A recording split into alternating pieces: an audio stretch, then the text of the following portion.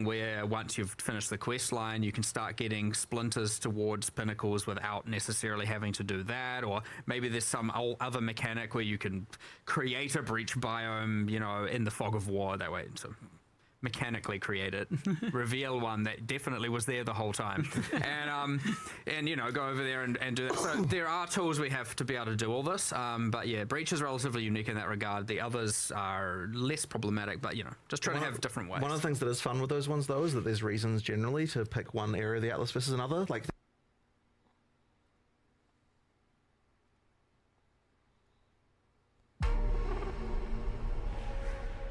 those in darkness once lay dormant, now return.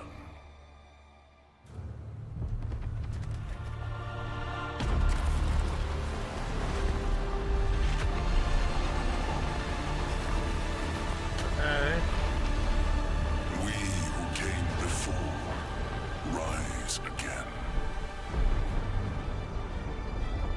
Behold, the first edict.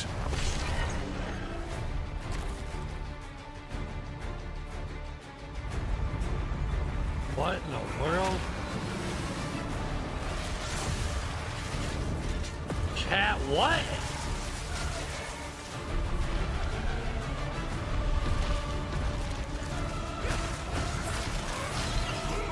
New Arbiter Pinnacle boss?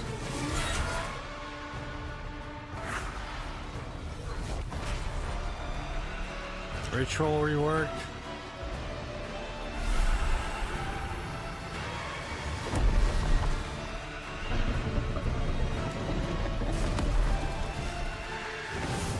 New Ritual Pinnacle boss.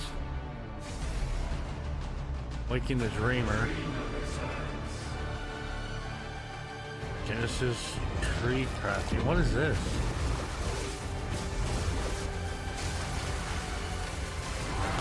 We become one.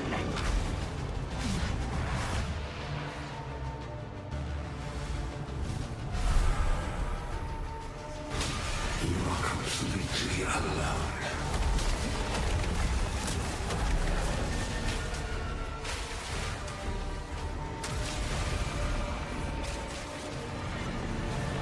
New Delirium Pinnacle boss.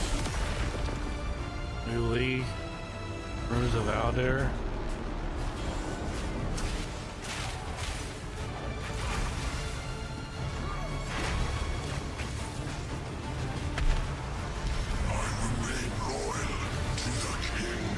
Expedition reward. Okay. Explore the ocean. New Expedition Pinnacle boss. Hunt like it's your last. Continue the search. See what you can find. Atlas classes.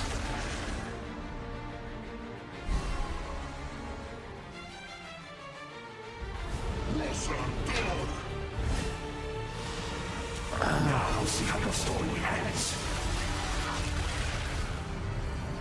New Atlas Passageway. Oh my god. Spirit Walker Ascendancy. Okay. Path of Exiles 2. Martial Artist Ascendancy. Okay. Oh, that looks dope.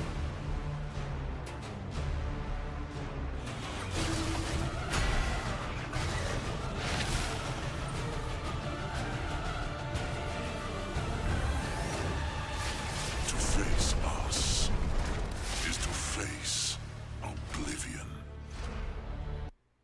Huh? Oh, I was saying, do you want a fork or spoon? Spoon. You said spoon. Yeah. That's the experience you're going to get if you know what you're doing, right? Yeah. If you don't, it's going to take longer because you're like, okay, I need to be able to build up for this. I'm not juicing it as much. I'm not doing all this Well, other at that stuff, point, yeah, when you're in that position, you're focusing on the actual content you're doing, not Yeah, like your that's goal it. so much, because you don't have the experience for that anyway. Yeah. King's March is a bit further away. It is. Being on the coast, it kind of, if it had put it too close, it would have restricted the other things that can go there.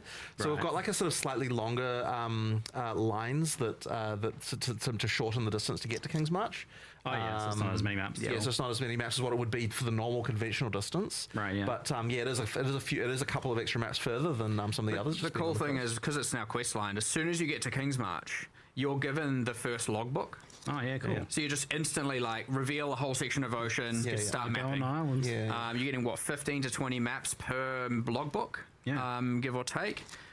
You can, if you did just want to explore, like let's say the logbook you placed didn't spawn the chase thing you're looking for, you can just shortest path to the edge and then reveal another, and you can go Check another logbook and up, go again. sideways, up any. It's just a big grid of squares. A logbook's tradable thing, like if you want to blast through that. Yeah, the quest ones are not like. Obviously, which, yeah. by the way, you get your first logbook. It spawns a guaranteed island with a quest marker. You complete that, it gives you your second logbook. Because the start's questified, right? So the first therefore, one, yeah, therefore you the can get through those bosses and stuff like that with the first 4 logbooks. So it actually takes you all the way to the boss as part of the quest. Because as I said, because now what we're doing is every single quest line takes you to the pinnacle boss, right? so- Like there's no randomness in the ability to do that, you know? Because it is the active league, in particular, the Runes of Eldur Pinnacle is more maps than some of those other biomes. Right. Because it also it doesn't have a tree, right? Because it is the active league. Right. And it has just a lot more generally going on in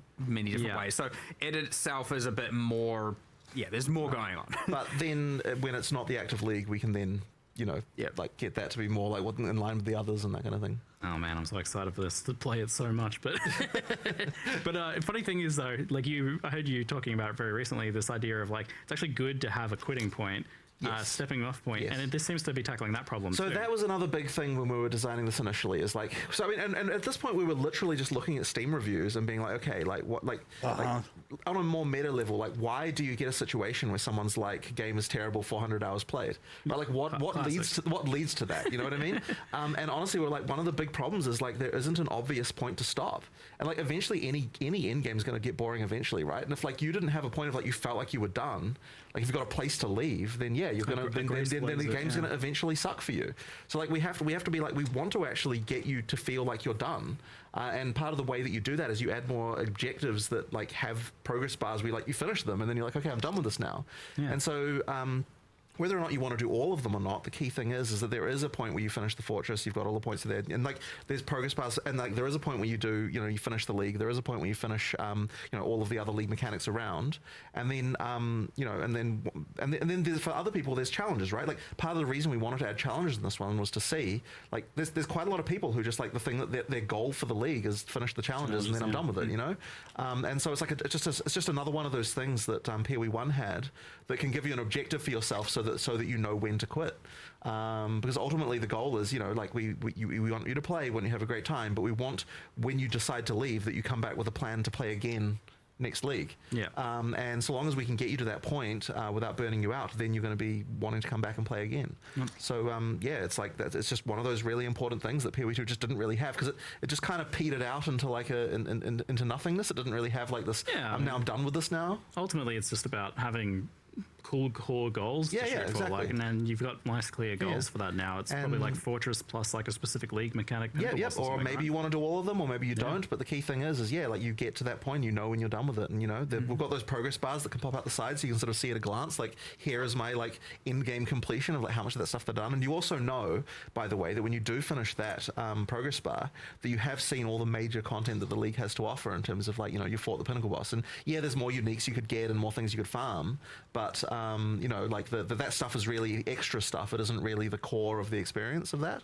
So that's part of what we want to do. And at the same time, for the people who never quit, the the infinite atlas. Of course, we want to make sure that stuff is better, of course. But like at the end of the day, like it is still important that infinite atlas significantly better. It is way better. Yeah. Way more chase drops to get. And Mage Blood.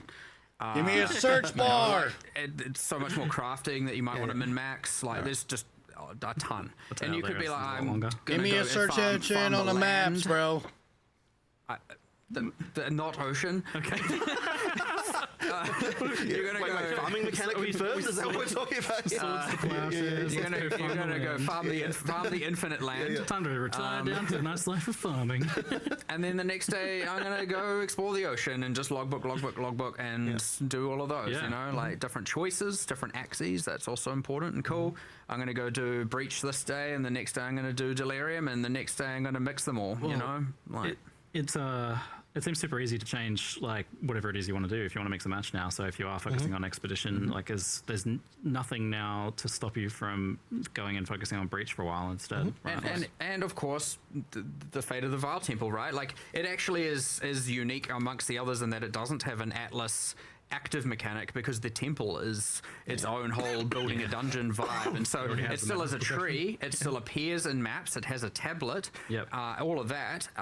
But you know, instead of now like doing the progression on the Atlas, the meta progression layer, you're doing it in the temple, right? Just with less snakes. Excellent. And the new Atlas tree design supports this idea as well, where this core full tree is like a full completion thing, which is cool, but also like your initial reaction to that might be to kind of like worry that, oh, it seems like it kind of removes some player decision. Yeah. You have some specific things. So that is something we're really worried about, and but I'll explain also why we did it in the first place. So we had this problem where designing the Atlas in a way where you don't want to constantly respec really handcuffs you in terms of what kind of nodes you can add. Because if you want to add a node which is like, oh, this cool thing happens when you're in forests, it's like, well, now if you're not in a forest, you're like, it's a waste of a point, right? Yeah. So effectively, by doing full allocation, you can now say, okay, well, I'm not wasting any points. Like they do different things at different locations, and it means that we can just be more interesting with the bonuses. And they can be way punchier. Yeah. Because we're not like worrying about so much about the balance of that. So then when you're doing your initial progression, when you're picking stuff, it's more about like, you know, what stuff do I want now versus later. But the issue with that is you can't add difficulty if you've got a full tree. So we're like, and you still wanted the idea of having a build for your character.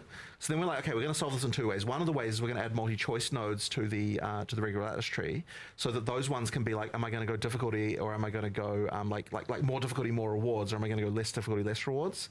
So that example in the stream of like, okay, for shrines, like, do I want the shrines to go on the bosses, which is going to make it so that they're harder with more rewards? Do I want to make it so that when I go into a boss fight, I get an extra shrine effect, thus making the bosses easier?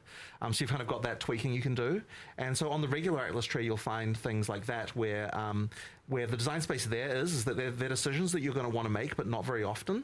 Right, yep. So it's like, you know, as my character gets more powerful, maybe I'll flick that node from one mode to the other, but it's not something that you're going to be changing all the time. So that's that design space. But then for the Atlas Masters, this is the design space of things that I do want to change all the time, because it depends on what like maps I'm facing. But then we make it really easy to change because we've got that system where you know, just a button on the side, you just pick which one. Yep. So what that's actually most close to in a way is kind of like the Jesus Christ, I've forgotten the name of even these. You know, the pick. And welcome to GGG Live. We have a huge amount of stuff to share today, so it's going to be a good one. Twitch drops are enabled on today's live stream, so you'll be able to claim the Red Queen's font hideout decoration by following the instructions below. Okay, so with that out of the way, time to roll the trailer for Path of Exile 2, Return of the Ancients. Those in darkness once lay dormant, now return.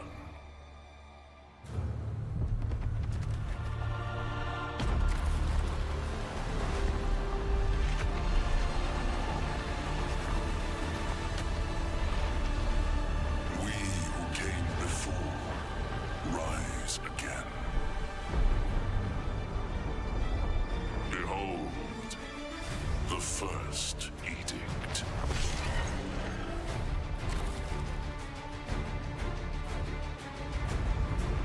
Oh, this is gonna be so good.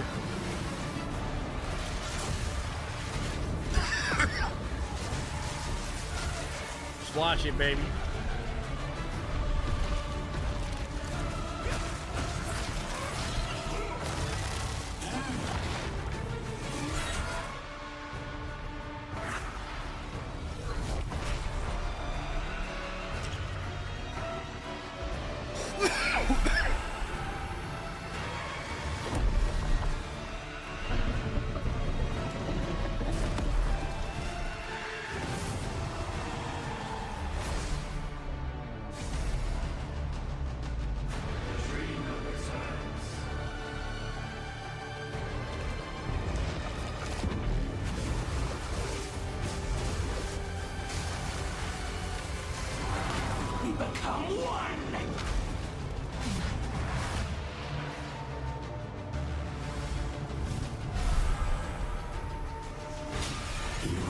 completely alone.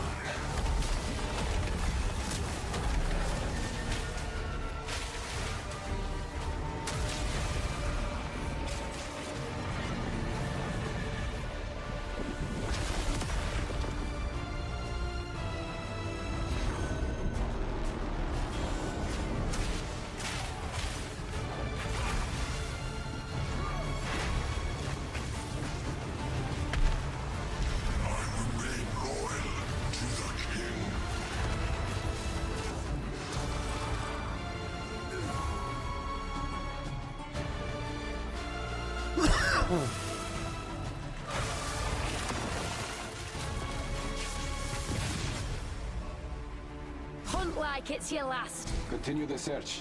See what you can find.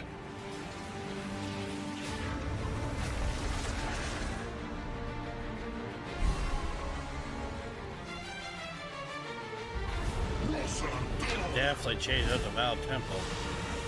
Now see how your story ends. Looks completely new.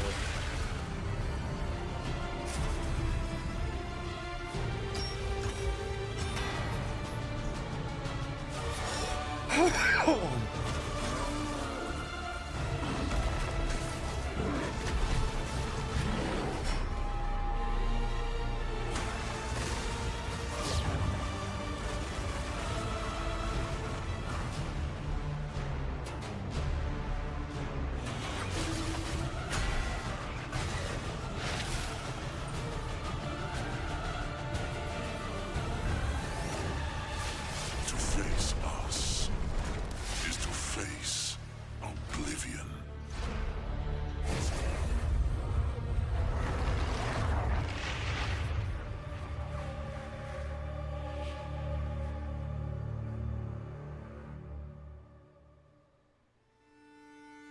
So as you can see, there's just so much going on in Return of the Ancients, it's hard for even us to keep track of it all. Now we promised that this one was going to revamp the in-game, and I'm very excited to talk about it. But first, we've got to talk about the League. So to do that, I'm going to hand things over to Mark. Hi, I'm Mark Roberts, Game Director on Path of Exile. Now, for those of you who are new to Path of Exile, each time we release an update, we also release a new league.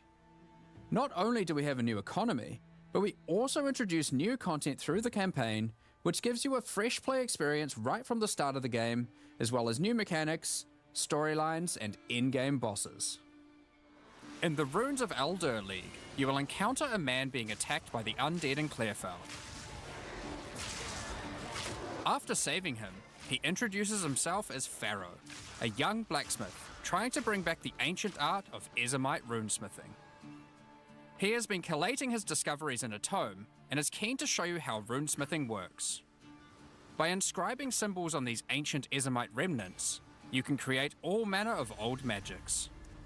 Unfortunately, on doing so, the corpses of the nearby undead are revived and infused with some of the latent power, making for a difficult fight.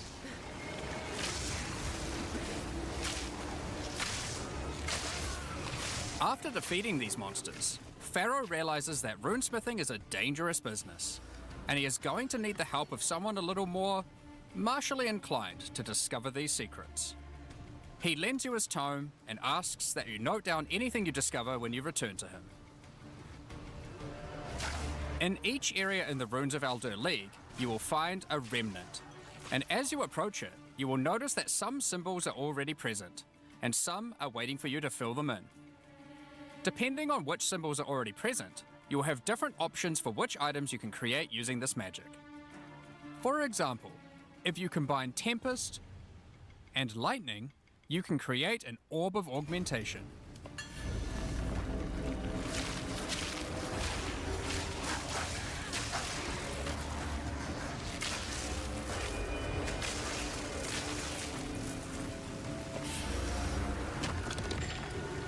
That's dumb. But be careful.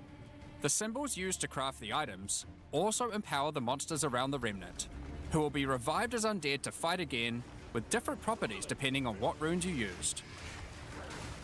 So, if you use a fire rune in your recipe, the monsters will be empowered with fire. Or if you use a moon rune, lunar beams will rain down as you fight the monsters.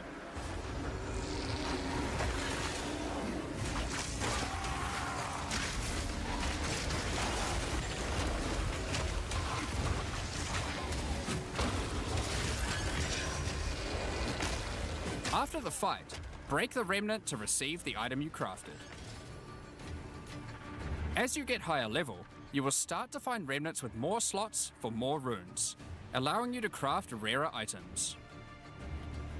As the number of slots increases though, more waves of monsters will be added, with each wave being empowered by more and more of the runes.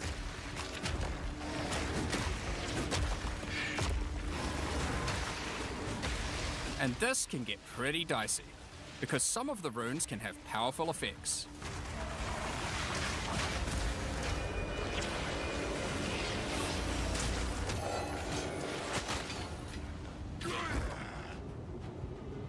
Like the Oath rune, which will cause one monster to be nominated as a leader, spawning waves of minions. The leader itself will be invincible, but killing its minions will deal damage to it. That would get annoying.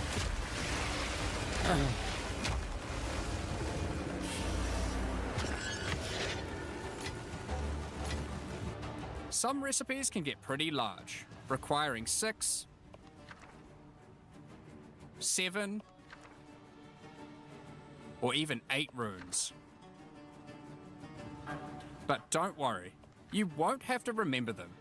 Pharaoh's runecrafting book will record all the options, allowing you to simply pick which one you want to craft, given the existing runes that are already on the remnant. To expand your knowledge and to allow you to craft more items, Pharaoh has asked that you keep an eye out for signs of runic magic around Rayclost. He wants to document anything you find in order to rediscover the secrets of Ezomite runesmiths of old. The first of these can be found in Ogham, and reveals to you an ancient secret, buried deep underground. The runic magic which the Ezomites believe to be their own is actually of Kalguran origin.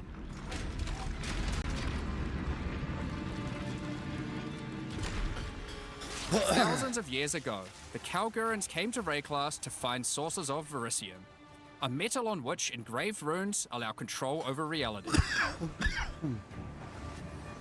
Pharaoh is determined to learn these ancient ways and gain mastery over them. If you can bring him more verisium, he'll be able to use it to smith power into any armor, granting you Runic Ward, the power harnessed by the Kalgurans since ancient times. Runic Ward is a new resource that protects you from death.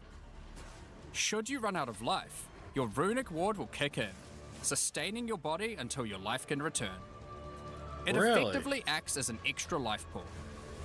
Of course, should you take enough damage to run out of that, you will still die. Every single piece of armor in the game can be upgraded this way, even uniques. Some are just a strict upgrade, giving Runic Ward with no downside. Others are more extreme, sacrificing defenses to get a much larger amount of Runic Ward. There are even some that add new modifiers to uniques entirely, making them much more viable for higher level play. But the Kalgurans use Runic Ward for more than just a defense. It can also be used to power many other magics. Instead of using gems created from corruption, the Kalgurans used runes of power and fueled them with Runic Ward. Many of the options available from Remnant crafting are new types of Kalguran skills that exclusively spend Runic Ward to wreak havoc. An example is Triskelion Cascade. Using it will cause your next spell to be triggered multiple times in a Triskelion pattern. You can use it with skills like Ice Nova that you cast from yourself, Whoa. or with something you target at a distance, like Comet. There are also skills to modify existing effects using runic magic, like Frost Flame Nova. Using this skill on a pack of burning enemies will transform the Ignite into Frostfire, both burning them and building up freeze at the same time. You have basic buffs like Hollow Shell that guards all nearby allies, to more complicated mechanics like the Mark of Repulsion that creates a mark capable of pushing away all nearby enemies. Instead of spending mana, like skill gems do, all these skills cost runic ward, and unlike gems, they don't have a colour. This means that they don't care about attribute requirements, or what kind of weapon you use. These skills are designed to be used on any class, and so often interact with mechanics that apply across many characters. By combining different runes together, the Kalgurans were able to support their runic abilities, and you can as well. There is also a set of runic supports that can be combined with regular skill gems in interesting ways.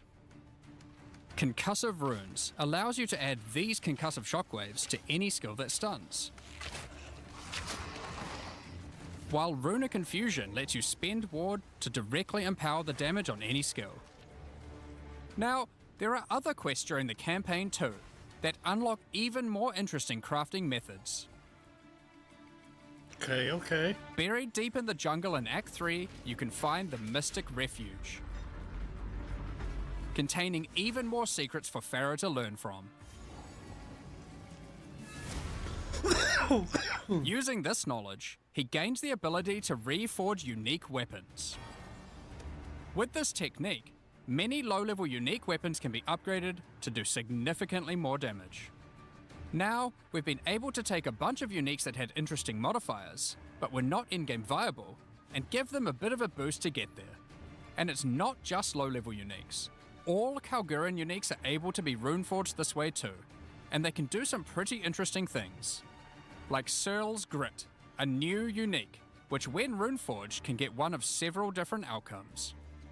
Now, there is still so much more that you can craft with remnants. There are also 100 new runes, as well as many other new crafting currencies. This is the runes of Eldur after all, and some of these runes have quite powerful effects. For example, this elemental conversion rune will convert all the existing mods on a non-unique weapon from one element to another. Using it, you could combine a weapon with all 3 elemental damage mods into a single element, making a weapon with massive amounts of cold damage.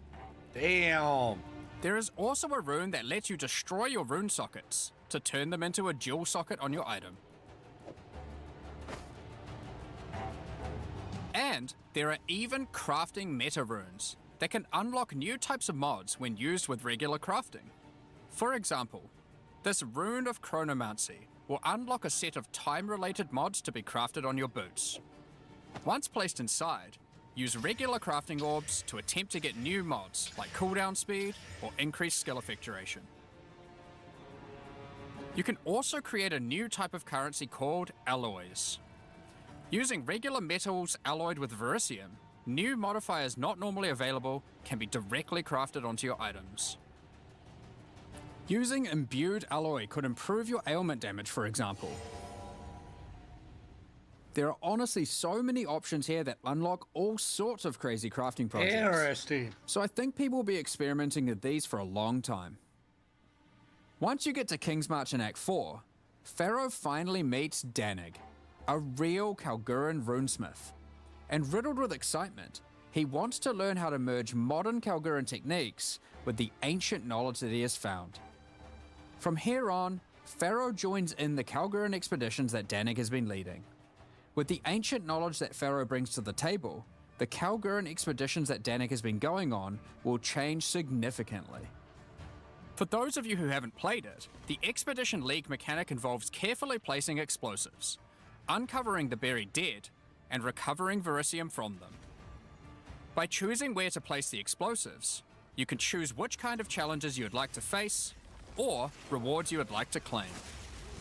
But unlike before, expeditions now contain the remnants from Runes of Eldur, allowing you to do some specific crafts along the way using the new League crafting mechanic.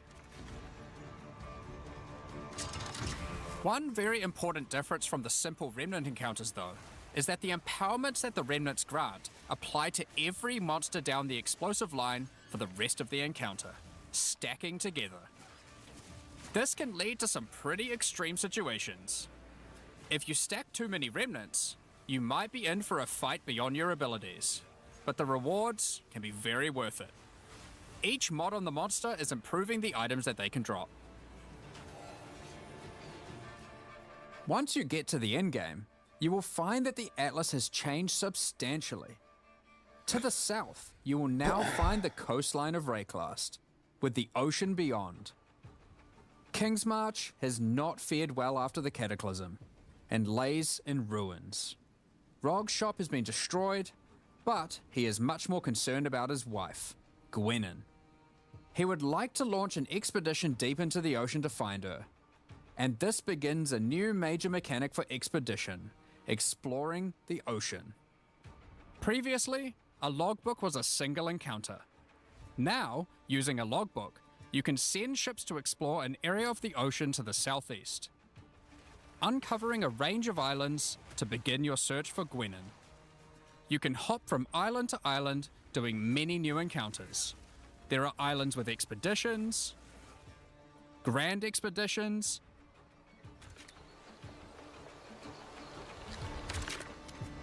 new bosses, and all sorts of other unique things to find. Eventually, you will find the island that Gwenyn has been holed up on. It turns out that she has found the tomb of an ancient Kalguran, Medved.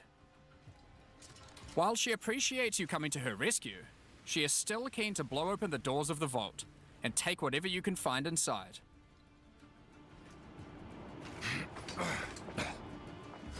It's just a shame that Medved isn't as dead as you previously assumed.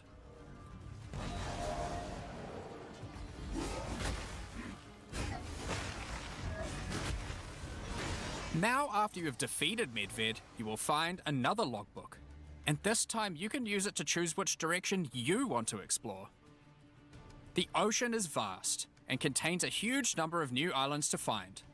With each logbook, you can explore one sector and you can go as deep as you like. There are all sorts of interesting objects to uncover and dungeons to explore. Many of the islands have expeditions with totally new mechanics. So for example, here is a volcanic island with voltaxic sulfite. Blowing up the sulfite will I'm unleash waiting for extra her to waves of enemies. say something about a, search option. But there is also this wall with a suspicious light coming from behind it.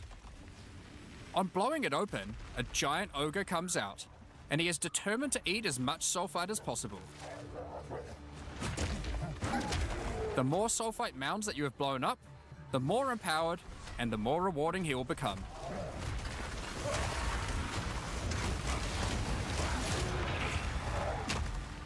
These islands contain all sorts of little secrets that you can find and blow up. Free trapped wisps, blow open root doors, even raise ancient precursor technology. And of course, more bosses. There are more and further vaults to blow up, and one of them in particular is pretty important. The Tomb of Uhtred, the Star Drinker.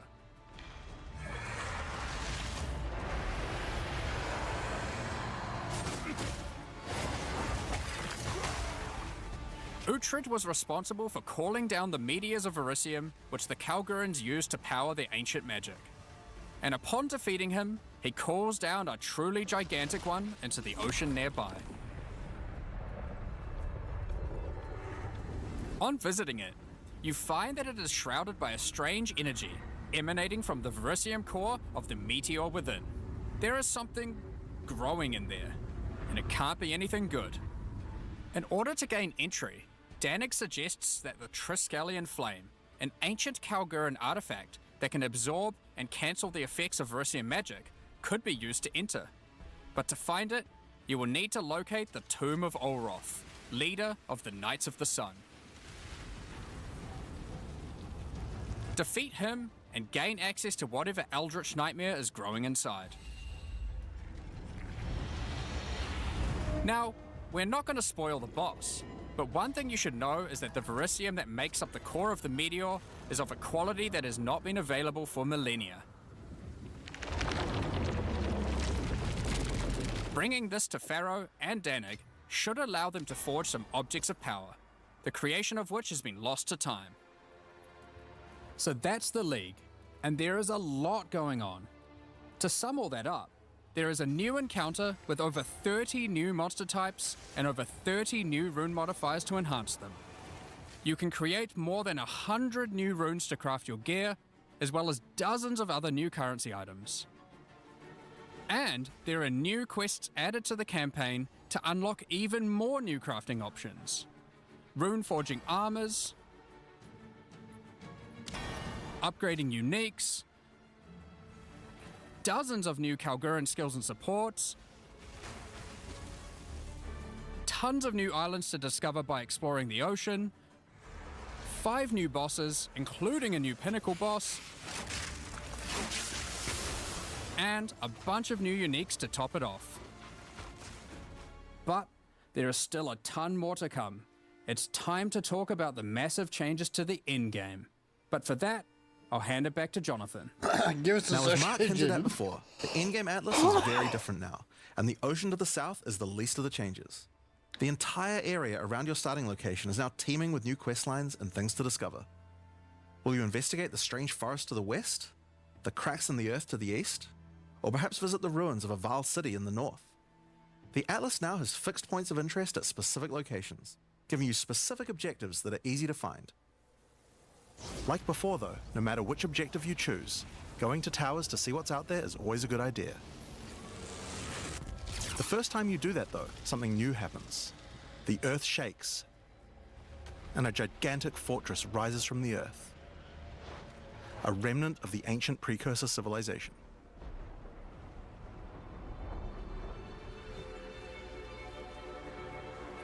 The cataclysm of the beast has caused an ancient protocol to be invoked.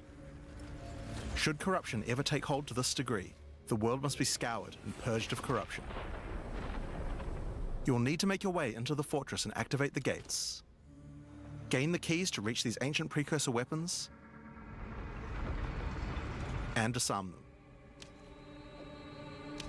But this will be no easy task. The fortress has many areas to explore and many new things to find. You will power up ancient machines, fight new and deadly foes, discover many new areas, and uncover some dark secrets. Now, the Fortress is the first of the new full in-game storylines that we're adding in 050, and there's a lot going on with it. But not only that, it has some pretty cool new mechanics as well. The areas inside the Fortress are special. Many of them have new mechanics or rewards that they grant.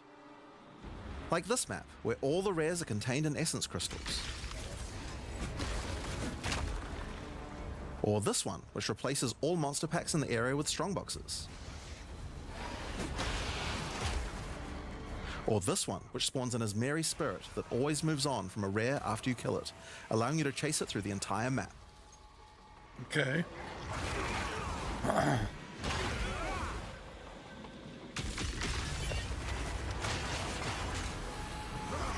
Now, just like the normal areas of the Atlas, you'll need to fight the map boss of each area to complete the map. But unlike a normal map, the ones in the fortress each contain precursor nodes after the boss, and activating these nodes will give you points for the new and improved Atlas passive tree. Now, we had an Atlas passive tree before, but it was one of the areas of the endgame that just wasn't up to scratch. The Atlas tree now works quite a lot differently. We have significantly upgraded the kind of mechanics that you can find on the Atlas tree. Like this one, that gives a chance to make rogue exiles you fight retreat from combat and move to an adjacent map. Before you fight them again, they'll upgrade their gear and come back with a grudge this time. There are also a lot of nodes that combine mechanics together in new ways, like this one, which lets Ismeri spirits possess strongboxes. All the regular monsters that come out of them are touched by the spirit, and the rares are all possessed, giving you some incredible loot potential.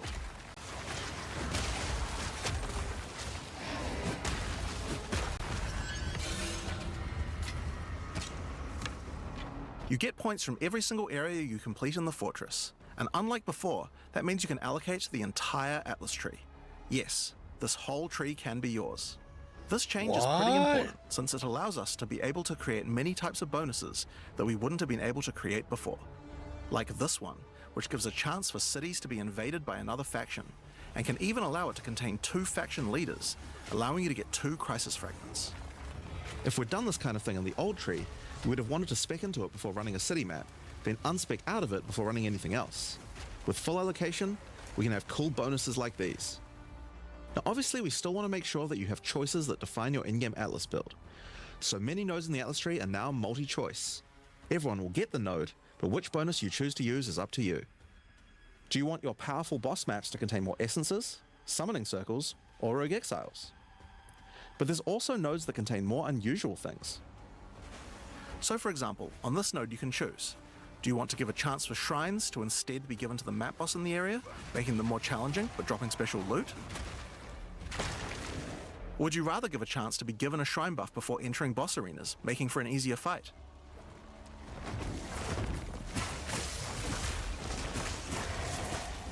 Now, I could probably nerd out about cool stuff in the tree all day, but we should probably get back to the fortress. Dude, you can do the whole One of the entire really important Atlas things tree? we wanted to do was make it so that all the boss fights in the endgame are now accessible with a quest line. That means that to fight the Arbiter of Ash for the first time, you don't need to get lucky by finding keys. They will be in fixed locations and there's a quest to get them. But the Arbiter of Ash is no longer the pinnacle of Path of Exile 2. For that, you'll need to travel into the very center of the fortress. An incredible challenge awaits you, should you choose to go there. After the storyline, you still unlock keys for pinnacle bosses in the usual way, exploring the world and finding the keys required to get to them. But we have added a lot more interesting things to find out there as well. There are now all sorts of mechanics that can spawn on maps in the wilderness. For example, some maps might spawn as a rogue exile hunting ground, containing multiple rogue exiles who are there to hunt rare beasts. You might come upon them in the middle of a fight and be able to take out both of them. Or a map of champions that makes all the natural inhabitants of the area into magic monsters. Or this one that causes all shrines in the area to release as merry spirits when used. Once you have explored and found your keys, you can return to fight the pinnacle in the fortress again. But this version of him will be harder, and not only that, he will have new unique rewards as well. Each time you fight him, you get the ability to activate one section of the fortress, and any maps that you didn't finish there will be automatically completed, giving you all the Atlas points. So if you're the type of player who doesn't want to explore the fortress, and instead just race out into the infinite Atlas, you still have a way to get all those points. So that's the Origins of Divinity storyline. It's a huge amount of new content, with a ton of new areas, 5 new bosses, including a pinnacle, with a bunch of new unique items. But not only that, it also completely revamps the Atlas tree, and includes a ton of new map mechanics that you can find both inside and outside the fortress. But this is just one of the new storylines. So let's talk about the next one now, Masters of the Atlas. Now earlier we talked about how the multi-choice nodes in the tree allow you to still have an in-game Atlas build, but we didn't think that was quite enough. You have an Ascendancy class for your passive tree, why not an Ascendancy class for your Atlas tree? Well, that's where the Masters of the Atlas come in. Throughout Rayclast are many opportunities for those with the skills to find them. Atlas Masters are willing to train you in these skills if you're able to help them in return. One such master is Jado, a member of the Order of the Jinn, an organization that secures powerful artifacts to prevent them from falling into the wrong hands. Jado will send you on missions to investigate strange occurrences on the Atlas and recover the artifacts causing them. And for each one you recover, he will gain more trust in you and teach you more ways of the Order of the Jinn. At level 1, you could choose to massively increase the chance for rare and unique chests, or make it so that all map bosses drop an additional unique item, or make corrupted waystones have an additional modifier, but at the cost of making them send you to a totally unknown location.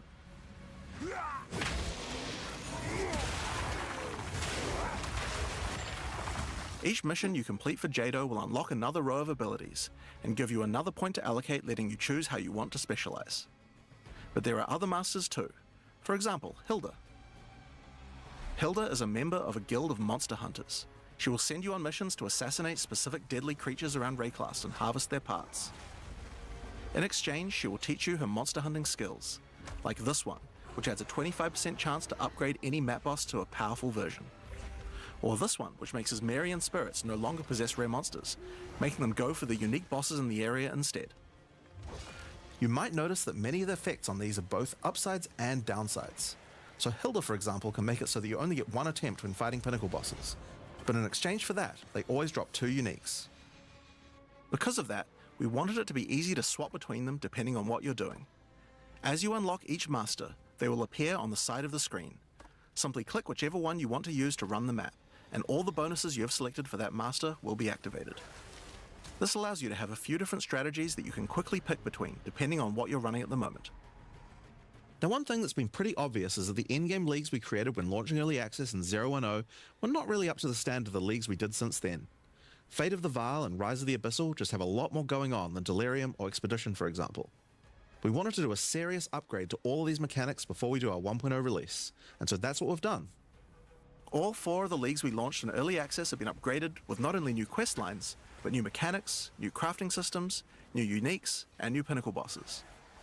One of the really important changes we made to all the leagues is that you can now find them on the Atlas in specific locations, and each one has a quest line that will lead you there to being able to complete the league, along with its Atlas tree and its pinnacle boss. This is true even for the leagues that we didn't do major redesigns to, so let's use Abyss as an example. When you first encounter one in the endgame, you'll get a quest that leads you to the east, where you will find these mega abyss cracks in the earth leading away from the Well of Souls. All the maps along the cracks will contain abysses with special properties, and mapping along these cracks will close the Atlas scale abysses, giving you points for the Abyss Atlas tree. At the end of each Atlas abyss, you'll find an Abyssal Depths, with the boss fight for one of the Abyssal factions, giving you a guaranteed way to fight them. And after completing all 3, you'll get a key for the Well of Souls, allowing you to fight the Vessel of Kulamak. This kind of thing makes an in-game league so much more friendly for new players, giving people obvious goals and a guided experience to complete them. Alright, so let's talk about the first of the upgraded leagues, Delirium, and its new storyline, The Hare and the Raven. As you may remember, during Act 4 you were tricked into releasing an ancient entity from a Karui prison known as Tangmazu, the Raven Trickster. Tangmazu delights in breaking the minds of those who step through his mirrors, and when touching one, he will attempt to destroy your mind with twisted abominations generated from your worst fears. In Return of the Ancients, the first time you approach one of his Delirium encounters in the endgame, you will find Elder Maddox locked in a trance.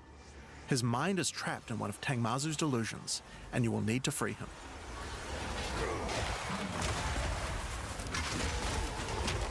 Once free, Elder Maddox demands that as you caused this problem, you should put it right. He asks you to travel west to the Withered Willow, the location he believes that Tangmazu first gained his powers. But be careful. As you travel there, the Raven Trickster will attempt to break your mind. Each map around the Withered Willow features Delirium encounters. Now this is more than a simple quest upgrade. The mechanic of Delirium has been overhauled and expanded. At the bottom of the screen, there is now a bar that indicates how deep into Delirium you are. You can see which direction leads deeper by looking at the fog, and the deeper you go, the more challenges you will face. By looking at the bar, you can see how long you have until the Delirium ends.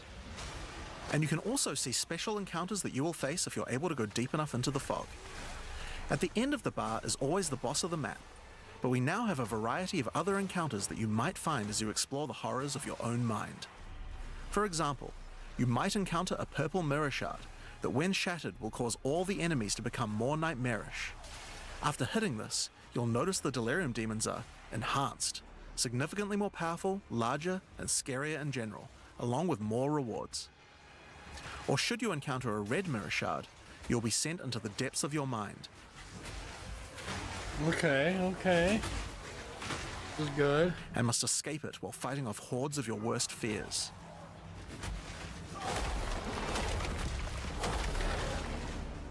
If you are able to do so, you will gain a powerful amulet with 2 instilled notables on it. Once you reach the Withered Willow, Elder Maddox discovers that a shard of the mirror is missing. You will need to track down Tangmazu and restore it if you have a hope of discovering how to defeat him, and that means entering the Raven Trickster's mirrors in an attempt to locate him. Each area around the Withered Willow contains Delirium encounters, so that's a good place to start. As you do Deliriums, some of the special encounters will drop liquid emotions. Normally these emotions can be used to instill amulets to add notable passive buffs to them, but in Return of the Ancients, emotions have a new function as well. Each one now has the ability to add crafted mods to jewels, allowing you to add specific mods to an item slot that can be quite difficult to roll. For example, Liquid Despair will allow you to add critical hit chance, while Liquid Suffering will allow you to add movement speed or area of effect to your jewels, but there are many more. Once you've done enough delirium encounters, the location of a grand mirror, an entrance into Tangmazu's realm, is revealed. But it won't be that simple to enter. Using his powers, he reflects the map boss for a ridiculous empowered fight, then destroys the entrance into his realm of madness.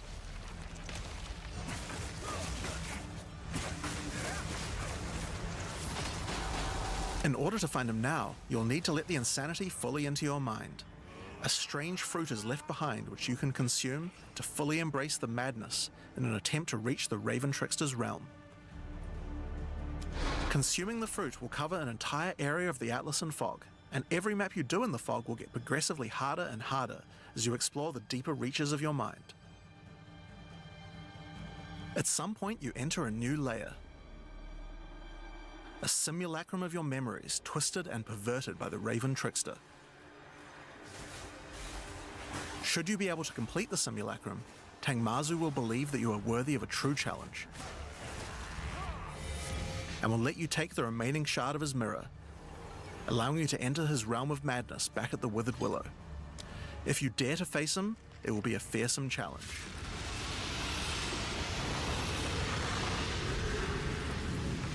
Holy crap. So, that's the new storyline of Delirium. Woohoo! As you can see, it's not only a quest line, there are new mechanics, new crafting options, and new boss fights. And game is But gonna one question be you might lit. have is, what happens after?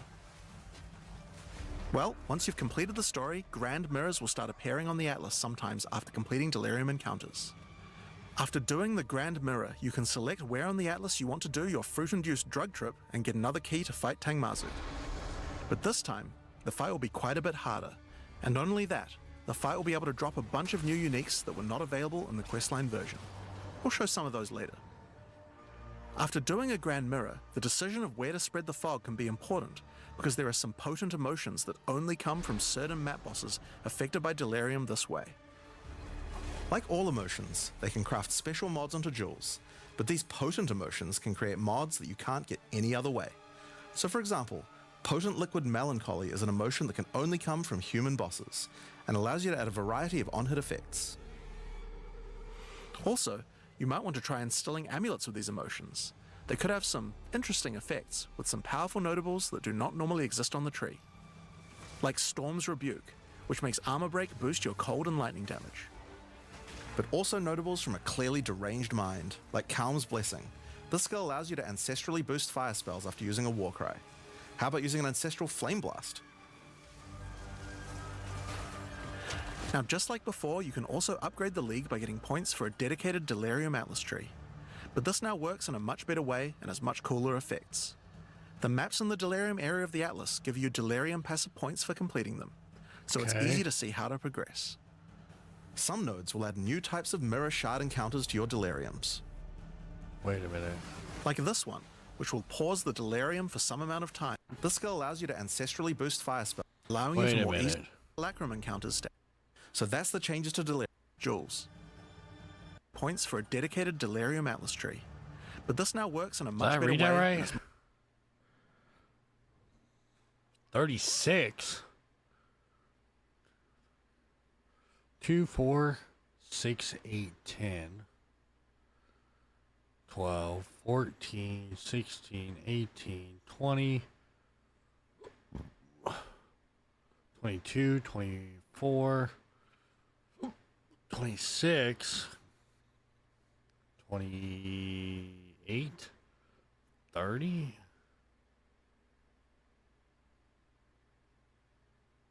Wait a minute.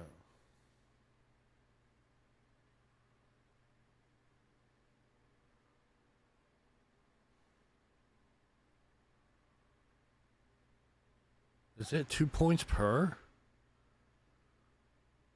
It has to be, right? Ain't no way they'll let you pick the whole entire passive.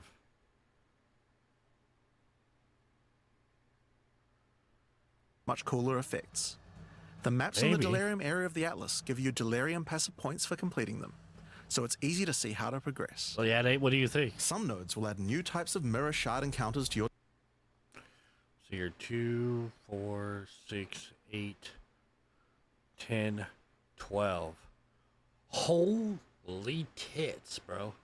Are you telling me we're able to do the whole entire atlas of each one? But this one says 31. But the other one said 36. Deliriums. Like this one, Interesting. which will pause the delirium for some amount of time, allowing you to more easily get to higher depths. Or this one, which adds extra delirium modifiers to monsters when you pick it up. There are also nodes that can add new types of drops, like this one, which modifies simulacrum encounters to add special liquid emotions, which can craft time-lost jewels. And nodes that apply to the Atlas mechanics of the League, like this one, which causes the Grand Mirror to spread delirium fog over a larger area of the Atlas, potentially containing multiple simulacrums. Alright, so that's the changes to delirium. The core mechanic now includes a bunch of new things to find, new monsters to kill, and has new mechanics on the Atlas. It also has new crafting system for jewels, and over 20 new unlockable notables for amulets. Not only that, but you have a new pinnacle boss with a bunch of new unique items, and a massively upgraded Atlas tree just for delirium. But there's still a lot more to come, so let's talk about Breach next. When you first do a Breach in the endgame, you will find Aelith, one of the Keepers of the Flame, an ancient order of monks dedicated to preventing the Hiveborn from entering the world. As you seem to be a keen slayer of demons, Aelith would like to recruit you to the Order and asks that you travel to their monastery to the south. On the way there, you'll start to encounter more breaches, and will notice one of the first changes to the breach mechanic. You still have to kill monsters as fast as you can to keep the breach open, but now you can visibly see how much time you have left to keep it open, and how each kill extends its duration. Once you've reached the monastery, you will learn more about the Keepers. In the 25 years since the events of Keepers of the Flame in Path of Exile 1, the war with the Hiveborn has not gone well, and they have managed to establish a foothold in the world nearby. A gigantic area has fallen to the Scourge, and the Keepers are unable to get inside. Inside the monastery is the Genesis Tree, a powerful asset to the war effort, stolen from the enemy and gifted to the Keepers by the Dreamer himself. Using the tree, Aelith could create a breach stone and penetrate the Hiveborn foothold, but without Hive Blood, the tree has withered. To get Hive Blood, you will need to take advantage of another new mechanic of Breach. If you can keep the otherworldly portal open for long enough, the breach will stabilize and will enter a new phase. The Hiveborn will send their toughest miscreations to defeat you, and the breach will not close until you can annihilate them, dropping Hive Blood that you can use to restore the Genesis Tree.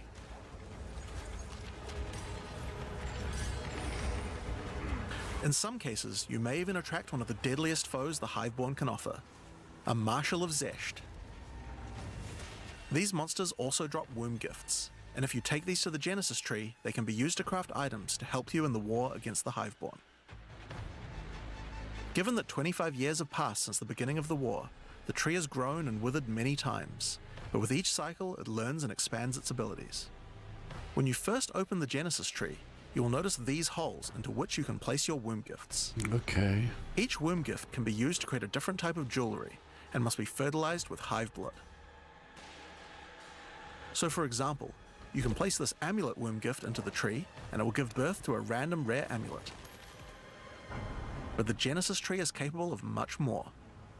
As you continue to feed the tree, its branches will regenerate and allow you more and more control over what kind of items it will birth. So for example, this branch of the tree will allow you to control which base types of amulets can be birthed. What?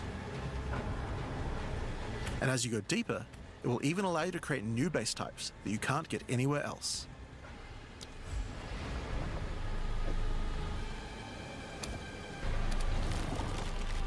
What? Like this one, which gives you an entire spirit skill for free. Or this one, which has a rune socket in it. What? To the left and right are branches that will let you control which mods the amulet can get, including making sure that they're higher level, or controlling which specific mods that they will always have. With 15 points to allocate, you will have to choose wisely how you want to specialize your crafts, but it's worth noting that this tree doesn't have any cost to respecking it. You can enable or disable the nodes at any time by clicking on them. On rings, we've also added some really interesting new crafting options as well. You have a bunch of new base types like these, but you also have entire new classes of mods that can be added. The right-hand branch of the ring tree adds an entire new set of caster mods to rings. From basics like extra elemental damage for spells, or more niche options like this mod that increases the rate you gain seals for Unleash.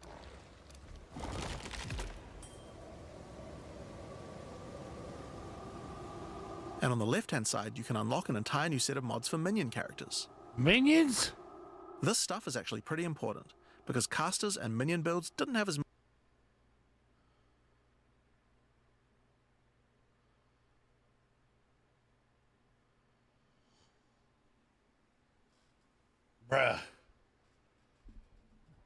Bro, my minion build's gonna be sick. It's gonna be lit.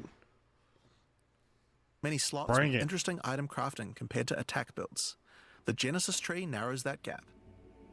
There are also trees for belts and currency. I won't go over them too much here, but there are all sorts of goodies in these too, like being able to create new catalysts.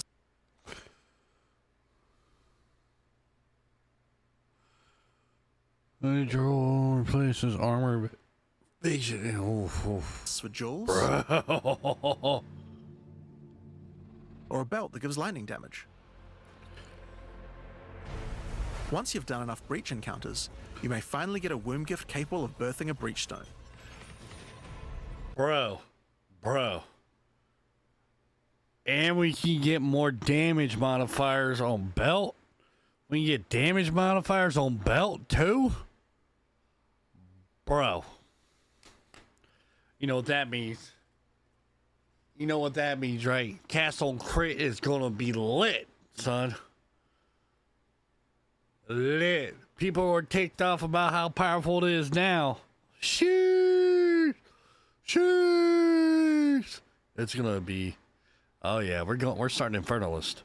Infernalist minion build. We're gonna get through the campaign with it, and we're gonna get all this stuff, man. We're gonna try to max tier it out. Then we're gonna probably make another one as well, and turn around and.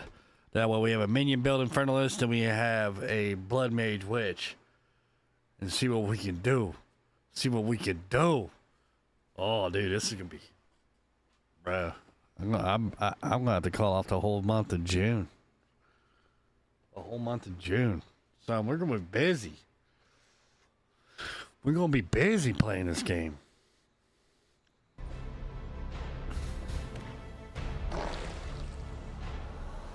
And you can then use it on the Hiveborn Incursion.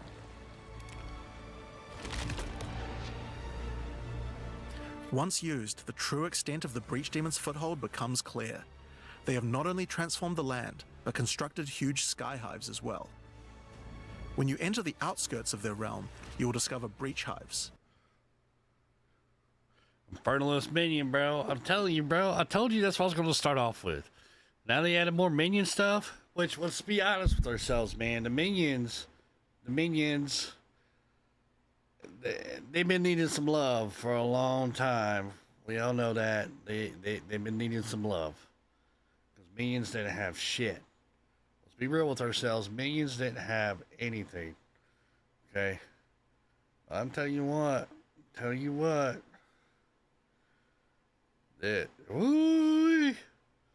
We're gonna have to see. We're just gonna have to see, man.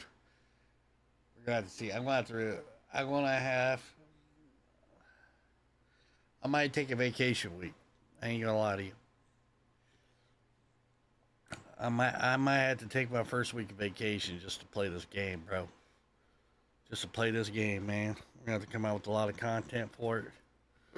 I'm just saying. Oh.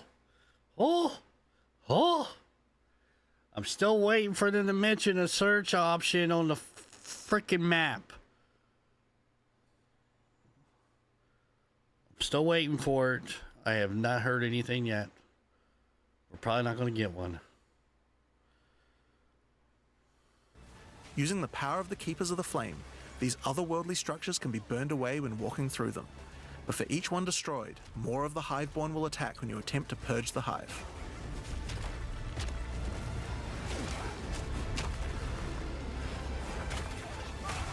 I mean, we got one. These encounters are particularly... What? Did they say it? Did it say that we get a search for the map? Where we get to, like, search, like, locations? So we don't have to sit there and scroll endlessly. Yeah. Oh, this is what I love about a developing company that listens to its players base, bro. That listens to its players base. That's when you know you're playing a game, and you know the devs actually care, right? They actually care your opinion. They care about what you think about their game, and they actually implement it. They take your suggestions and they implement it. Some of the stuff, dude. That's how you know you're playing a good game. That's how you know you're playing a good game. Rewarding for womb gifts, so you'll want Took to do us a as year to many get of it, these but as you can. we're getting it. But your real goal are the sky hives deeper into the domain. These twisted creations are securing the demon's entry into our world. Inside the very center are the Breach Lords Ew. Tool and Ash, and you will need to defeat them if you want to get rid of the foothold once That's and for all. disgusting. I ain't gonna lie. That's gross. Now, once you've completed the questline version, there is still more to do. You will find other breach domains on the Atlas randomly in your travels. For each one, you will need to find a breach stone, destroy the sky hives, and defeat the Breach Lords. And doing these encounters is what will give you access to fight Zesht, the existing Breach Pinnacle boss, which you can access by communing with the Dreamer himself inside the monastery. While completing the questline for Breach, you will also be gaining points for the Breach Atlas tree, and there are a lot of cool new options here. Bro, we're getting 30 this time? 30? Getting 30 points? 4, 5, 6, 7, 8, 9, 10, 11, 12, 13, 14, 15, 16, 17, 18, 19. How does that say 30 out of 30? These must be worth 2. Right? 1, 2, 3, 4, 5, 6, 7, 8, 9. No, we don't even count that one. 1, 2, 3, 4, 5, 6, 7, 8, 9, 10, 12, 14, 16, 18, 20, 22, 24, 26, 28. I'm trying to do the math here, like how many nodes I mean, obviously this is a lot of nodes. You have to choose what side you want. That's a lot of nodes. What I like is that the Atlas, bro, you can choose every single point. You can fill up the whole entire thing. So you can make it uber fucking difficult if you want. I mean, that'd be a great way to test your builds. Max tier it out, fill up every single freaking slot, and boom. I wonder if those equivocate. I wonder, no, because it said in the beginning of the video that the Atlas tree, you can pick all them all. So these have to be separate. Because it was like 250 something freaking Atlas points you can put in. So these have to be separate. Please let them be separate. Because I like to god tier my builds out, min-max them. We're going to try to min-max them. I don't know how well the economy is going to work. I don't know how easy it's going to be to get currency.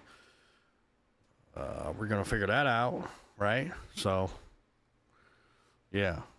Hopefully it's easy to get currency. This node will cause breach hives to spawn outside of the hiveborn domains on the Atlas. And this one will give Aelith additional abilities that you can use while attacking a hive. Like this one, which causes all hiveborn in the next wave to be magic, drastically increasing their difficulty in exchange for way more items. That's nice. There are also nodes that allow you to control your rewards, like this one, which adds a set of new lineage supports to the Marshal of Zesht. Nice. Or this one, which lets you control which womb gifts you will get. There's also some nodes that affect the Genesis tree, like this one, which will cause Zesht to drop his head, which when returned to the Genesis tree, will grow a grasping orchid on the side of it. You'll have to experiment to find out what this thing is good for. Putting rings on its fingers seems to make it happy. So that's a rundown of what you can expect from the new Breach questline. Oh, There's a new dude. stabilization mechanic for breaches, Oh my god. hive this- encounters, They did it. They did it. and hiveborn incursions on the Atlas. Oh, yeah. We also have a huge new crafting system. Dude, I and am new bosses as excited well. for that. You can be able to pick Alright, and so let's talk about the choose, Rise of the bro. Nameless storyline Oh next. my god. When you first complete a ritual in the endgame, Oh, that's Aoife, gonna be a so lost awesome. spirit, will appear. She appears to need your help, but isn't able to communicate more than a few words, beckoning you to come to the Wildwood. Like the other leagues, Ritual now has a place on the Atlas to call home. The Wildwood could be found to the west. When you first arrive there, Aoife's spirit will guide you in, where you will discover that inside the Wildwood, spirits can take physical form. Aoife has been bound to this place by the King in the Mists, and requests that you free her. But in order to do so, you will need her body, currently in possession of the King. Dude, this point To reclaim 5. it, you will need to gain an audience This with her. point 5 is gonna be. Inside Oh the my god, Wildwood, it's there are many sick. ritual encounters to complete. Like before, in each area, triggering rituals will resurrect the nearby bound monsters to attack you, and killing the monsters will give you tribute. In addition, each ritual you do in the area will add the monsters from the previous ritual, making the encounters much more challenging the more rituals you complete. Wait a minute. So it keeps adding, so doubles, triples, and quadruples, right? So they basically went back to what they did do originally, where anything in that circle, this hex circle here, was going to be added to the ritual. It just stacked. So they must have took that out and added it back in. Good for them. They should have never took it out in the first place, in my opinion.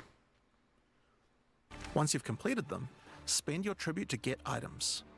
Now, Oh, an yeah, we important already knew change to that. the rewards of Ritual is that all the items in the reward window are now uniques or omens, Oh. making this league's rewards much more valuable than before. Nice. That is a plus. Because you know how it goes. We all hated the fact that we were getting garbage inside these ritual rewards. That's nice. That is nice. Complexity plus 1000%. Yes. It seems like we're getting more PoE 1-ish vibes here on technicalities, like tentacle stuff. Which is, what is he carrying? What is this? Huh? Okay, I'm getting sidetracked. But yeah, it seems like we're going towards more of a PoE 1 type of vibe where it is complex to the moon. But it's okay though, because I've been playing since 0.1, so I'm getting to grasp things as they keep coming out the leagues. In order to gain an audience with the Nameless King, you need to sacrifice tribute to him. Any remaining tribute you don't spend can be sacrificed this way to fill up this. Fuck yes. Fuck yes. W. W. Finally, W. This is a W right here. This is a W. Now, we don't have to sit there and carry splinters. This is where this is a W. Unless they're going to still implement the splitters. This might be like the mini pinnacle boss leading up to the pinnacle boss. Let's keep watching. Bar. Once you have enough tribute for an audience, return to the Wildwood to divine his location with the Nameless Shrine. His location will be revealed deeper in the Wildwood, and you will need to make your way to him, kill him, and get Aoife's body. Okay. Using her body, you can attempt to release her spirit, but this is when you learn about the true threat of the League. The Wildwood is built on top of an ancient prison. The King in the Mists didn't gain his power out of nowhere. He was granted it by an ancient being of darkness known as the Bodark, and the Nameless King's use of this power has been causing the prison to weaken. In order to prevent the Bodark from entering the world, a champion will need to enter its prison and beat him back, but those with a name are unable to survive there. In order to do so, you will need to transfer your name to another with a new mechanic in the Ritual League, the Rite of the Nameless. The rite will begin in a nearby forest. At first, it appears to be a regular ritual encounter, but that will soon change. The final ritual of the area will include the map boss. And defeating him will give you a piece of the effigy onto which you will transfer your name. But the ritual is still not complete. Once the map boss is defeated, the atlas will open, and you will need to pick another adjacent map to continue the ritual. During the rite, each adjacent map will have different rewards to tempt you. So for example, if you go in this direction, you gain significantly more tribute. But if you go in this direction, the uniques in the reward window will turn into currency instead. You can also sometimes get offered specific items that will be added as rewards. So in this case, you'll have to choose if you want to get 5 Chaos Orbs. Okay, what I'm noticing a trend here. Yeah, I'm noticing something. I don't know, you guys probably noticed it too.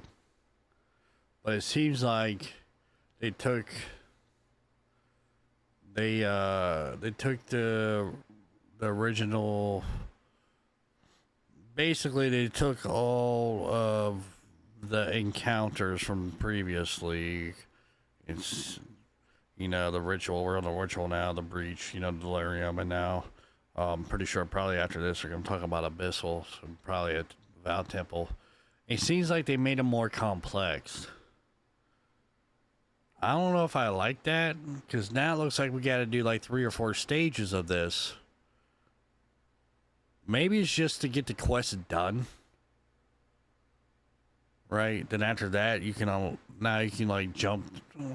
I hope after that you can jump straight to the pinnacle boss for that particular thing, because that would be nice instead of having to repeat this process over and over again. Because that to me would get annoying. I get it for getting like the quest done and you know whatever, because they're calling these quests now, given like in-game story, which is fine. I'm cool with that, but I'm hoping that we don't have to completely keep repeating it. You know what I'm saying? Which I'm pretty sure.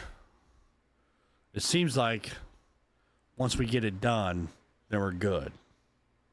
Then we can go back to it. I'm hoping. Unless we have to keep repeating the process over and over again. That would get annoying. I'm not going to lie. So, because it seems like there's a lot going into this for each section. More than it should be, in my opinion. So.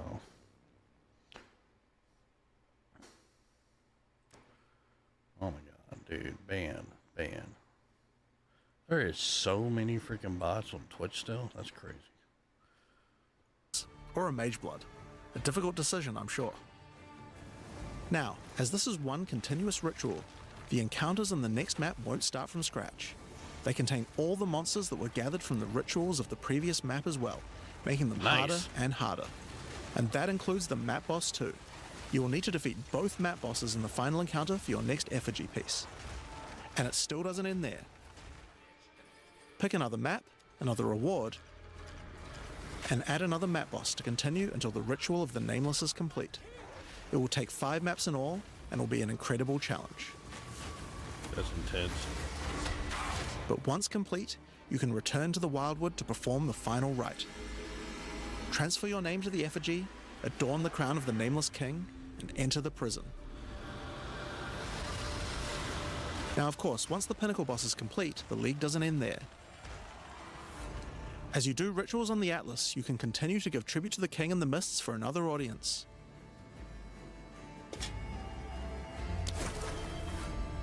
Pick another forest to begin the rite of the Nameless once more, and this time with a harder Pinnacle boss and new unique items to find.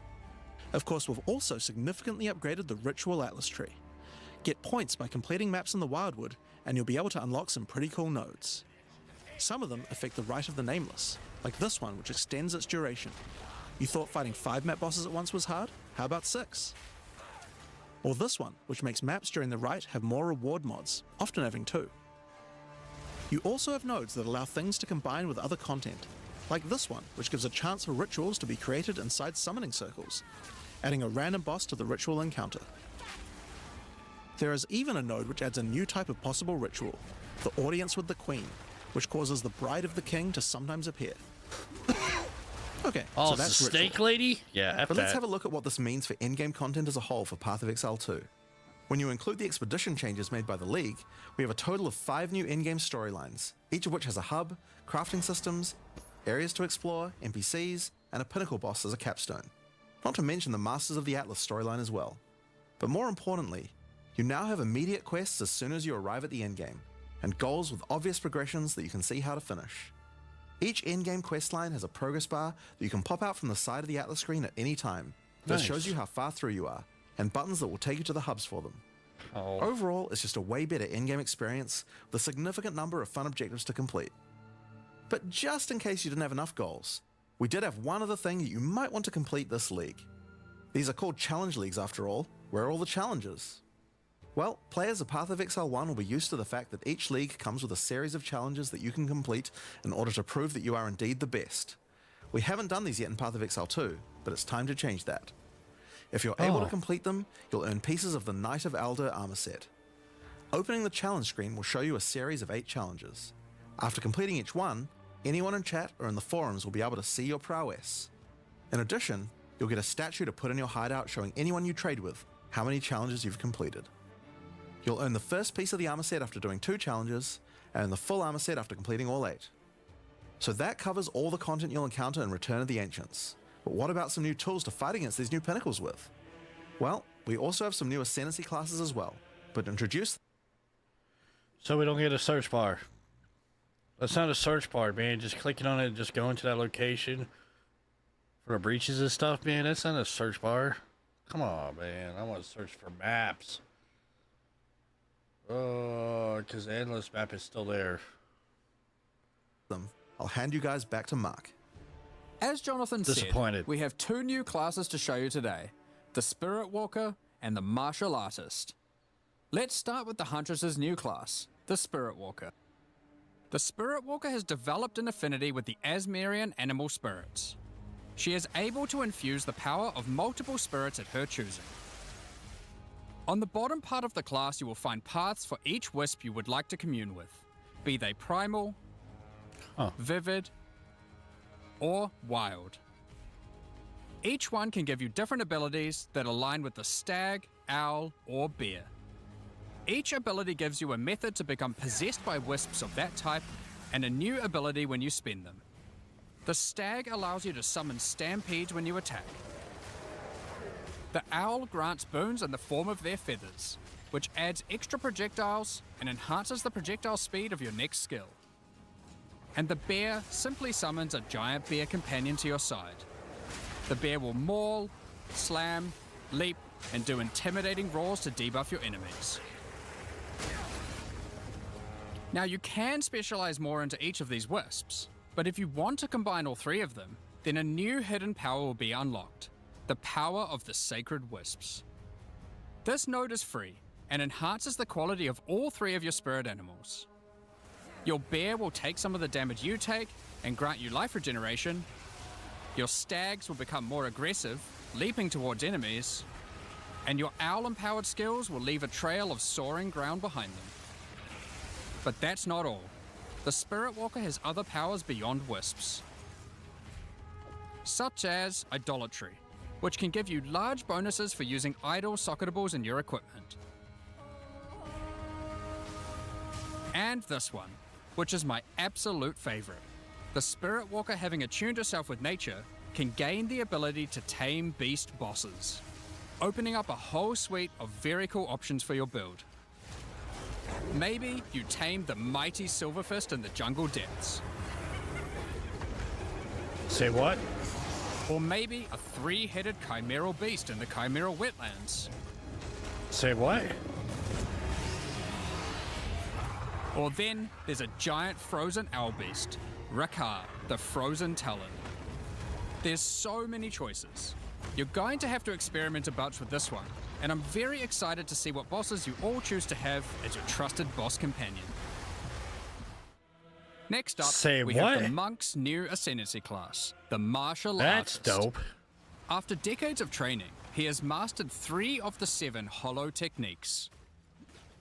Channeling Hollow Form technique allows the Martial Artist to create illusions of himself, which then use a skill of your choosing.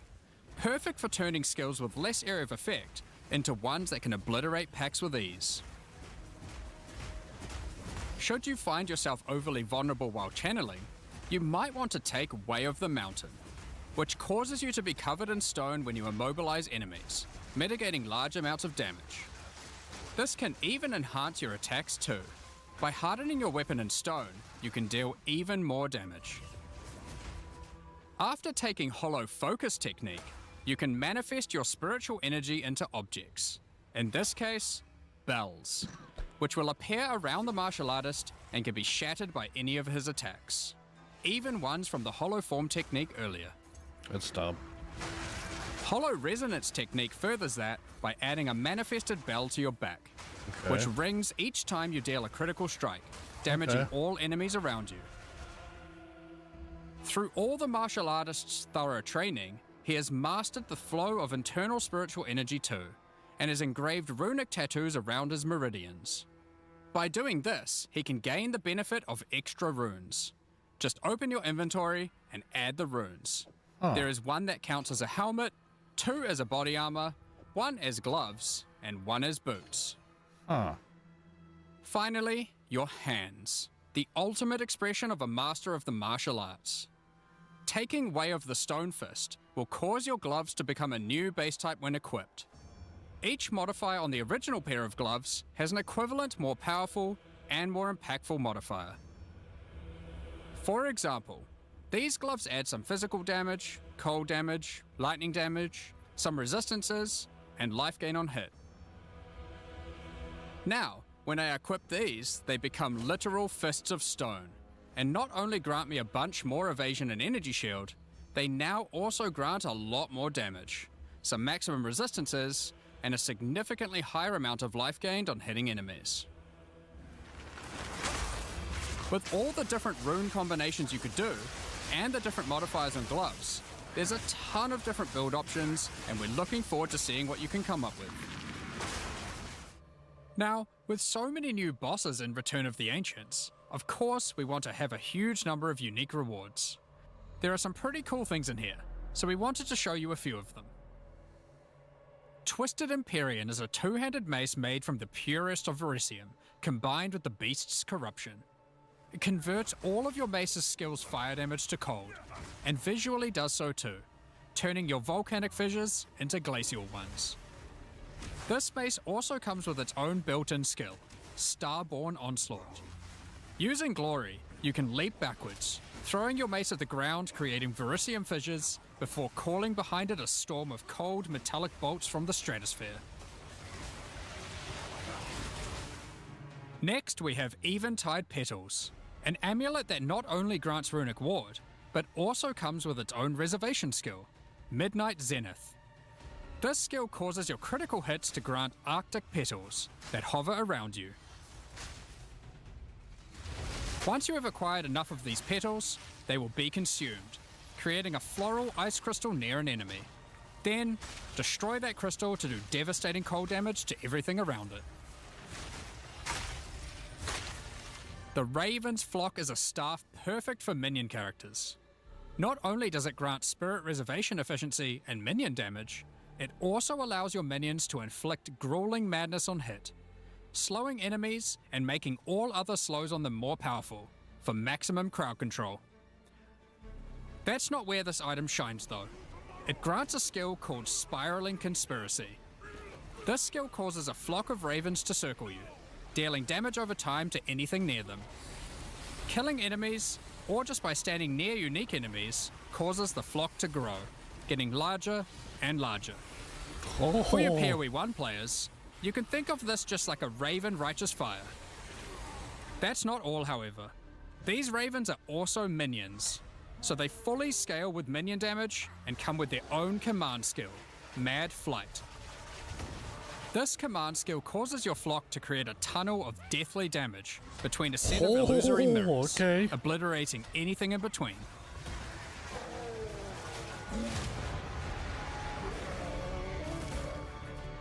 Horror's Flight is a pair of gloves instilled with the purest of fear.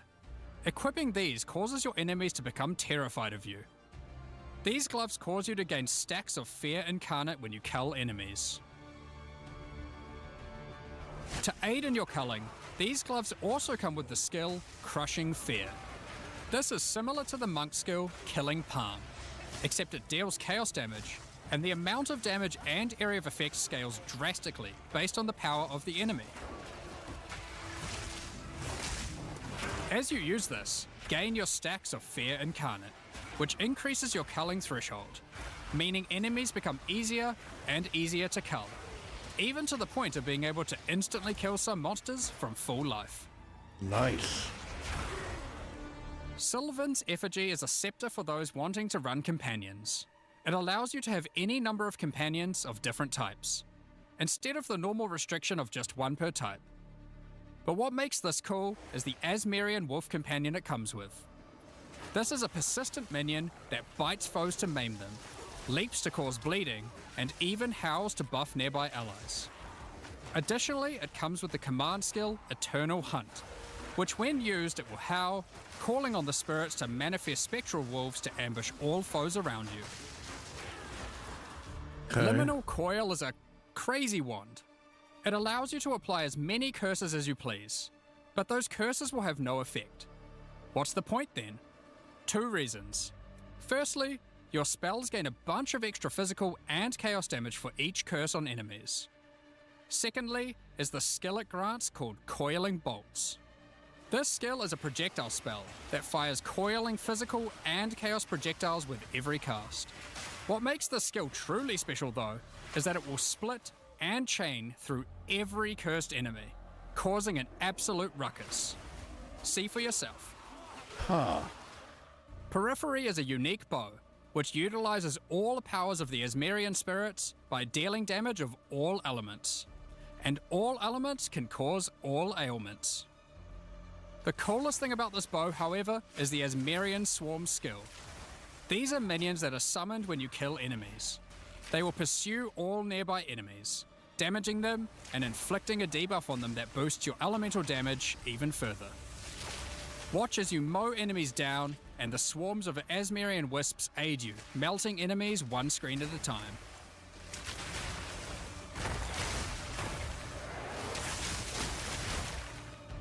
The Ordained is a new spear, mastering in physical and lightning damage, with high critical strike chance too. This spear allows you to leech life not only from physical damage, but lightning too. It also creates a fragment of divinity nearby periodically. What are those? Well, this spear has the skill Righteous Descent, which is an epic, divine leap, aided by angelic wings. If you use this skill when a fragment of divinity is nearby, it will become empowered, dealing significantly more damage, gaining massive area of effect, and bypassing its cooldown. When fighting a boss, let a bunch of the fragments spawn, and then just unleash your divine havoc, obliterating them. Nice. Last, but not least, we have a new unique jewel, Voices. Voices is simple. It consumes 1 jewel slot to add more. There are versions that add 2 jewel slots, 3 jewel slots, and for those who are absurdly lucky or rich, one with 4 jewel slots. Whoa. Equip it and notice the slots appear next to your character's portrait in the center. What? Bro! One of the things we are concerned about is how long it takes for experienced players to replay through the game in each new league. As we learned from Path of Exile 1, one of the things that can really help is having elements in the campaign that tell you where to go, if you know what to look for. We'll cover just one example per act for Acts 1 to 3, but there are many more than just these. For example, Hunting Grounds in Act 1 is a large, sparse area, containing multiple entrances and landmark encounters. Here's an example of some of the changes we've made here. Finding the ritual encounter in this area isn't too difficult. Now after completing it, a trail of locusts will lead to the entrance to Freythorn. Just follow it and find the source of the evil. You may also find corpses of dead animals, killed and pecked at by the crowbell. You'll notice a trail of blood leading away from them. Follow the trail and it will lead directly to the boss. We even put a signpost on the road to tell you which way to go to find Ogham Village.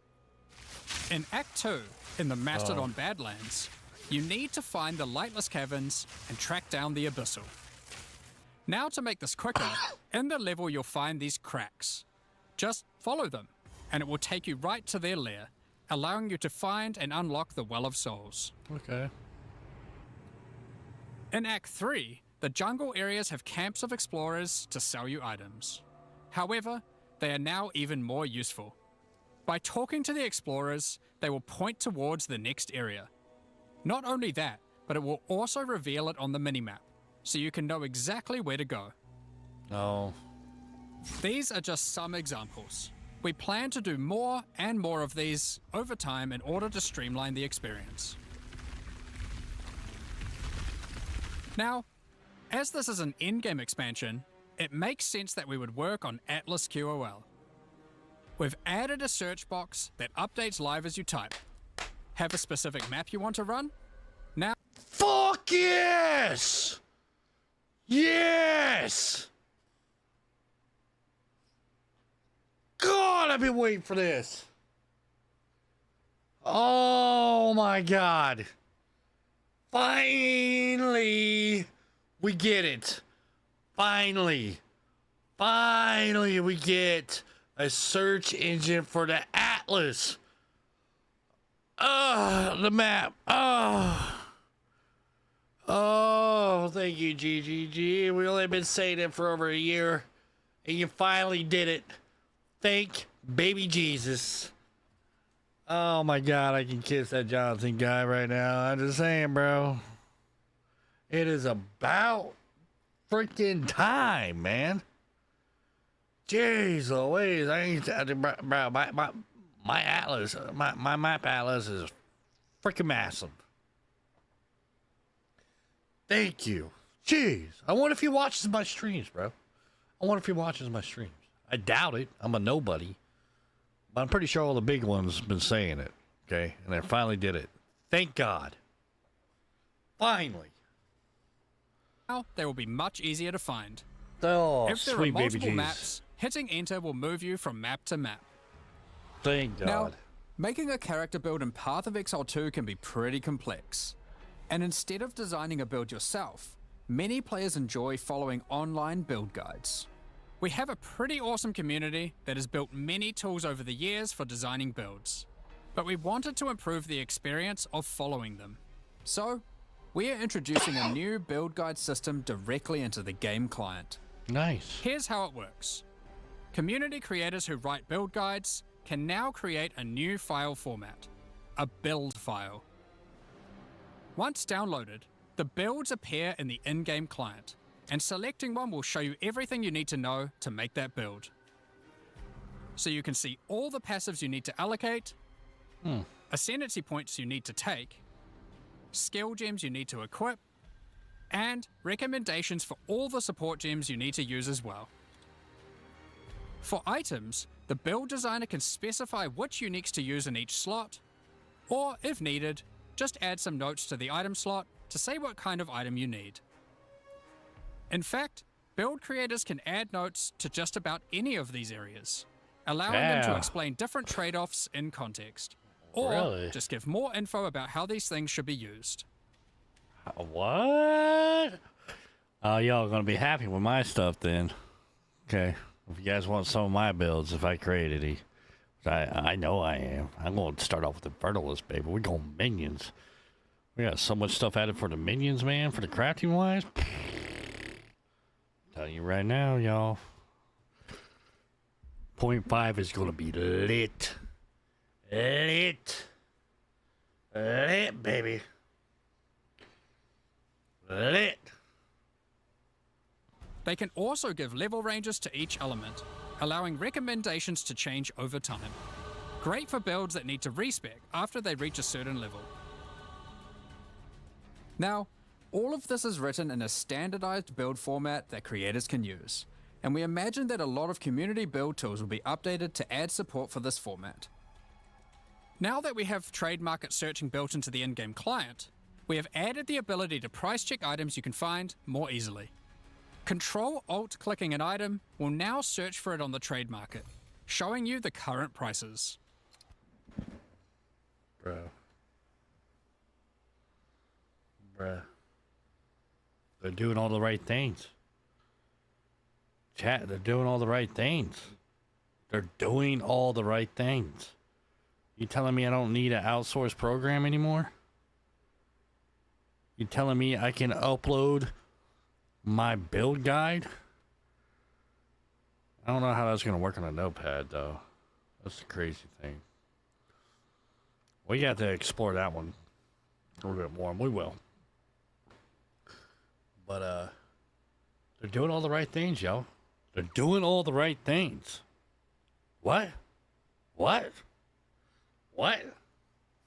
All right, man. I see you. I see you. For rare items, it's handy to exclude some mods. So we added the ability to enable and disable each mod so you can see what effect each one has on the price. Next up, we're going to be talking about the new supporter packs for Return of the Ancients. Today, we're launching 2 new series of supporter packs, the Blood Reaver and Divinity packs. Each tier contains the pack's full face value in points, alongside several exclusive microtransactions. As always, the microtransactions in these packs are purely cosmetic and do not affect your character's power or progression in any way. The Blood Reaver series of supporter packs contains 6 exclusive microtransactions. Let blood fuel your bloodshed. The Exsanguinator weapon effect draws the blood of enemies you've slain and funnels it into your weapons. Turn the appearance of your endurance, frenzy, and power charges into orbiting globules of blood with the Blood Reaver charges. While your charges are active, these blood orbs will grow in size when you absorb more blood from nearby enemies. There are options to have pure blood charges, or charges that still display which kind of charge they are at their core. A taste for blood doesn't negate a taste for style.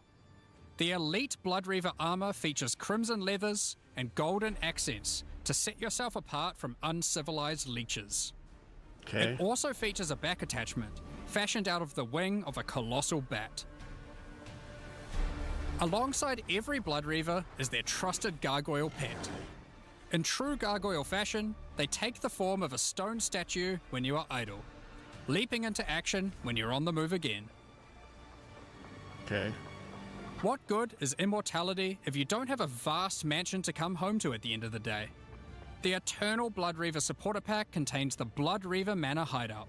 This exquisite 2-story estate features an organ, a grand dining table, and cages for your visitors. You can alter the walls to create as many or few rooms as you like. Last but not least, the Servant of the Manor, eternally bound to the Order of the Blood Reavers. This henchman will manage your store, so you can spend more time spilling blood. Stop that. We won't disappoint you. But if we do, you've our permission to beat us most violently. The Divinity Pack series also contains 6 exclusive microtransactions. Call on Divinity to aid you in eluding enemy hits with the Divinity Dodge Roll effect. As you sprint, actual divine lightning wings will form out of your back, leaving a trail of radiance as you engage or escape from combat. For situations that are too dicey, call on the gods above to send down the Storm of Divinity portal to create a safe passage for you to retreat through. Adorn yourself with the Knight of Divinity armor set, a highly revered attire only bestowed to those deemed worthy for the divine cause. The armor is Equipping pretty the lame. Divine Ain't gonna lie. Surge character effect empowers you with a storm of divine energy. Using skills causes the storm to burst from your character, spilling raw divinity into the area around you. The Arbiter of Divinity wings are the final piece remaining to emphasize the force divinity has over this realm. This ancient precursor machine was found locked away in a highly guarded vault. Its original purpose is unclear, but it has been altered to fuel your maps using the pure, everlasting divinity within the statue. The pillars surrounding represent how many portals you have left for your map. This map device also tracks your progress as you complete the new Origins of Divinity storyline, added this expansion. Additionally, all microtransactions from the supporter packs will be made available for use in Path of Exile 1. On release weekend, We will also be releasing the Return of the Ancients mystery box, which will contain 2 armor sets, a set of map devices for your in-game adventures, a new tracking scroll that records the amount of currency you've gained from the currency exchange or your shop, and much more, like a set of finisher effects and affinity stashes. That's not all, however. The Fragment Stash tab is finally coming to Path of Exile 2, and with it comes some tabception. Inside this one tab, there's a tab for your various boss key fragments. There's also a tab for all your precursor tablets, with each type of tablet getting 6 tabs of storage.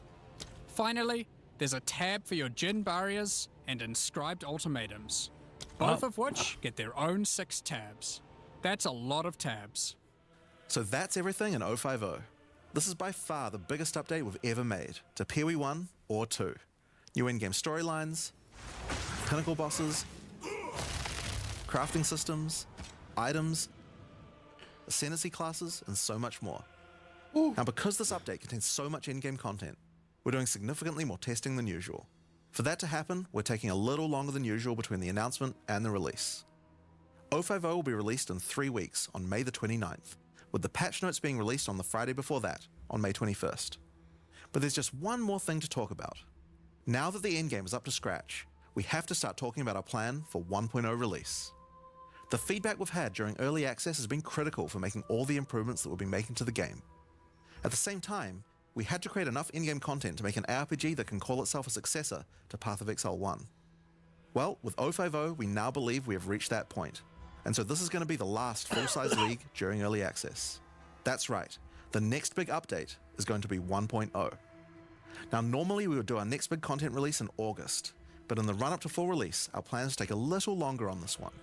As big as 050 is, 1.0 is even bigger.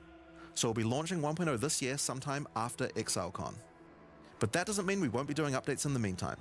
In this final phase, we have a lot of things to polish throughout the game and balance to improve. I'm sure there'll also be feedback about the new endgame that we need to incorporate too. The difference is that the focus is not going to be on adding more content like the previous updates, it's going to be on improving what we already have. But we still want to encourage people to try out all the balance changes and improvements that we're making. So we're going to be running a few event leagues during this phase alongside each update. Think remixes of existing mechanics or features. And speaking of ExileCon, don't forget to pencil it in on the weekend of November the 7th in New Zealand. ExileCon is a gathering of our players, and a chance for us to showcase everything we'll be working on for both Path of Exile 1 and 2. And this one will be particularly important for us, since we finally get to unveil some of the coolest content that we've been working on for a while now with Act 5 and 6. Tickets for the in-person event are currently sold out, but don't worry, all the announcements and talks are going to be streamed online for all of you to watch. Bro. This,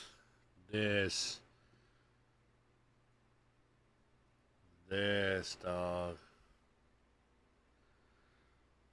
This is gonna be nuts, man. This is gonna be nuts, dude. 1.5 is gonna be lit. And after that, we're getting 1.0 release. Now, let's look at these supporter packs. You know what I'm saying?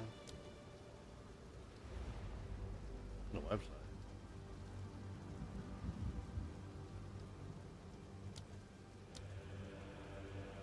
Oh. CC, thank you for the follow. I mean the like. Good news. Have an order? Alright, we got some Mola.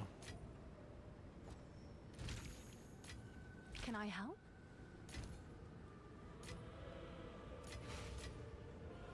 Chat, I'm stoked for 0.5. I am. A lot of crafting. And we're getting back to that part where we can kinda craft what we want. That's gonna be a plus.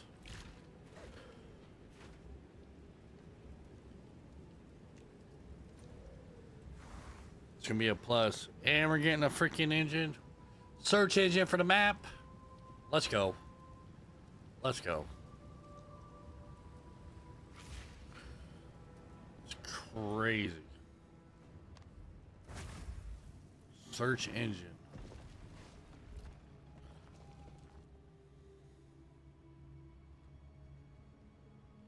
search engine. Oh, I can't wait. And the minions are getting a little bit of love. Dude, I might actually go martial arts. I might make me a monk. The insides shuffle. Especially since the monk can control a freaking boss. I will unmake you. I'll have to make a character for that. Definitely starting off minion build. Infernalist. Death is my That's power happening. to wield. That is definitely happening.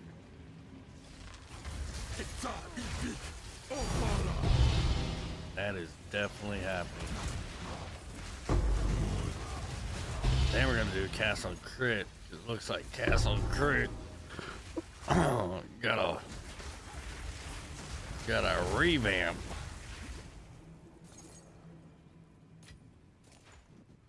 I have to go Blood Mage too. We're gonna make two which characters. They're in a monk.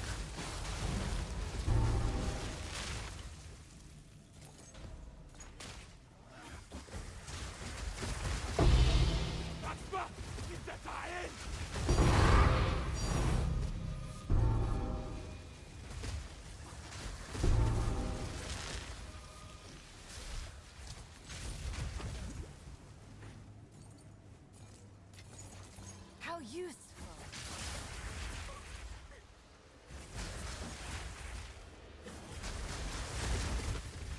You challenge the best of the best. Oh. The 29th yet? I might take that week off, ain't gonna lie. Might take that week off, bro.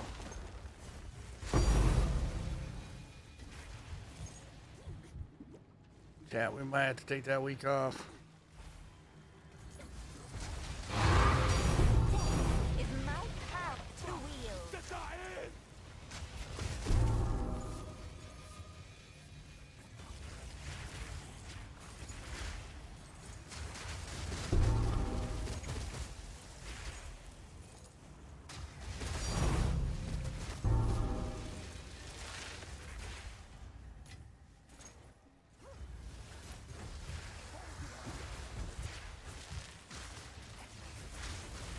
You challenge the best of the best.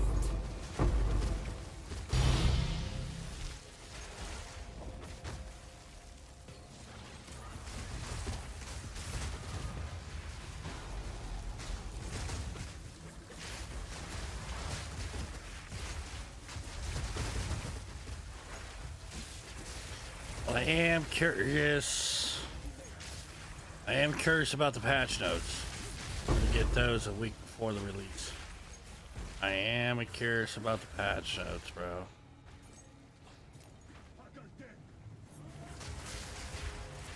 That's where we're gonna find out what they're nerfing.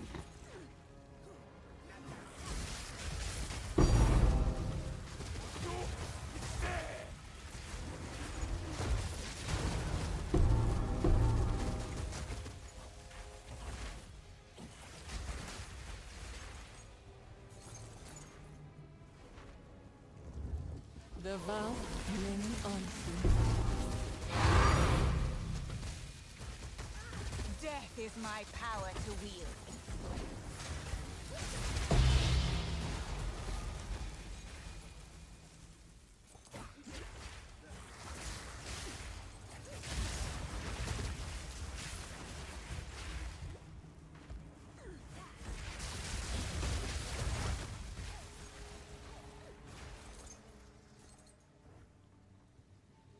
Oh, that unique. Oh, that a unique. Well, dude, that unique is gonna be dope as hell, and it's probably gonna be expensive. I wonder how you get it. That unique is gonna be awesome. Wonder if it's a two-hander. Better not be a two-hander.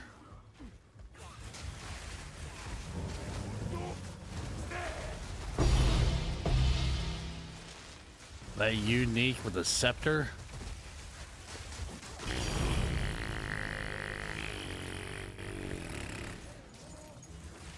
scepter, boots. With the boots. Bruh. Bruh.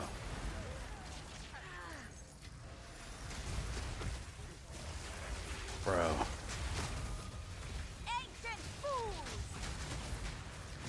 Dude, they better not nerf the boots. They better not nerf the boots. They better not nerf that, oh, what is it, dude? That idol also gets 12% of efficiency decrease and a passive skill. 'Cause, bro, you can potentially get it to where your minions are like literally, if they keep everything, not nerf it. Dog. Wait a minute. We got any of this stuff with the gear on it? No. Fuck.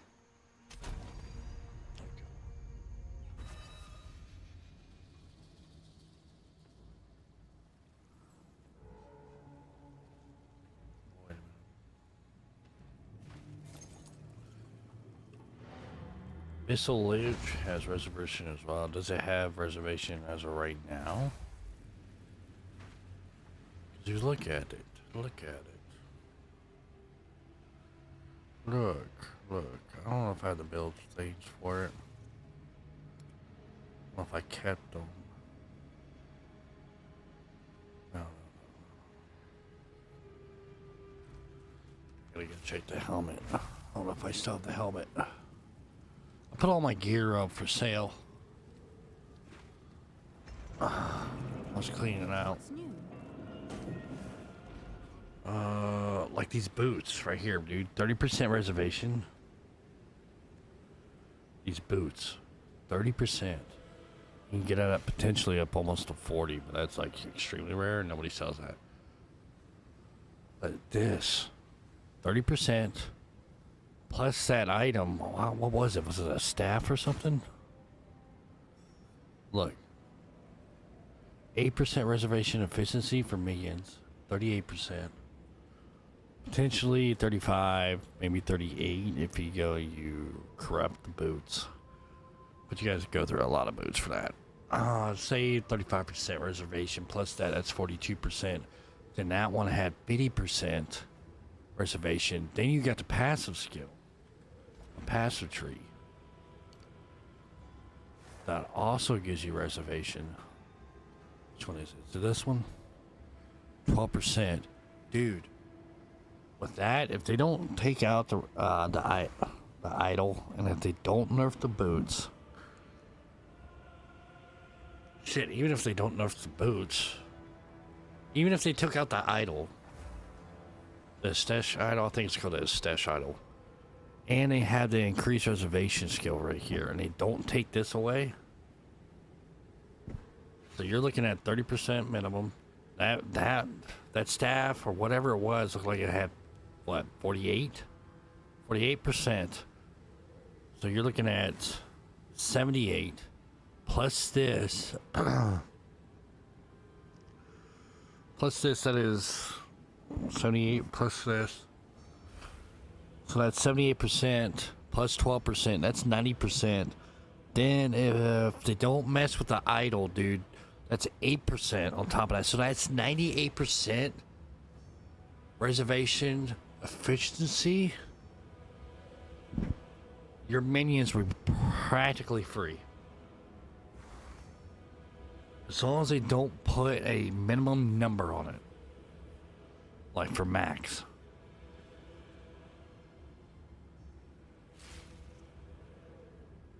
Bro. Imagine having like 30 power Zilliats. They better not nerf it. They better not. They shouldn't. They shouldn't nerf it, right? They shouldn't nerf it, right?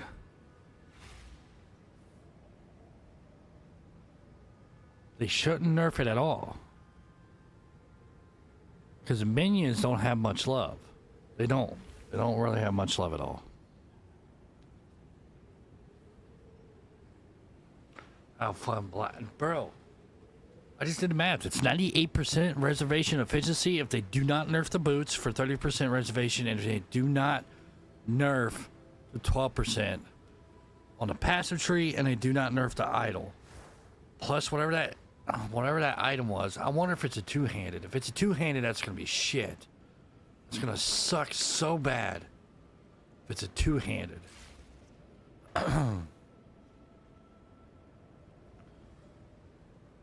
Because you can put your scepter in the right hand. Because you're obviously going to run around with a wand. Going through the campaign, run around with a wand. Go, was it Contagion? Get the Contagion spell. Then you're going to have a scepter in the other hand. So, if it's one-handed, oh my god. It's going to be goated. And if not, we can get away with a little bit by just adding spirit without the scepter. This is only node that gets you spirit. Then you plus you got jewel slots too, which they also show the unique jewel sockets that gives you more jewel sockets. If you get lucky, you can get ones up to 4.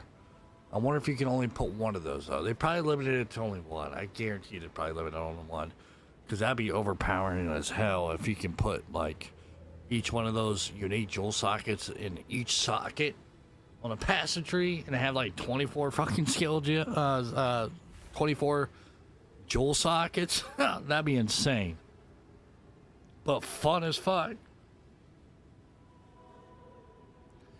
You're right. If your minions are free, why would you need a scepter? Well, they're not free. Only 2%. You have 2%. So it'd be basically pretty much free, yes. But if you had a scepter, man, with 100, I mean, with 100%, right? There's probably gonna be a limit. Like the limit, there's probably gonna be a max on how low you can go. Most likely, for spirit cost, there's probably gonna be like a limit. Most likely, I hope there isn't. Because imagine, bro, I only got 182 right here, right? 182, what, like 2% of 40. You know, you're looking at what, but like 2 spirit. Imagine having 350 spirit and your reservation cost is only 98, is up to 98%. Imagine the army. Imagine the whole entire screen is filled with power zillions. Your computer will, my computer will just croak. It will just, instant one. They'll cast once and my computer will literally shut off. Yeah, if you use the Abyssal Lich, it would be free. You're right. We can also use the Abyssal Lich for something else. My computer will literally shut off, bro. You'll have like over 100 power zillions on the table. See, this is where the curiosity gets you, right? Because now you're just sitting there trying to pre-plan in your head.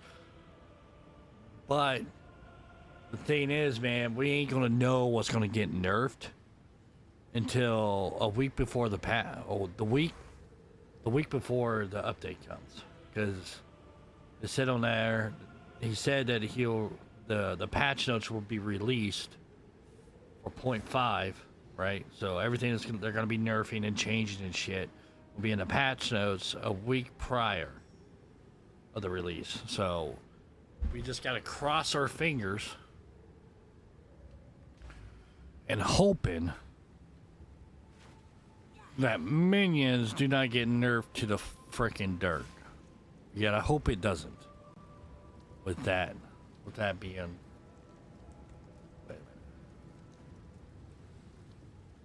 We gotta go.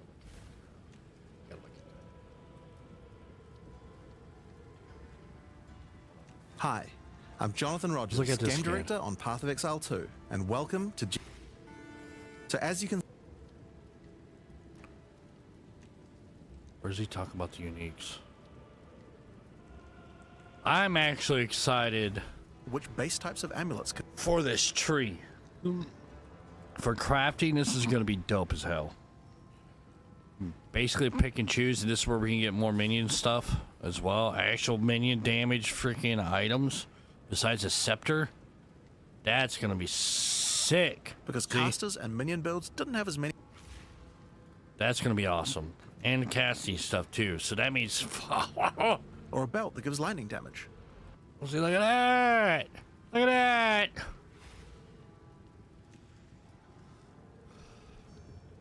That means we can actually, like, buff up our freaking minions. I mean, instead of having numbers, we can have less numbers and still buff it up.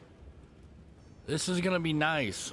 It is. Now let's look at the uniques. Where's the uniques? Does he talk about the uniques somewhere? I'm pretty sure he does, right? Oh, I just forget where. Where? I might actually make a monk, too, because I am very curious on the boss that you get to control. There we go. I think it's right here. Some maximum resistances, and a significantly higher amount of purest of Verisium, combined with the beast's corruption. It converts all of your basic skills fire damage to cold. Make crafting great again. So We're going to start that turning your movement. volcanic fissures into glacial ones. This space also comes with its own built-in skill, Starborn Onslaught. Using Glory also comes with its own reservation skill, Midnight Zenith. This skill causes your critical hits to grant Arctic petals that hover around you. Raven's Flock is a staff per...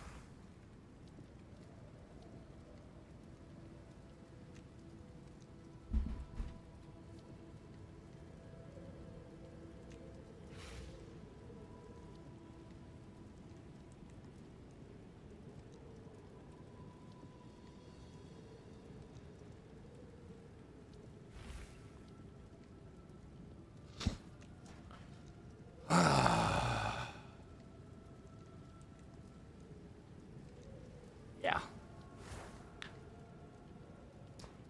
So that means if it's at 43%, the one that they're showing here, that means it can probably go up to 50%. But, it's a staff.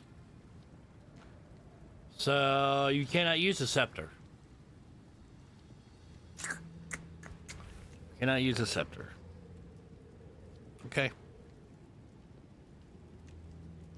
All right. I get it. All right. But with that being the case, they're probably not going to nerf the other stuff that you use for minions.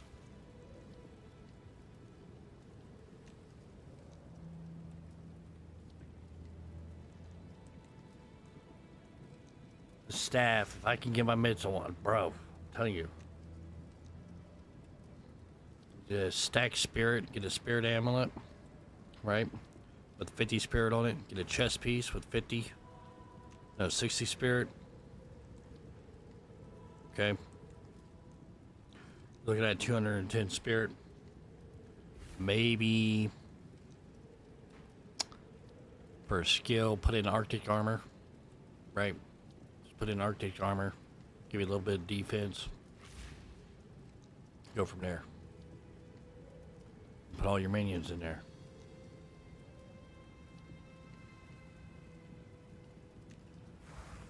I use the Darter spell as though it's a helmet and get more reservation. Yeah, but there's a problem there.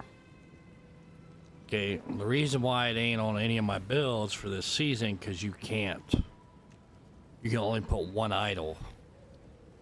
It's not like 0.3 where you can put multiple idols in the sockets. That's why it was so good last season. This season, you couldn't do that. You can only use one of those idols. You couldn't do it multiple times. So, that was the downside. Yeah. So this is a two-hander. But look at that damage. The damage ain't bad. That's about as much as you would. So, that's about as much as a scepter, I would say. Like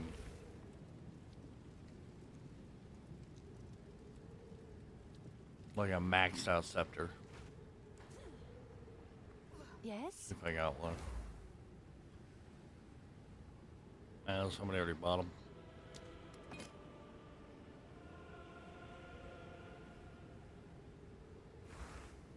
Actually, no. Look at that. 36%.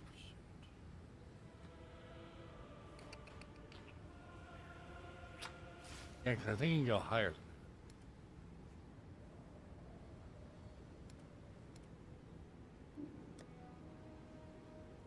It's right here. 82%. Tier 3. Yeah, you can get about like 100, 115. So it's about as much as a scepter. But the crazy thing,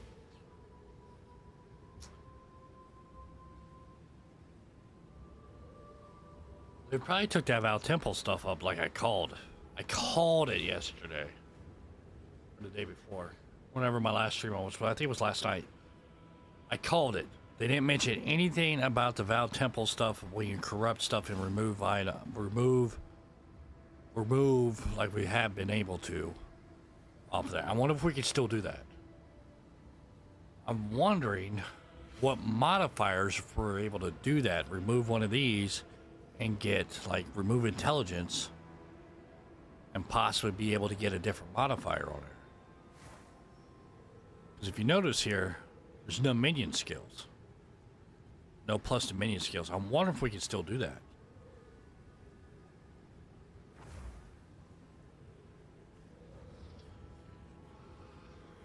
We give it on a hit skill, yes, but they also, we need, for a minion build to be good, we need it to have plus to minion skills. More damage. I wonder if we can still do that.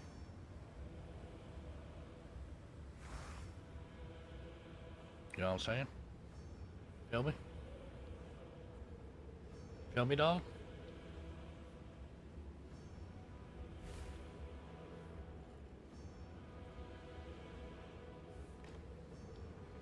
I wonder if we can still do that.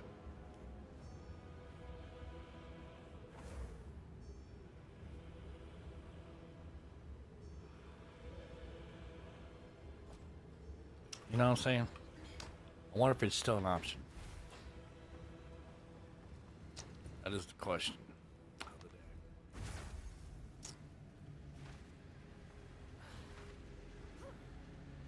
And I'm so glad we got a freaking search Unpredictable. on the as map, always. dude. Everybody's gonna be gunning for in-game, dude. I'm gonna be gunning for in-game because that's gonna be sick. In-game's gonna be nasty. It's gonna be nasty, bro. If spirit isn't an issue, you could get 4 skills with helmet, but that is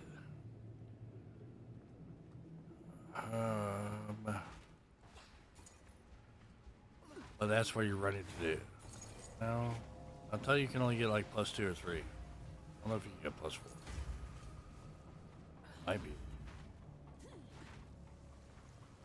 I'm not talking about the spirit. I'm talking about minion levels.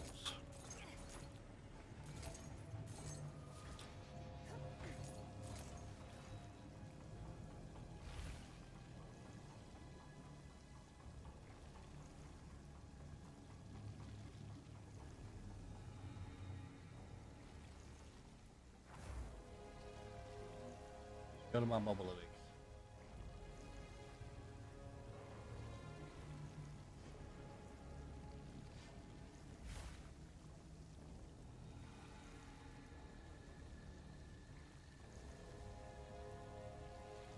I'm gonna leave my old ones up here too, chat, so that way we have a base as well to look off of.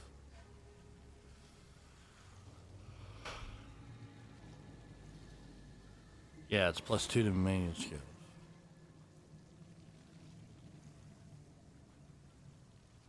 Yeah.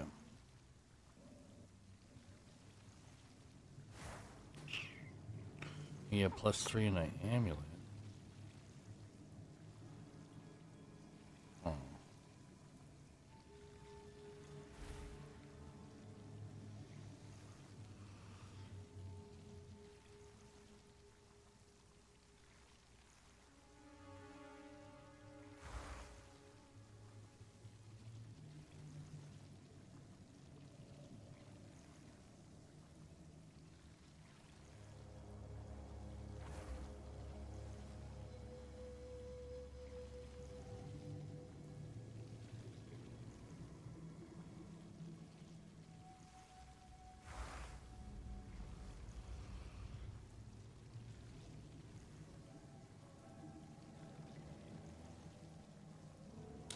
Yeah.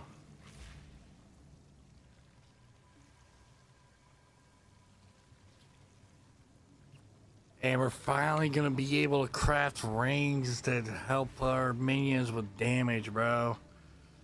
Oh, it's gonna be glorious, dog. Glorious.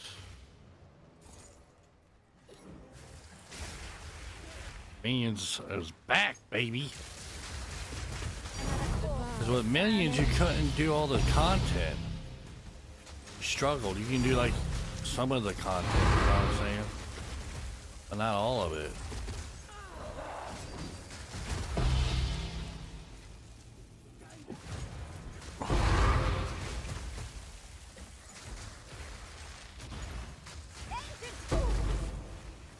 That was a struggle.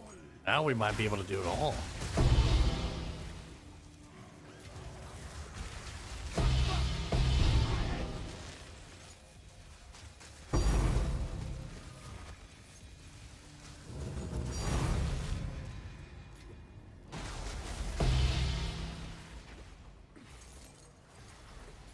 You might be able to do it all, bro.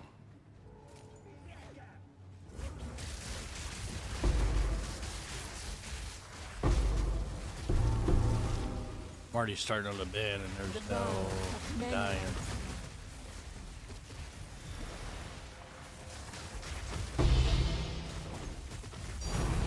I'm actually curious on how the Vow Temple's gonna look too.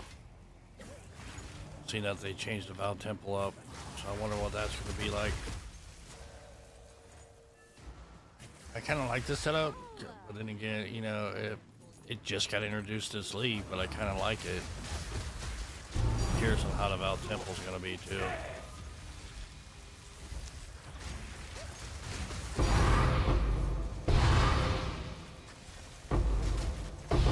Another corpse to serve me.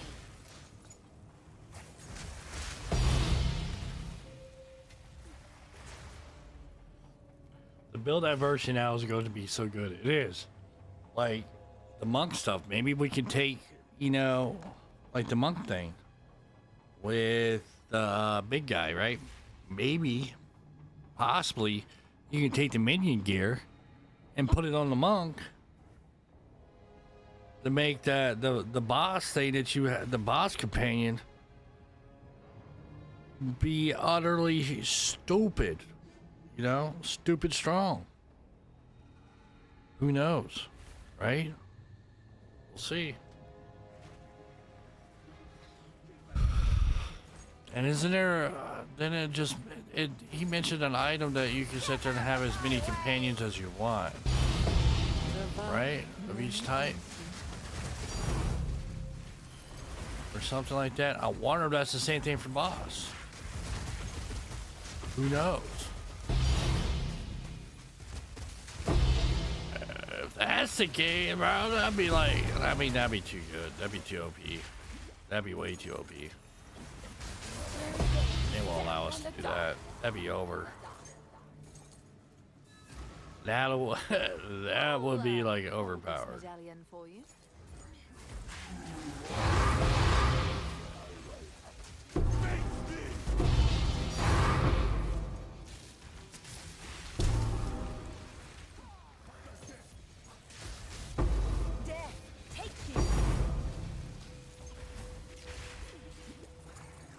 Castle and Crypt Blood Mage is gonna be OP.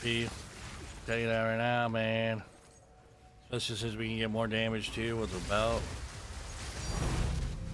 But it's so like those for martial weapons. Hopefully they got one for spell casting as well. That'd be dope as fuck. Perhaps you will be a worthy adversary.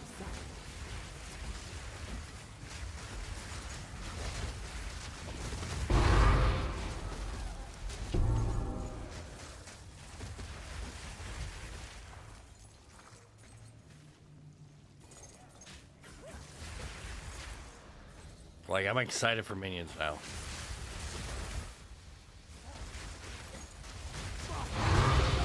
I'm a big minion guy. I'm a big Castle and Crit guy, obviously. Like I said, I'm making 2 witches, bro. I'm gonna keep all my gear that I get throughout the campaign. I'll probably make another guide on Mobalytics. Like a leveling guide as I'm going through it. If I have it, post a couple videos here and there. For the minion stuff. I'm just gonna keep my minion gear until I want to keep my minion gear as I go, so that way I can keep it.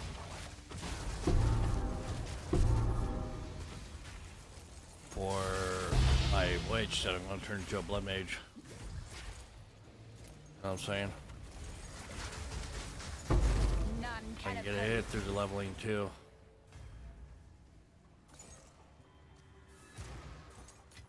This medallion's rather beautiful.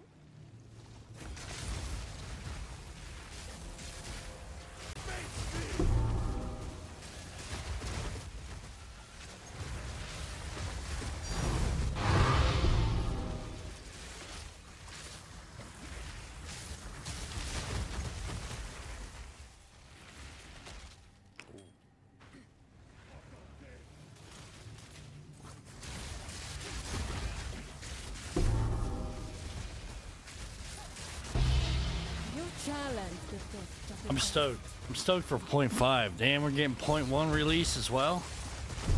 The end of the year, possibly. Gonna get more players. It should be free, I think. I think that's their goal, is making it free. Free to play. Once I have full release.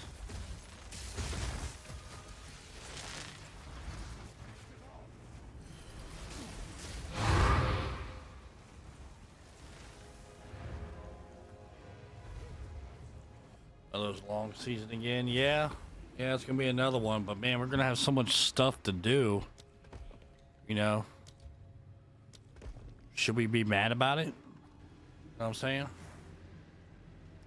We're gonna have so much stuff to do. The insides shuffle. Ain't gonna lie, guys. I really want to play Rune Rose right now. I'm like amped up about 0.5. So I think I'm just gonna keep running into this temple until I run out of Vial Crystals.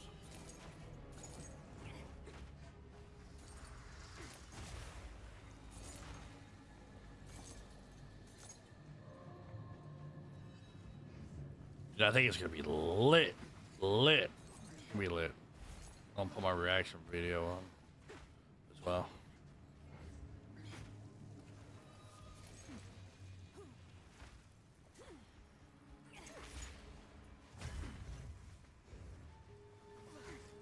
Got a lot of editing I gotta do once I'll do it tomorrow. I'm off tomorrow. I gotta take my daughter to go get her wisdom teeth pulled.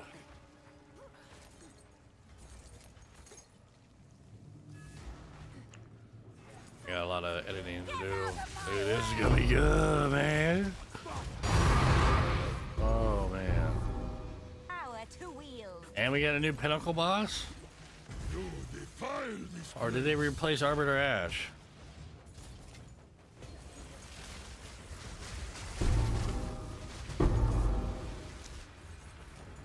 They say that they replaced Arbiter Ash? They didn't, right?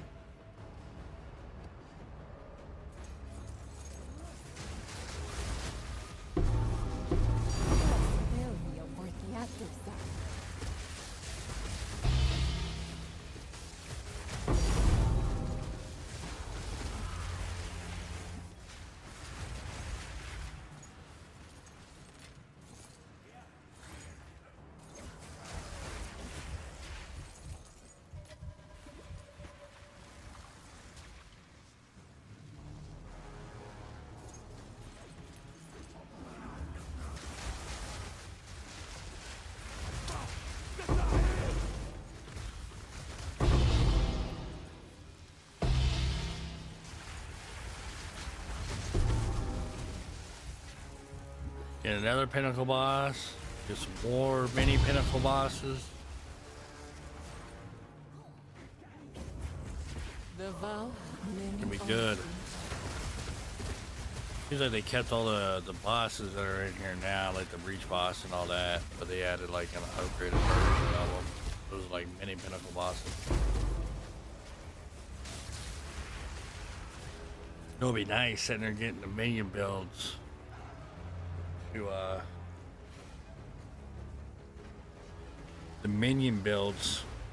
getting them to where they can sit there and do all content. That would be sick. None can oppose me. That would be dope.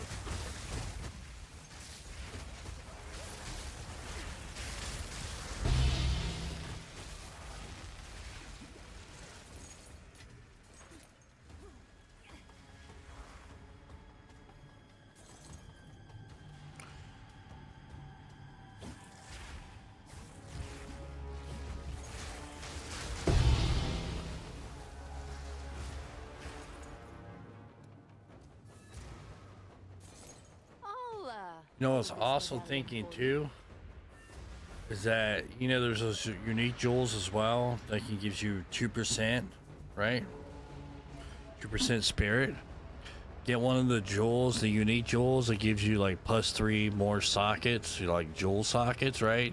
On the passage tree. You can even get more spirit by getting those 2% spirit jewels, popping them in there.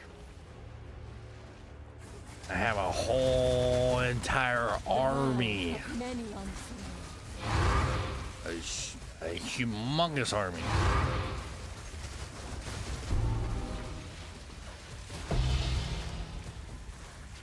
The goal is try to lag the game for minions.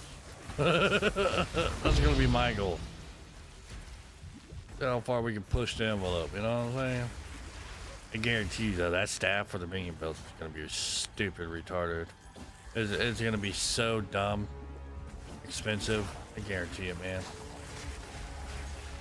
That's gonna be a #1 sought item. Minion builds, man. Along with the boots. Yeah. Just those 2 items alone with the reservation on the passage tree, it's minions are gonna be insane.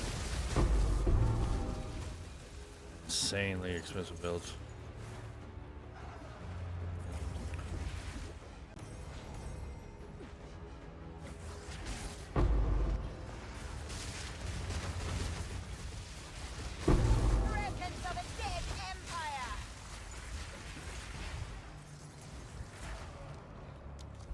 Oh, it's nice that we're getting a tablet tab.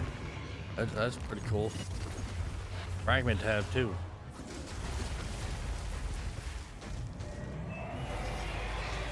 I wonder if it's in the game yet.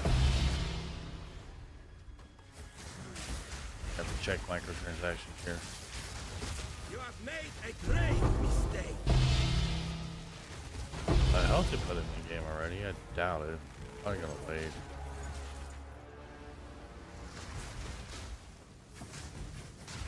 Bro, get off these nuts, dog.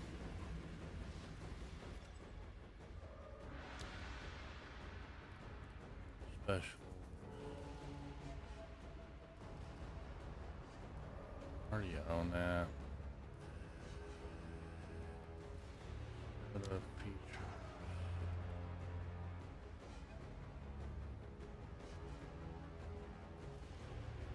I don't like the supporter packs.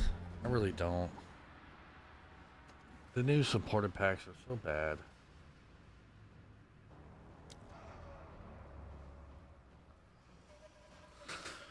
Not gonna lie, pretty bad. Like that armor is so trash, bro. Wings are okay. Only thing that's good out of this is the hull thing.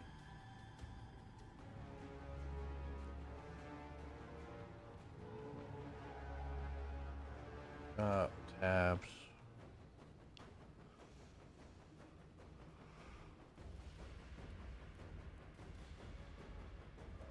Already owned. Yeah, they're not gonna. It's not gonna come out until the patch comes out. Definitely buying them.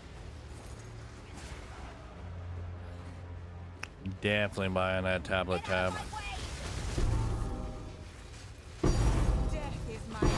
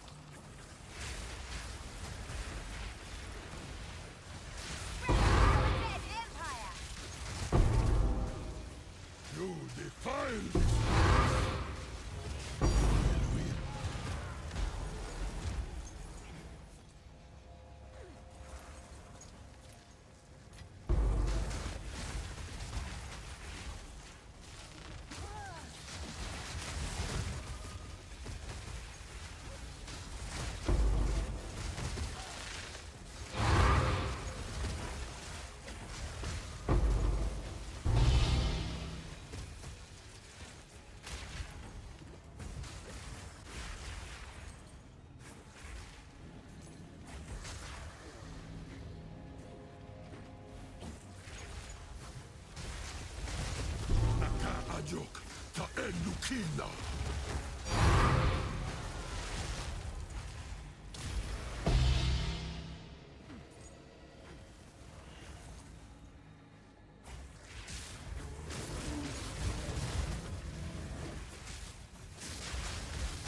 Another corpse to serve me.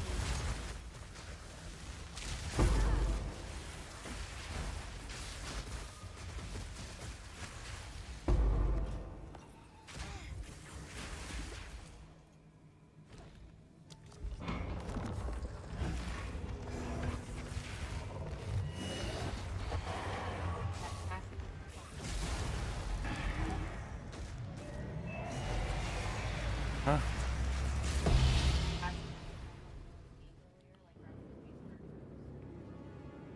I tried to see if she could do that tonight. And she literally, like, she went up to him and she's like, turned the butt around and walked away. How does that make you feel? I don't really know. I think he just validates my point. You should have heard what I was wanting to do if I were watching the movie. My parents either can't I do it. Taylor was trying to. I said, no, I wouldn't. I would totally clip that and put that on TikTok. And then Halen said he would end up buying it. One would want that.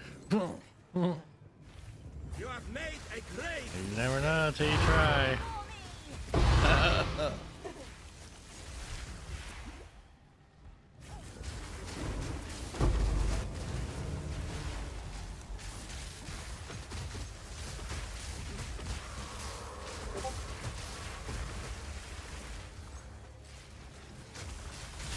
Another corpse You to serve reek me. of stupidity.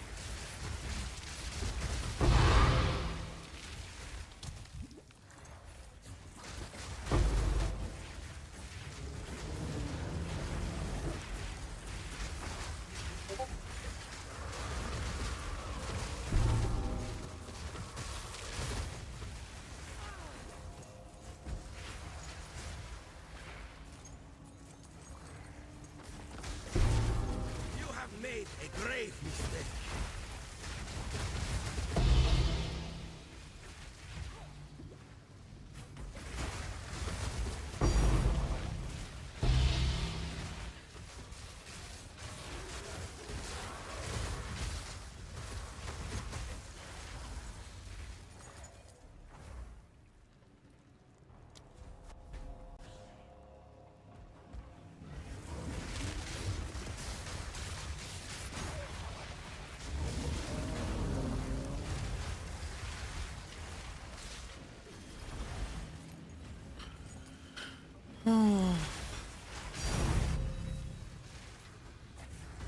L'argent est vite au palard.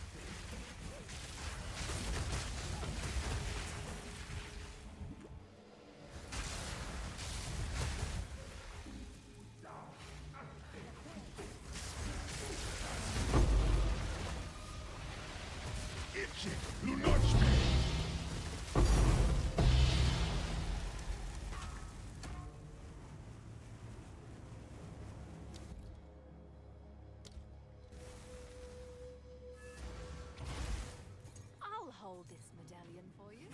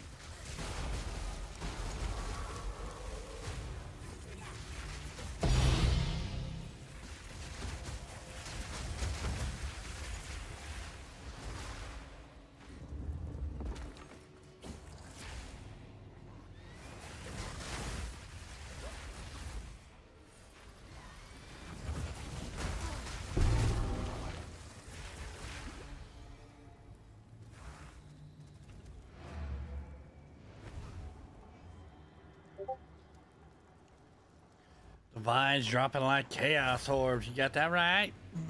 Okay.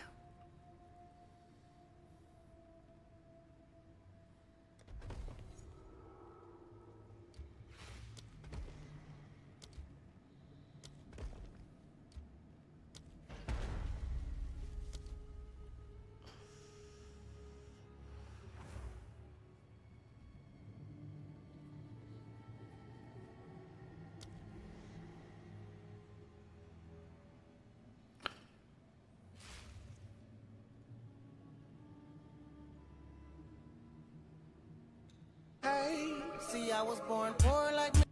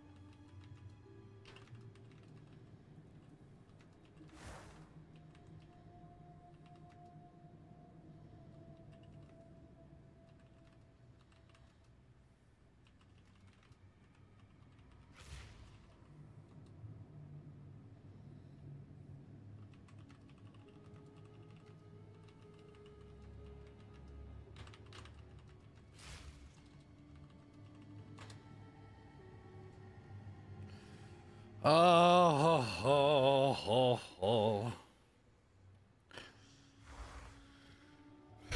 Chat, what is your guys' thoughts? What do you guys think about the new update? I'm actually pumped.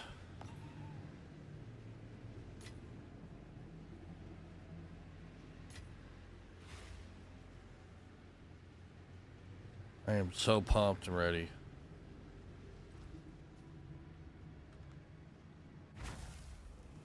So pumped and ready, dude.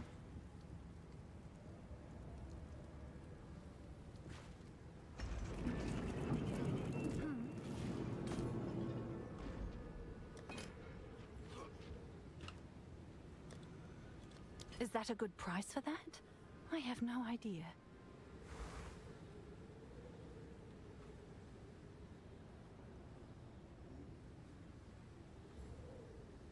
Someone is bound to buy that.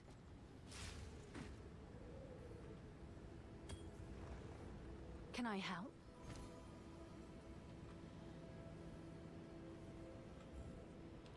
I'll do what I can to sell it for you.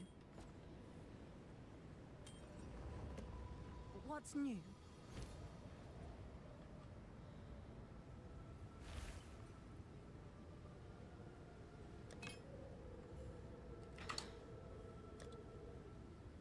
Seems like a good deal.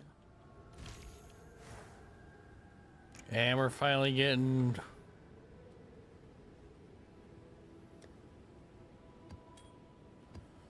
And we're getting a tab for tablets. That's nice. Fragments. Definitely getting that.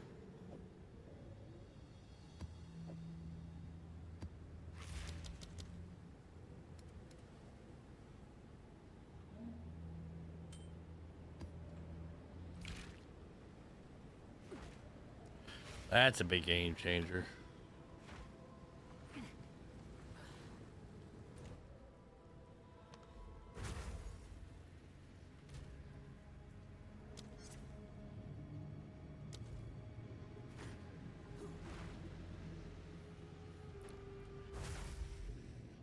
Yo, what's up, Mist? These temples, always rearranging their guts.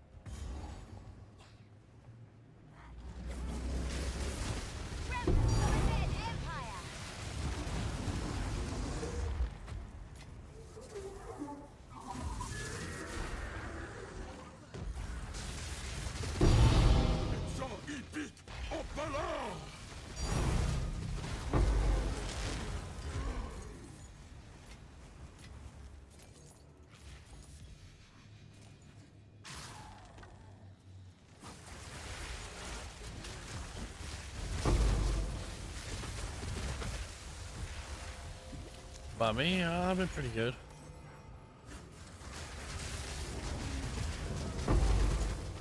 I've been pretty good, man. Mainly streaming on TikTok and YouTube now.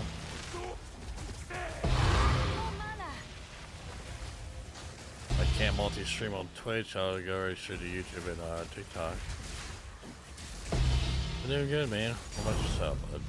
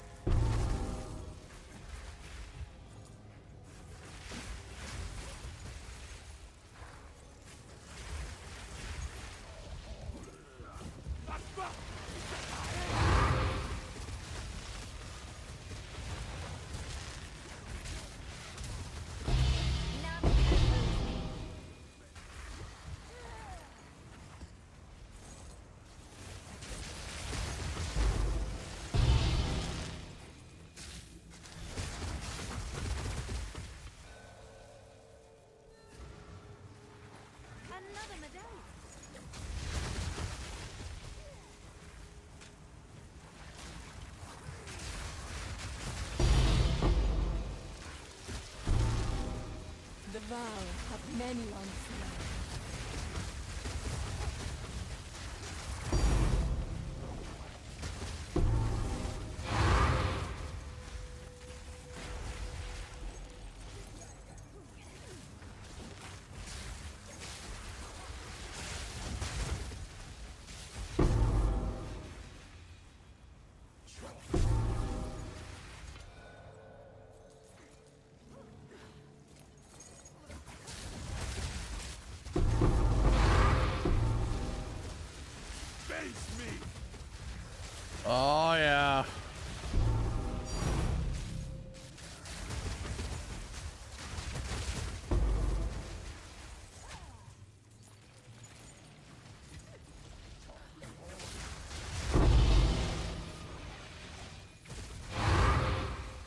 vow of many onslaughts.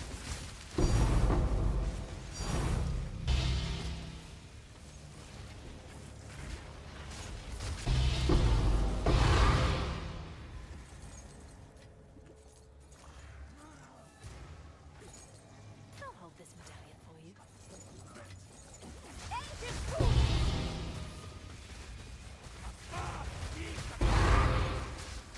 What you been up to, Mist?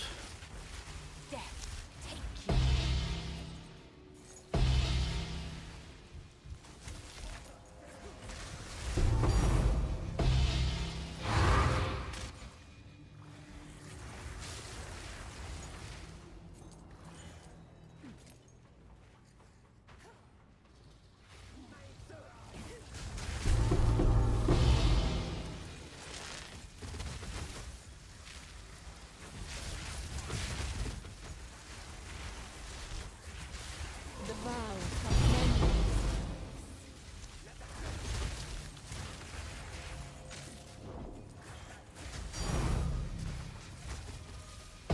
We are citizens, fierce and fierce.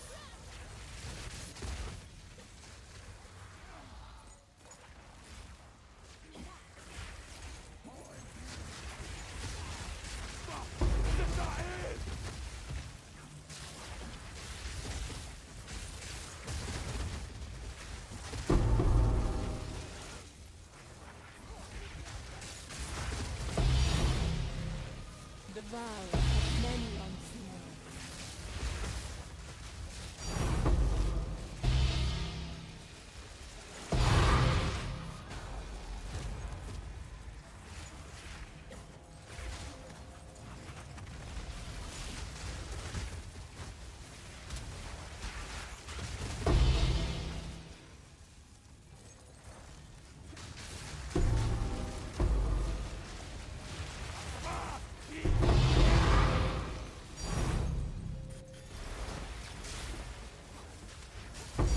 Death, take you.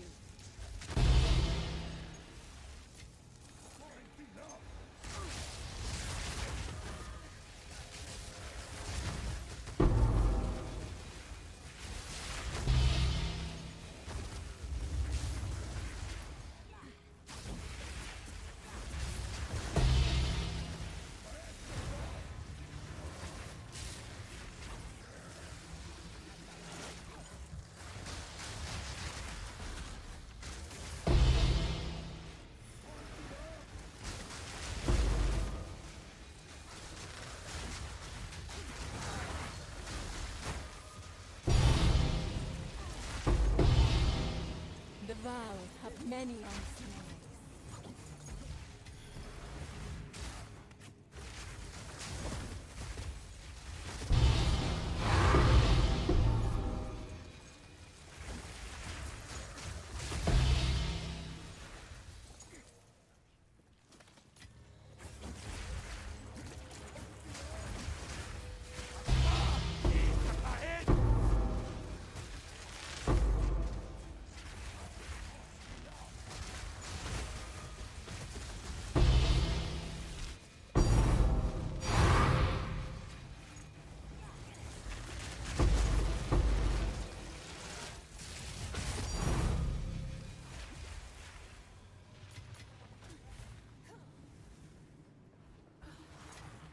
Ancient fools!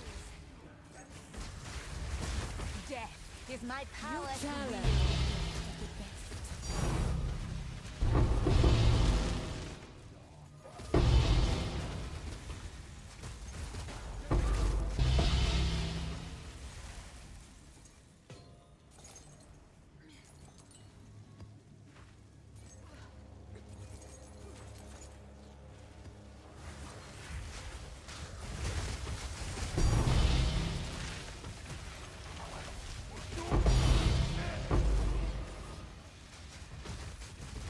Dev for days.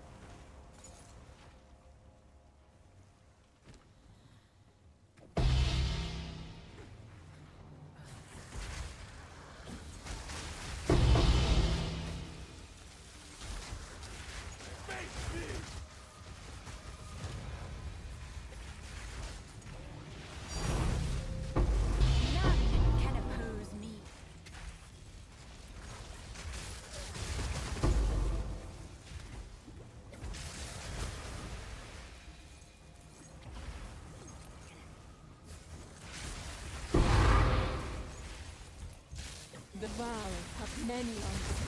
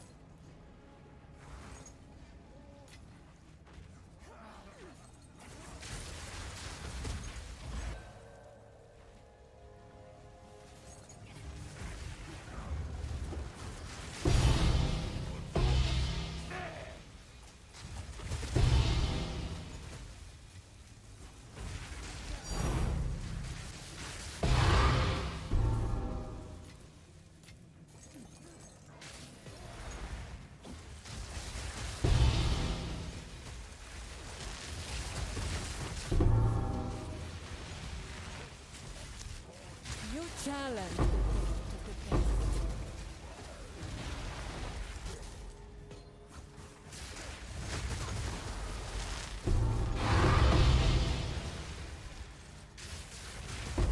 Death is my power to wield. Face me!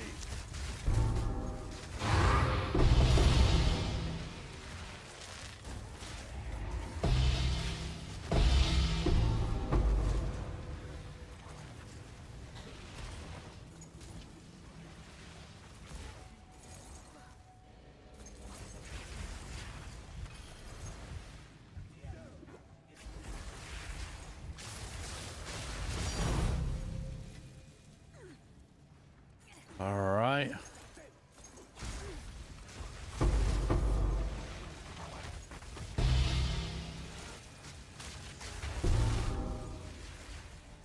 Perhaps you will be avoid the atmosphere.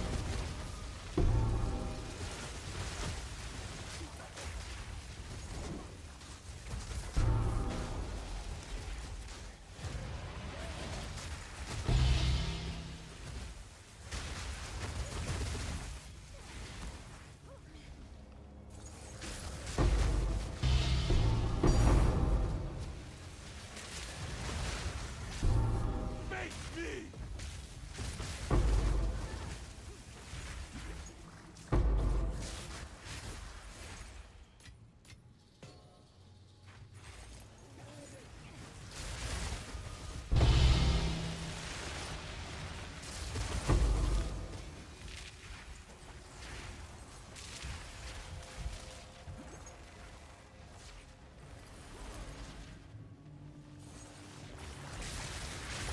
None can oppose me.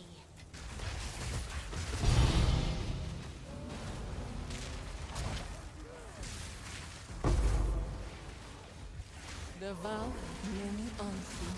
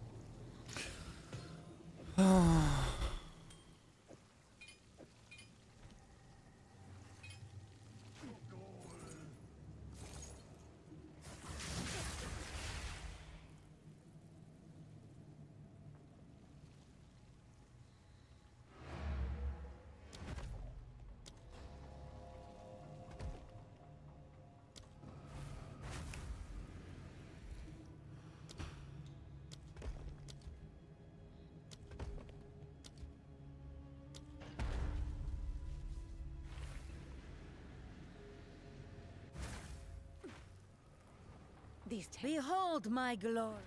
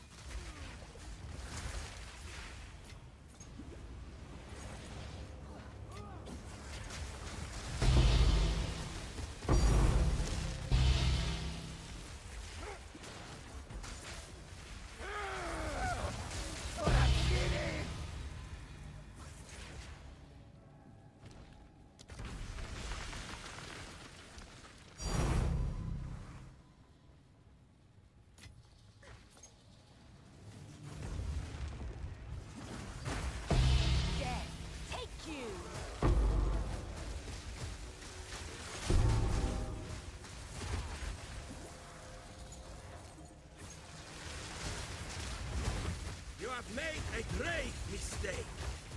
No consequence.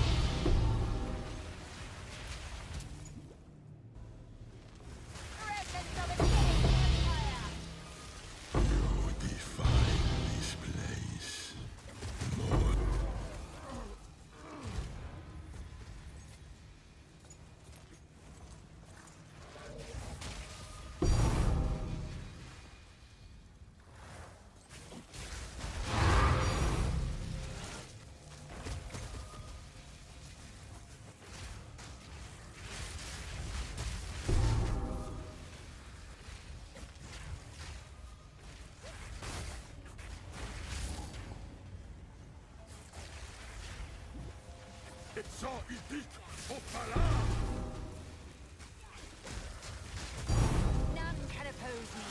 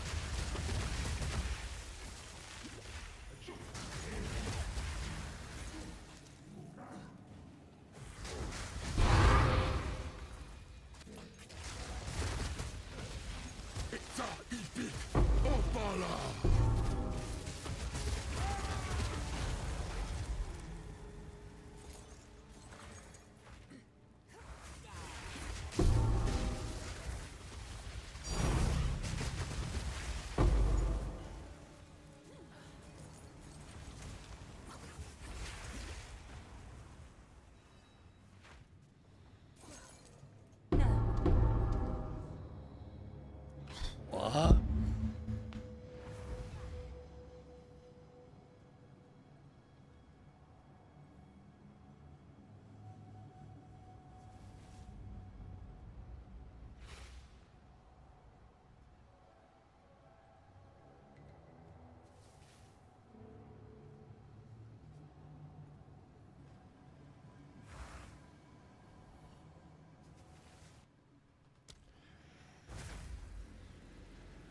Oh.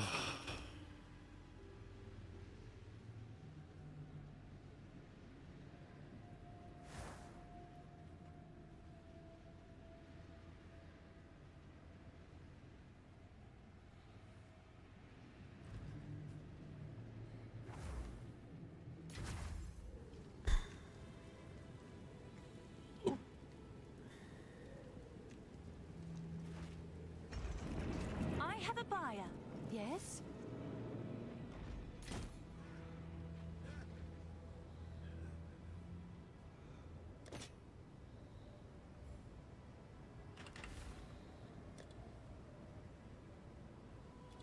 Seems like a good deal.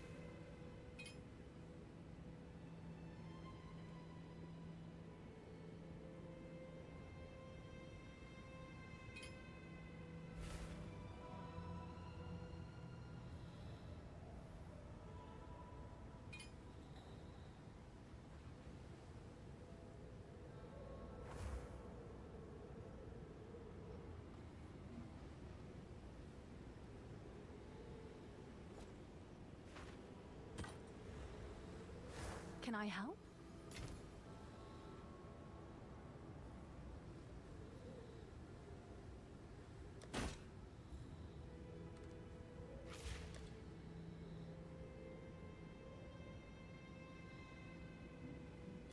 Is that a good price for that?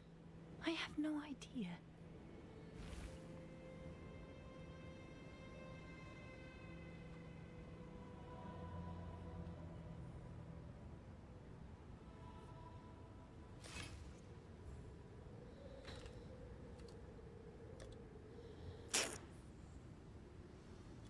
I'll do what I can to sell it for you.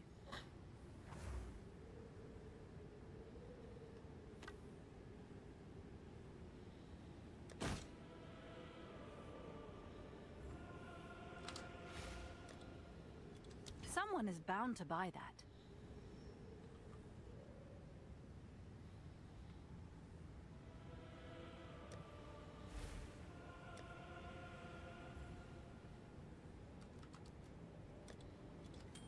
I'm sure someone will want that.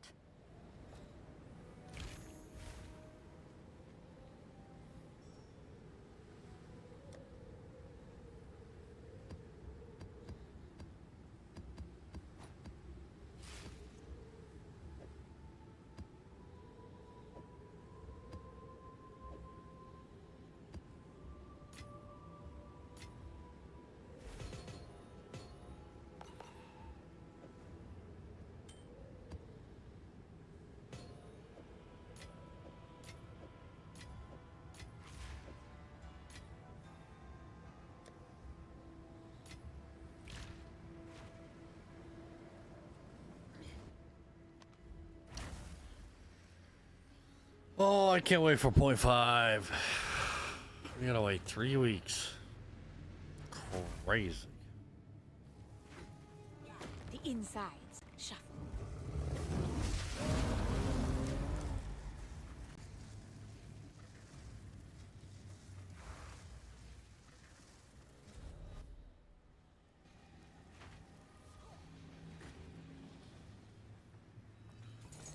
Three weeks.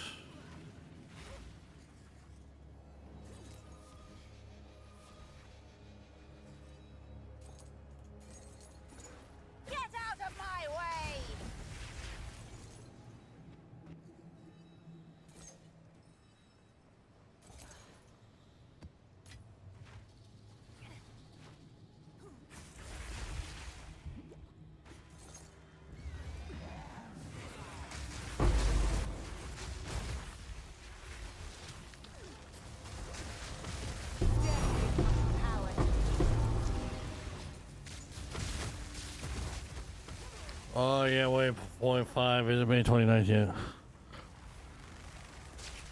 What am I gonna be playing in a new update? I am going Minions. Looks like Minions got a good boost, especially with that unique. Bro, they don't nerf any of the items that are currently in the game. Okay, the boots, the stash. Okay, if they don't nerf any of that, you can essentially have minions for free. And we're getting minion damage. You can put minion damages modifiers on rings now. Shit, bro. Oh my god. Minions are gonna be dope.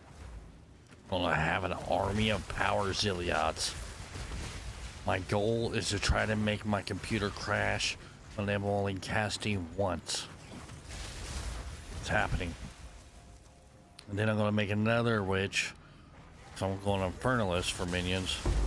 So I want to create a witch, go Infernalist, then I want to create another witch and go Blood Mage. I'm going to do Castle and Crit, because Castle and Crit is going to be lit.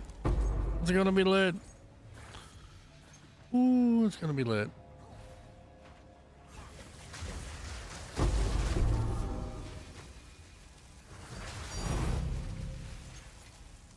Especially if they got unique jewels now that you can sit there and have more jewel sockets. It's gonna get retarded. It's gonna get so dumb. You watch. Another corpse to serve. DPS to the freaking moon.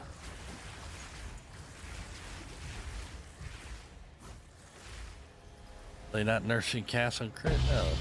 I don't think they will. We don't know for sure. You gotta wait until a week before the launch when they come out with the patch notes. We'll see if they nerf it. I doubt they will. It's a big part of the game. I doubt they'll nerf it.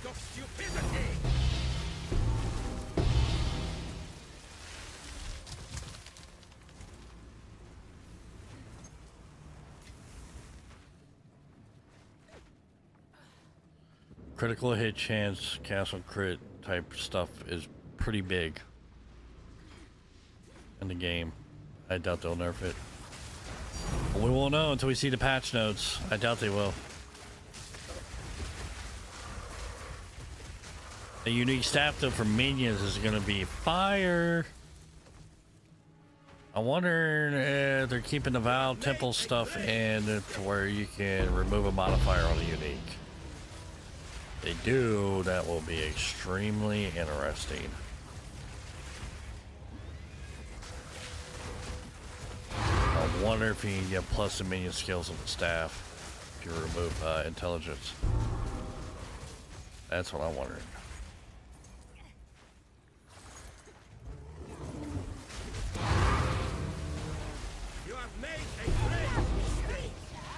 I was hoping we get duelists or whatnot. They made it seem like we were. False flag in here. Crazy. It looks like we're going to be waiting for another long update as well. Well, at least it'll be the full release of the game after 0.5.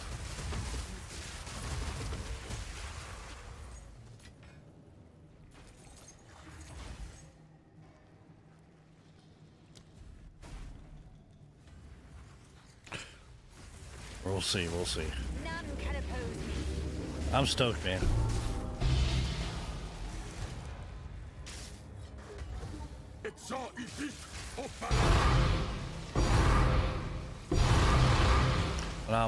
I'm definitely gonna be playing around with some builds. I'm definitely gonna try the monk. Do that ascendancy, bro. Or you can have a boss as a companion. I think they also revealed what was it, a unique to where you can have multiple companions or something? Or was that an ascendancy? Should be full content. Yeah, it should be. Yep.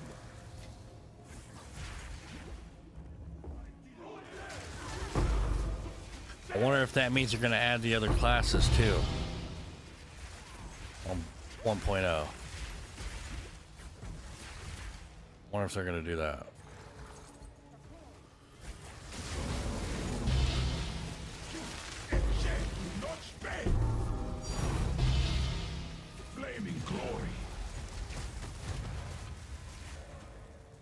Wonder if they're going to do that.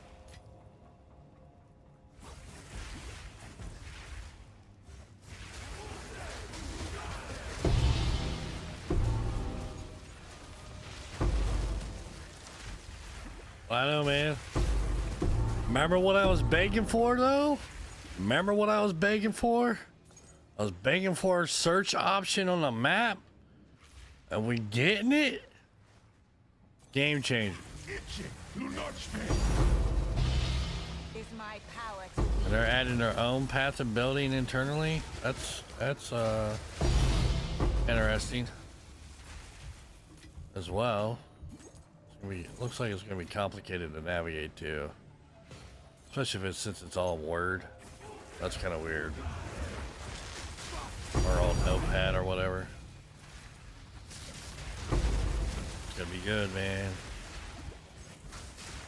And they redid the Atlas tree where you can choose every single Atlas node, right? Ooh-wee. Juice up your maps like crazy, really test out your builds.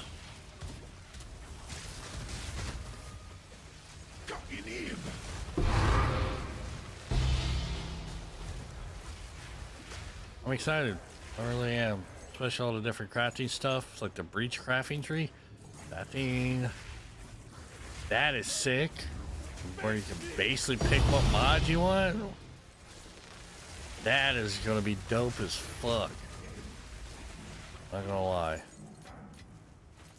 Kind of reminds me of the harmonization ritual stuff, right? That's gonna be dope. It's gonna be dope. And you can reset it too, reset the tree. No cost. I wonder if they're gonna keep the Val Temple stuff. You saw the Val Temple, but they didn't touch on it. It's probably because they nerfed the shit out of it. That's probably why they didn't want to say anything about it. How much you want to bet?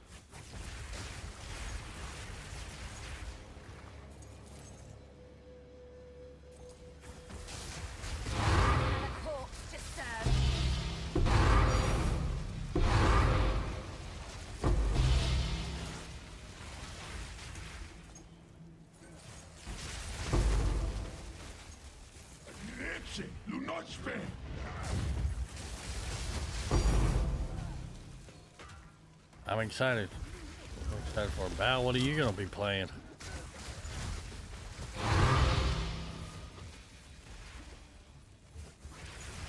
I'm going to make my, and I'll definitely be making a level guide.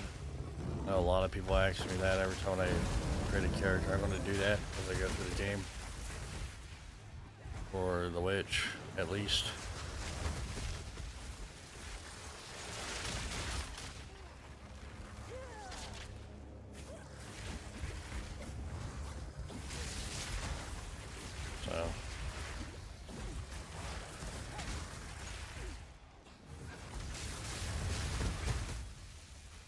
You have made a great mistake.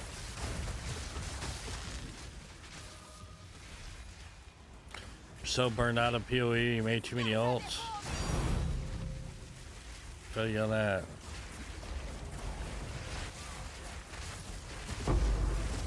How many have you made this lead? I made 5 so far. I've been averaging like 5 characters.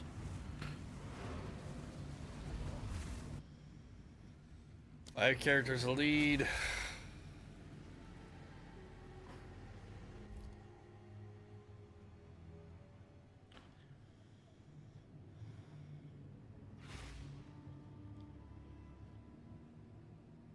I got 5 this league. I only use 4 of them. I have a Sork, but I haven't done anything to it.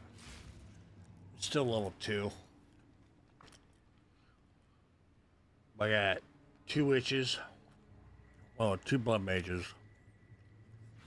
I did have one of them as an infernalist.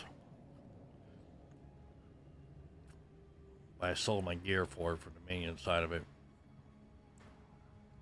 I have a druid.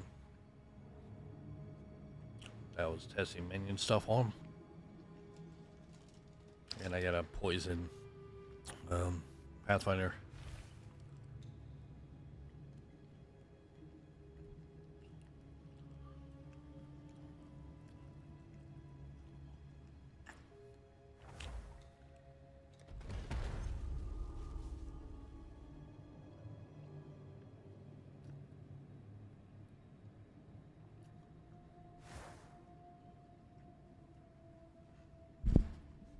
You liked the druid, but you only went with the wolf.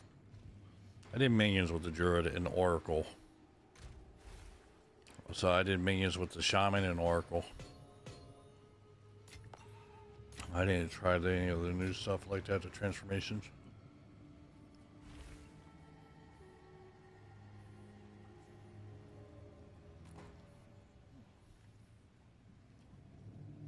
So yeah, 77. It's not bad. Hello. Good luck. Speak.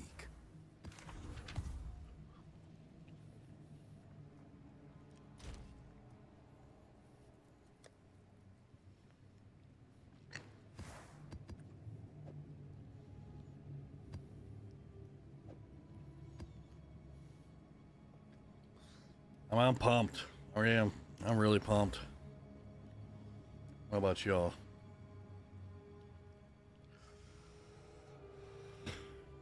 I'm ready. I am freaking ready. I am disappointed in the supporter pack, so not gonna lie.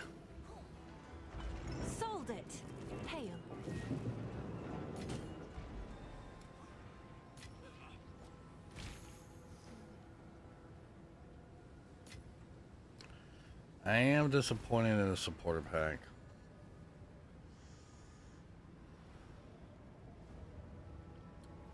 And we're finally getting a frag tab and a tablet tab. My biggest thing that I'm excited for is that we're gonna have a little search box for the map. I'm excited for that. Because, dude, doing this is annoying. It's extremely annoying.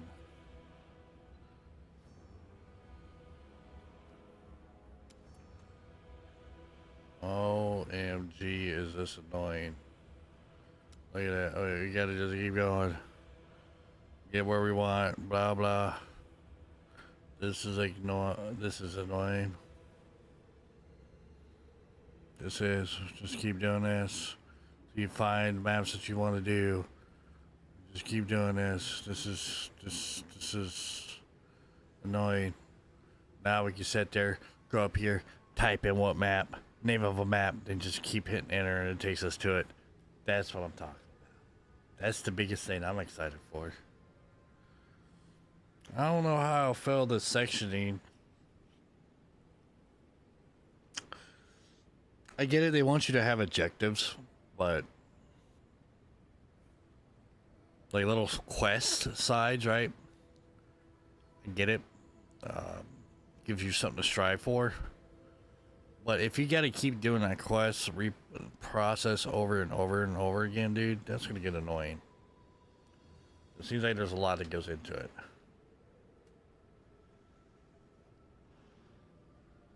So, other than that, it seems pretty solid, man. You know, some more pinnacle bosses, stuff like that.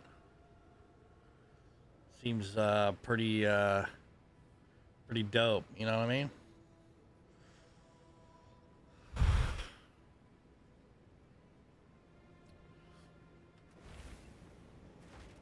Yes? Guess we can say here. I'll...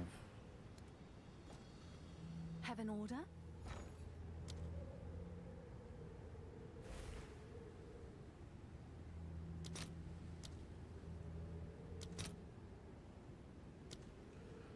Jeez.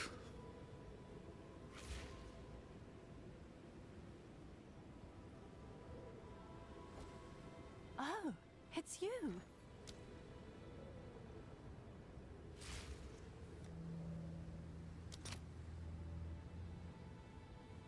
Huh?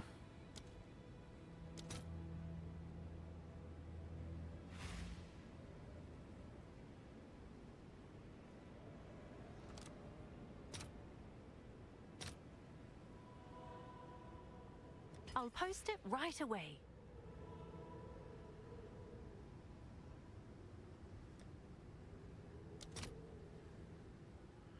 It's nice to see the frags went down to normal.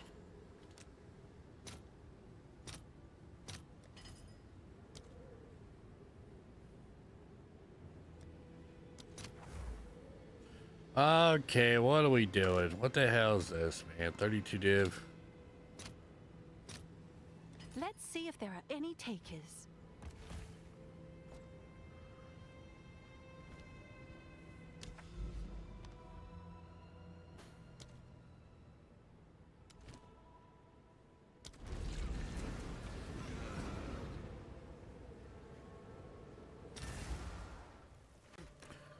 Have to control, delete this guy.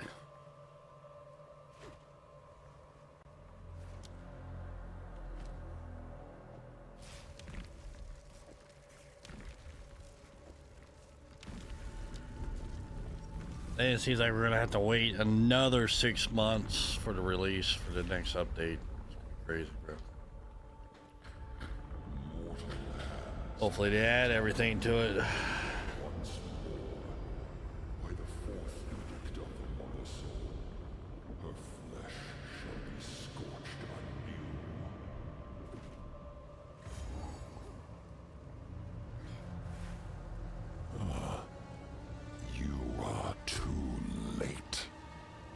Fourth edict already burns for your world.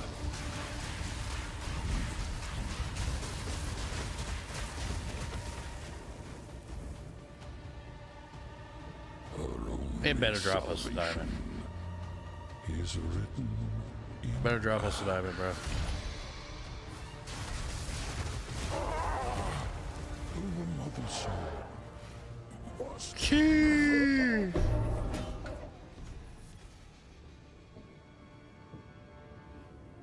The fuck? The fuck is this?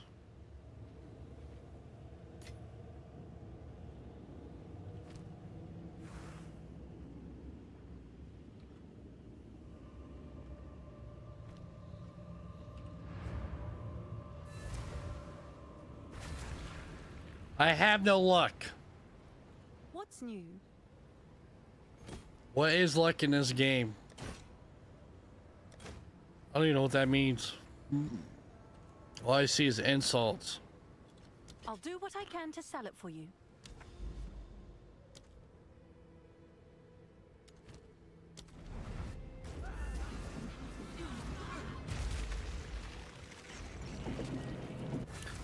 All I see is insults and then, you know, putting salt in the wound.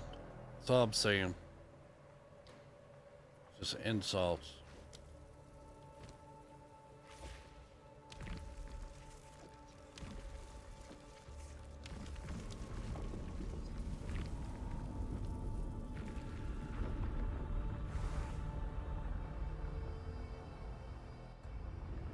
Mortal lands have contaminated her virtue once more.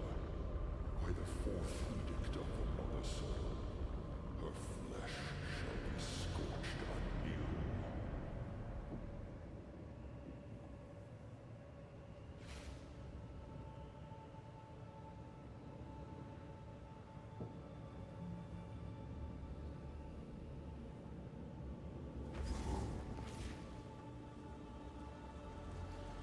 Oh, probably after next week.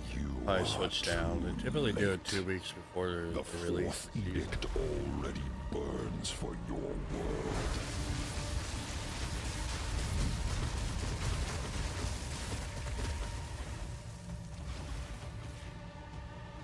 Kills the guy so fast he doesn't even go to the second phase. Because in the second phase, he's like.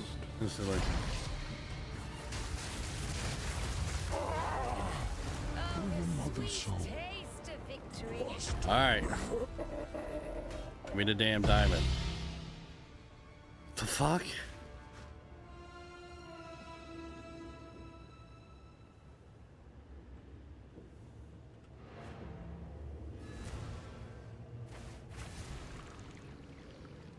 What's new?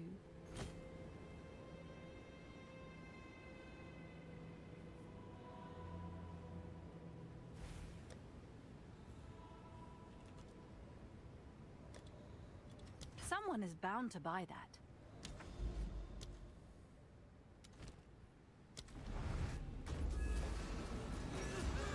It's good armor there.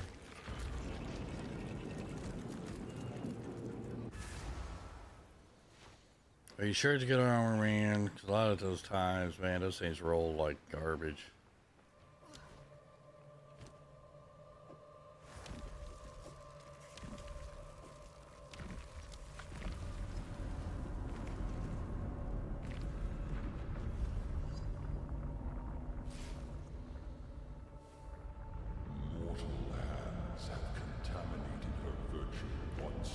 Well, let's have 4,250 exalt. That's how much it was going for. Unidentified. So div, a little over div. You are too late. The fourth edict already burns for your world.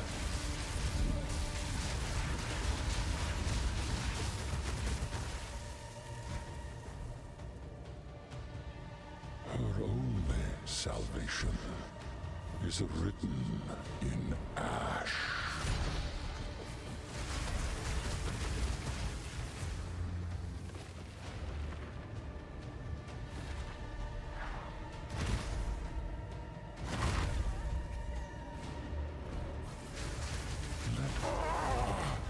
Over Mother Soul, Come on.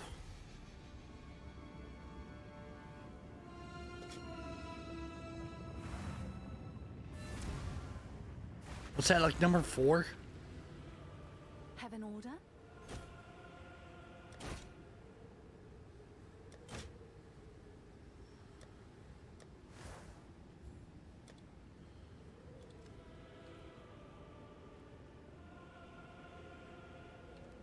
Someone is bound to buy that.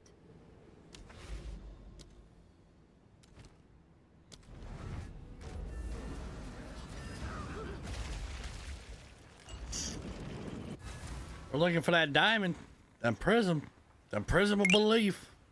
That's what we're looking for. I swear I have the worst luck in this game, man. Yeah, that was number 3. You're right. Or 4.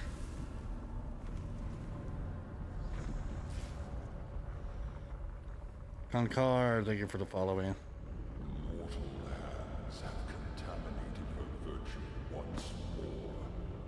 By the 4th edict of the Mother Soul, her flesh shall be scorched anew. I'm on.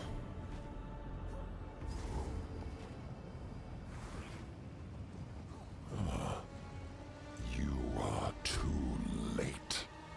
The 4th edict already burns for your world.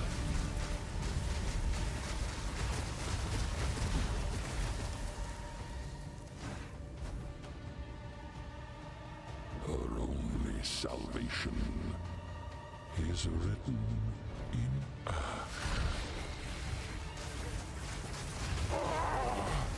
The Mother Soul must. Come on. Bro. I don't know why perfect jeweler orbs are not showing up.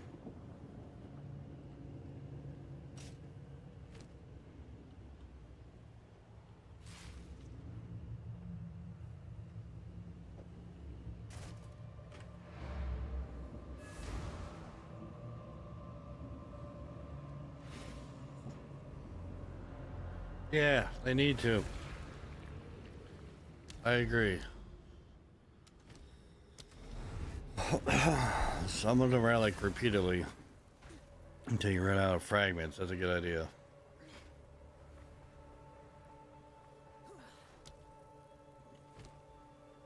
All right, number 5.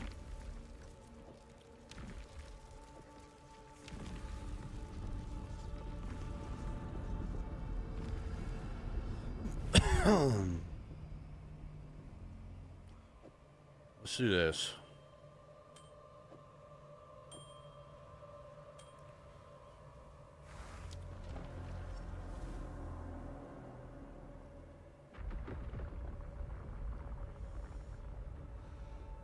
Another league.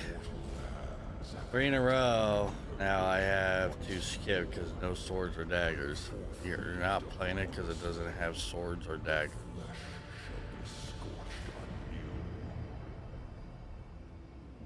Okay. What do you go and play? Diablo or something? You are too late. The 4th edict already burns for your world.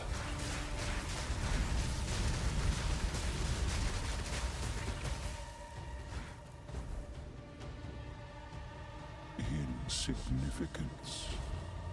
This is the legacy of humanity.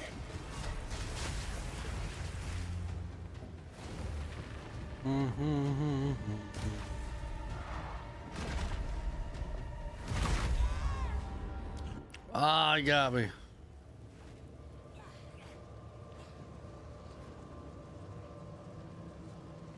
Dude, if it gives me the prism of belief on a regular arbiter, I'll be so mad. Burns for your world.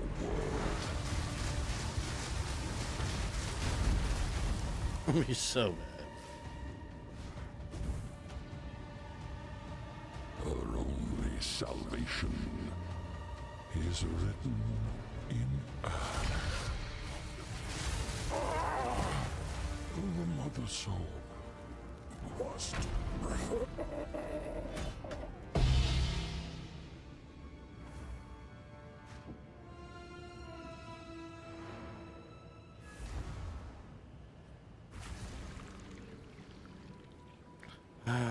Yes? That one was on me.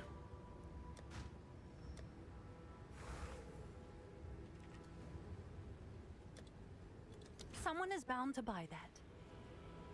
We don't have our resistances, so put my rarity rings on. See if that helps.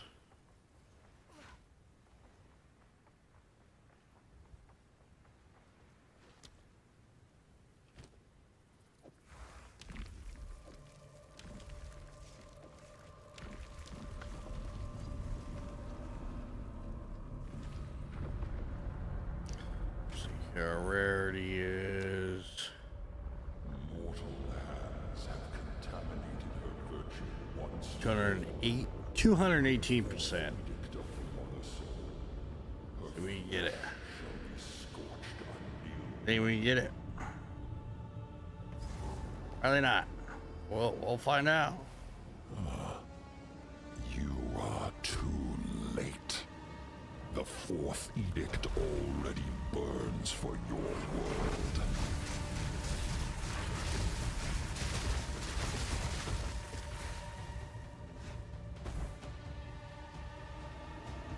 Insignificance.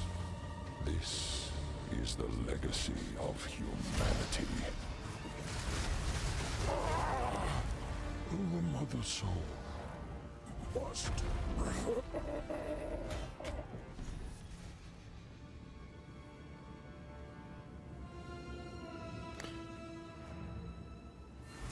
This is an insult at this point.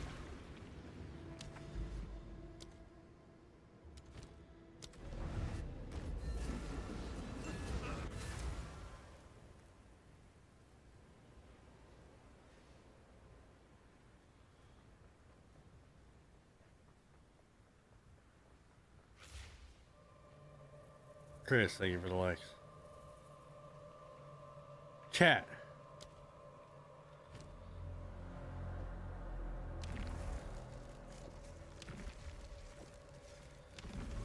Number 7.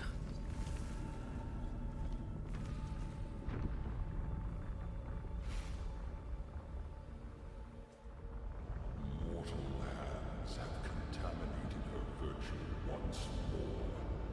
By the fourth edict of the mother soul, her flesh shall be scorched anew.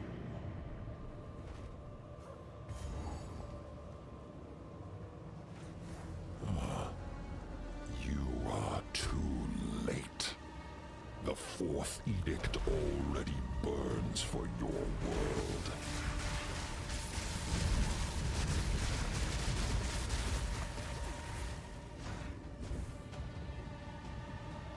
Your affliction upon her will soon be erased. The mother soul must.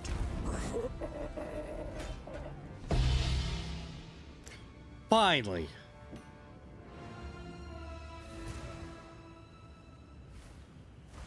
Only took 7 tries. Have an order? 7.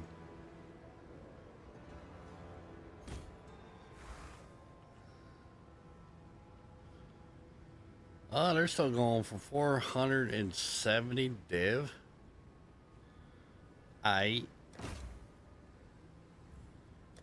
We'll change this because we know what happened last time. Is that a good price for that? I just made all my money back.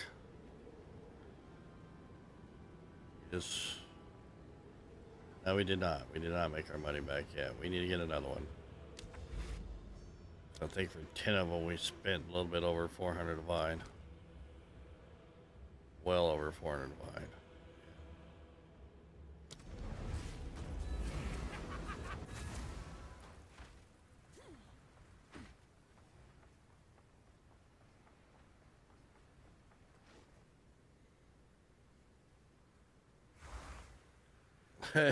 Since you played the beginning of the season?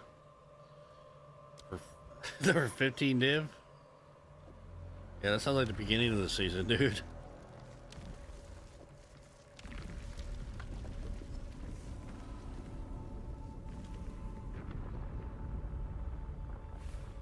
No, 15 div, man. That must have been a long time ago. Was it this season? By the fourth edict of the Mother Soul, her flesh shall be scorched anew.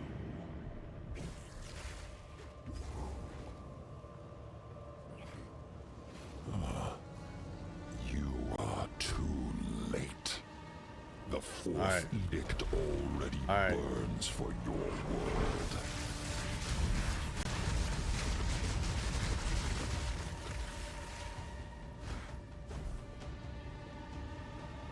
Your affliction upon her will soon be erased. The jerk came? Okay, this season. The Mother Soul must Get another one. Yeah, boy! I'm talking about. It was the rarity, Chad. Duh. Now we just made our currency back, and then some, a little bit. I'm sure some. Oh, 65 divines. Can we get a third? RNG's working in our favor. Got 2 runs left. More farm, yeah, boy. Yeah, at least to make. We had to at least hit 2 of them each run. Each run of 10 to increase our profits.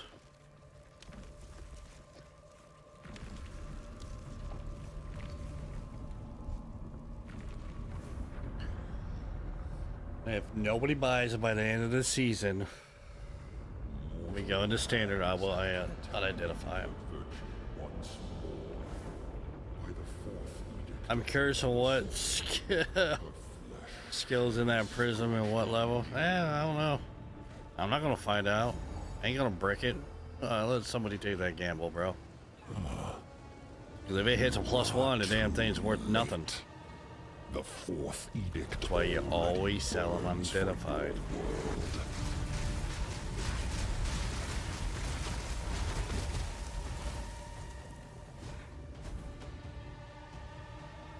Your affliction upon her will soon be erased. Another Yes. to power.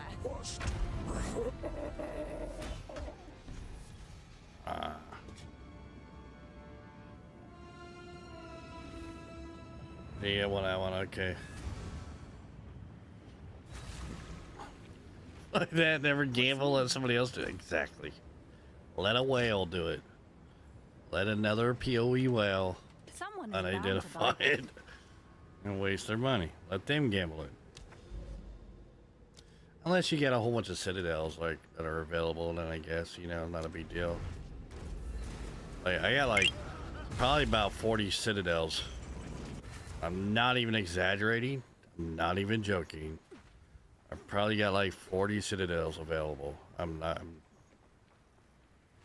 just don't feel like doing them. Like my map is massive. Yo, someone, thank you for the follow, man. Appreciate you. Welcome to the peanut game, baby. Gang, gang.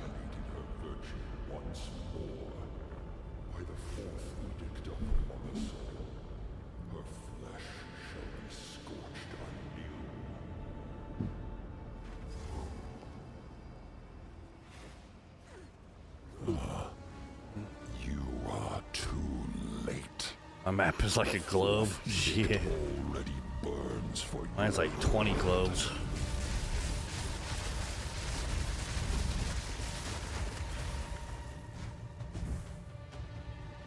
Come on, can we get a third? Can we get a third prism? upon her will soon Can we get a third one?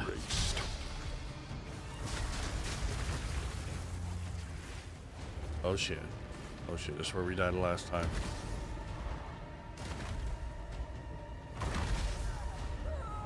Oh, what? It didn't even hit me directly. It drained me. The only problem about having rarity rings. The fourth We'll lose our defense. burns for your world.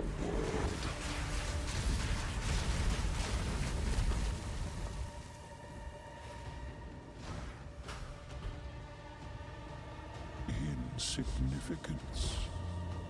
This is the legacy of humanity. The Mother Soul must. That ain't worth shit. This might be worth something. Be a lot better if it was a 20 though. I don't even know, can you even get 20s? 10 div? Can you even get a 20 dropped by this guy?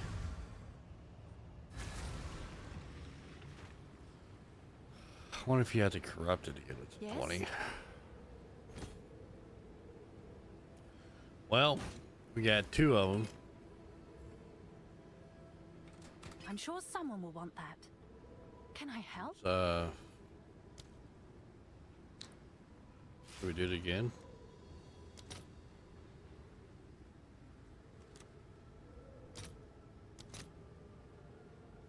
So 160. I'll post it right away. So that's 160, right?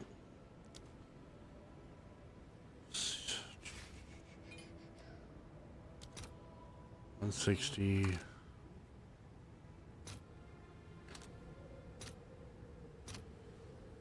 if there are any takers.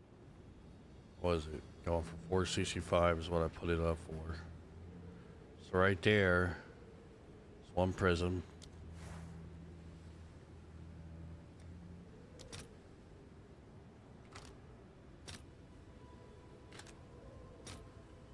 $320. So basically, you're only making close to 200 divine. I'll fill that in as soon as I So, if you get 2 prisms,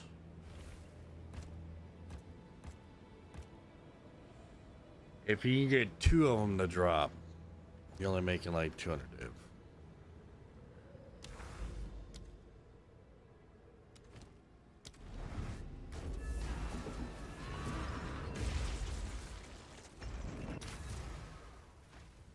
That's sad. It is. It's like pitiful. I mean, it's more than what you were making a temple by yourself. X temple.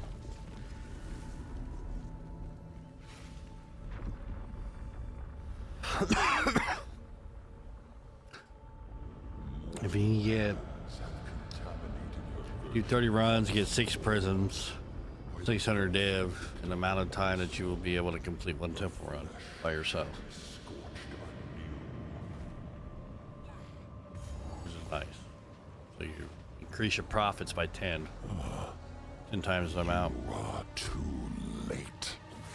The fourth edict already burns for your world.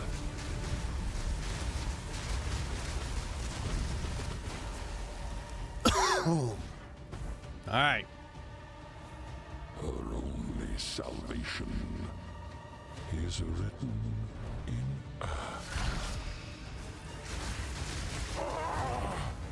This is just faster? Yeah.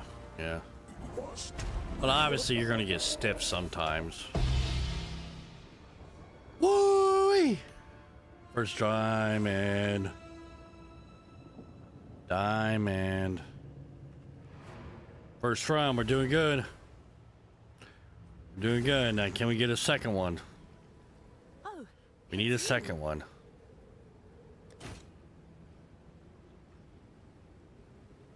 Somebody try to undercut me at all? Nope. Good. 465. Let's. I'll do what I can to sell it for you. Can we get a second one?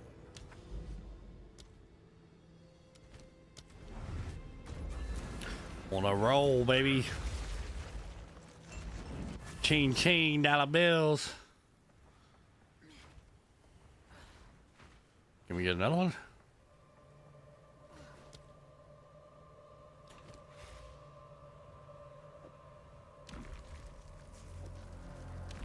Should be able to get another one, right? 10 runs. We should get 2. Easy money.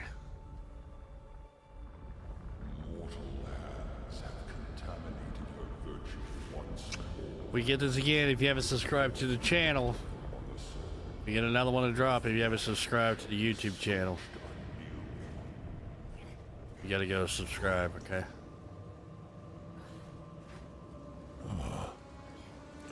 Alright, trying to get 10,000. The 4th edict. 10,000 subscribers on YouTube. We're at 3,000 and some change.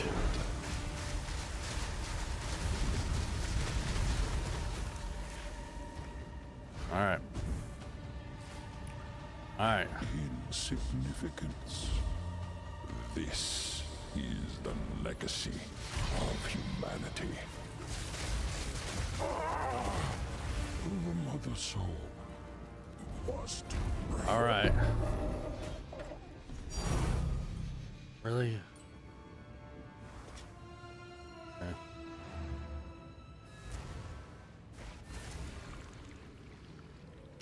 That was a dud. Someone is bound to buy that. Have an order?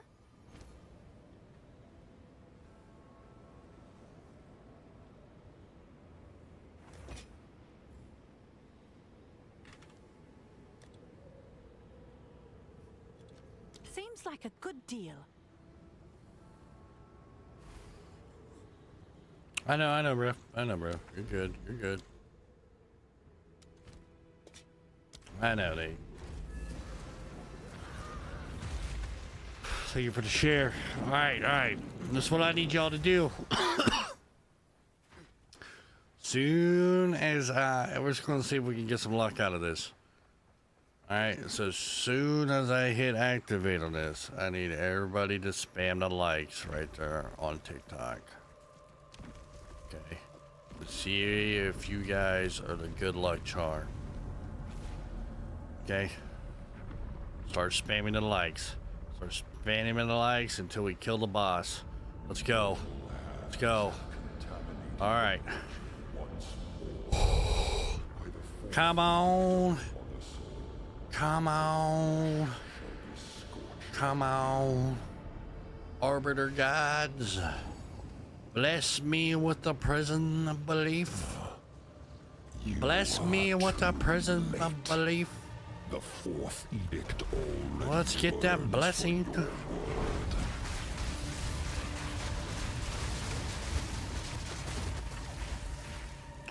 Alright guys, keep spamming them. Keep spamming them, let's go. Let's go. Let's go, I feel it. I feel it. I feel it. Froze that guy midair. Alright. Alright. Oh my god, we got it! All we needed was the likes, bro. Are we on to something?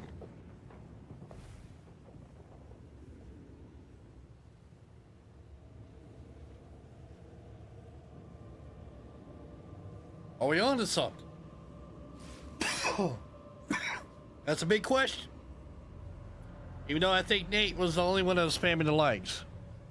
Those likes, those numbers should have gone up. Would you be mad if I left it? Alright, we just made 200 divine. Yes? Well, 400 div. Few cells.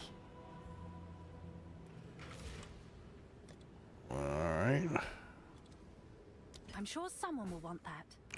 Okay, can we get a third? Alright. We got our 2, so now we're in profit margins. Okay.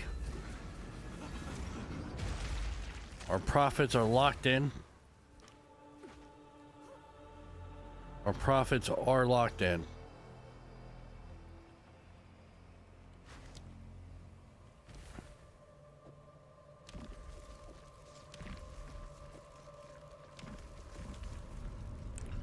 Okay, this will be, we'll see here, 2, 4, 6. This will be the fourth one. Okay, fourth run.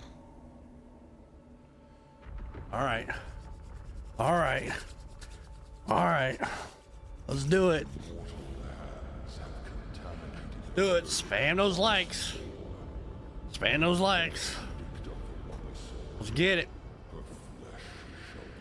Let's get it.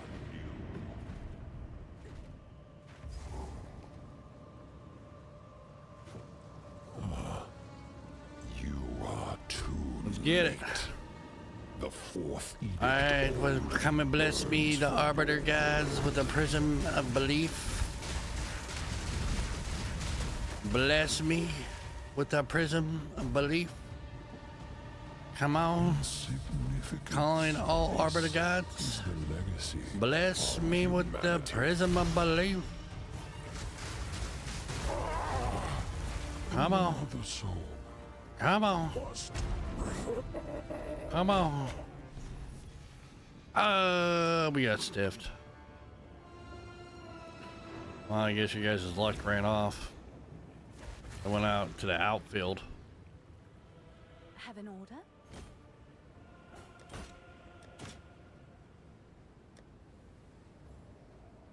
Seems like a good deal. All right. I think we can get it. I'm confident that we most likely can get a third one. I used all the luck on the last one. Yeah, it left your fingertips, bro. We absorbed it all. We absorbed it all. I was like it as fast as I could. If you get carpal tunnel, okay, don't explain why to your doctor, all right? Yeah, I was spamming the like button on a TikTok live so fast. And I'm getting to carpal tunnel. Mortal lands have contaminated her virtue once more. By the fourth edict of the Mother Soul, her flesh shall be scorched anew.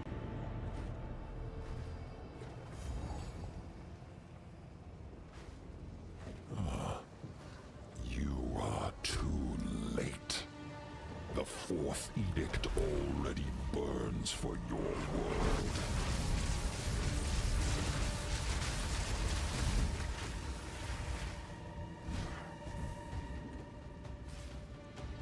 Insignificance. This is the legacy of humanity. The Mother Soul. Okay. Must Okay.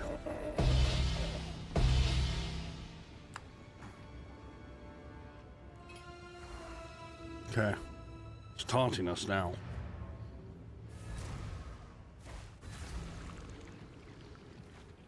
Hail.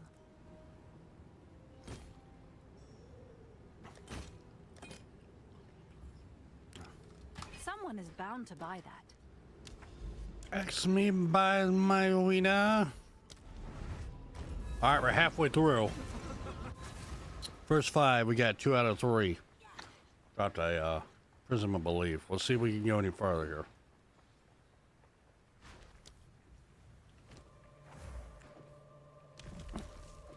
We're set at 218% rarity.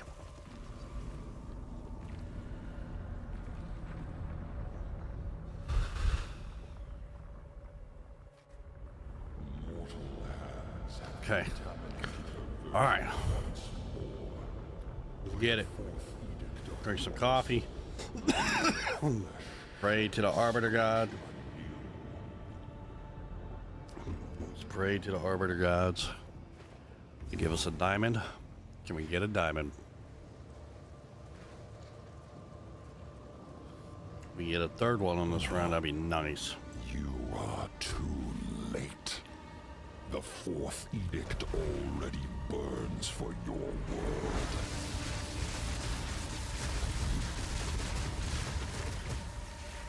All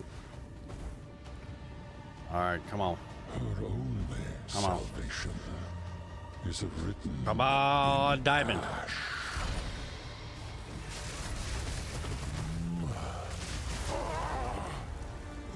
Calling all the diamonds. Calling all the diamonds. Oh, yeah!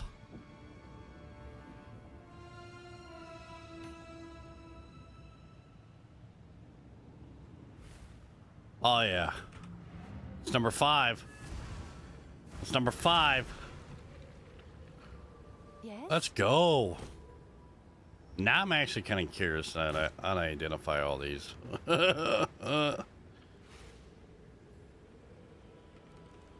I'll do what I can to sell it for you. It's 5 diamonds. It's 5 diamonds right there, baby. All right, we got 4 more to go. 4 more.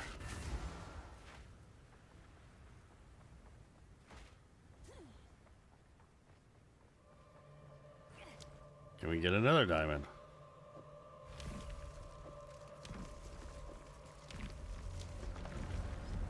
Can we get another diamond?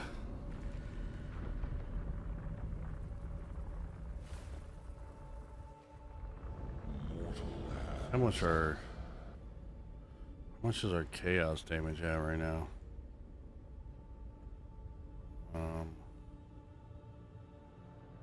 No.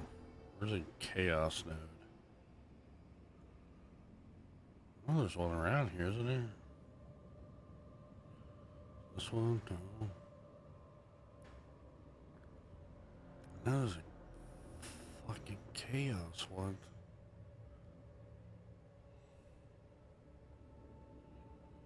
Curse magnitude, curse magnitude.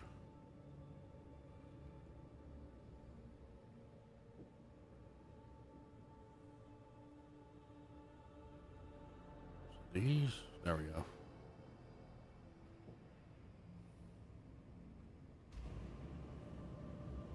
Gotta wait till we get off of this.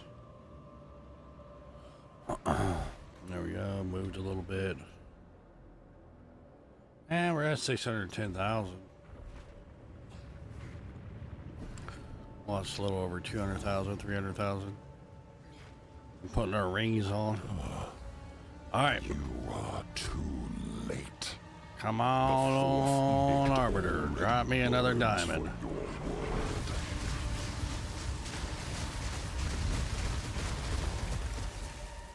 Drop me another diamond, dude. I'm on. Insignificance. You know you want to. Is the legacy of humanity. I know you want to give it to me. I know you felt bad. Come on. 2 in a row. Nope. Nope.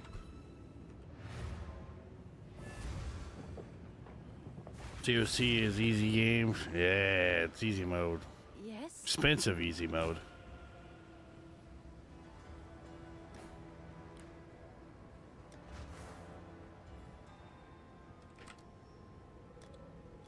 I'll do what I can to sell it for you. Oh, shit.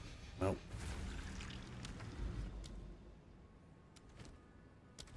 All right, we got 3 left. 3 left. Can we get a diamond in these 3?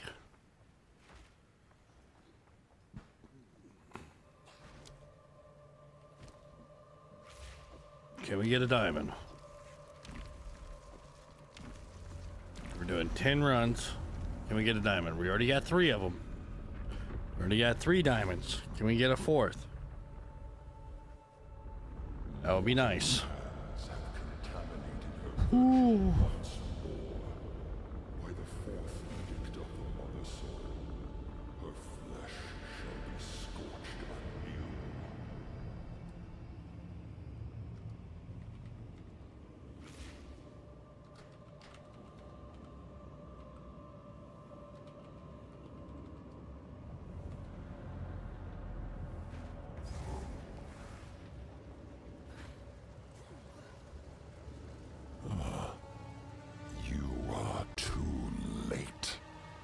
The fourth edict already burns for your world.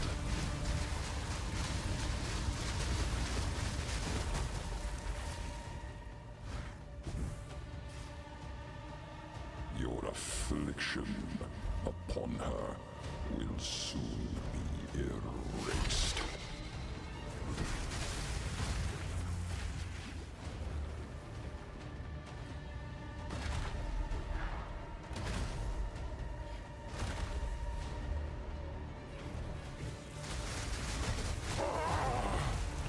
Since it had me run around. Where'd it give me it? No? Why the hell would it give me that? That's weird.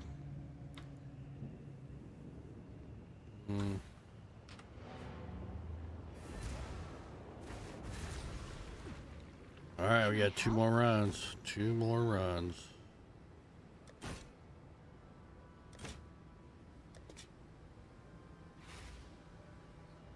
See here. I'll do what I can to sell it for you. 2 more runs.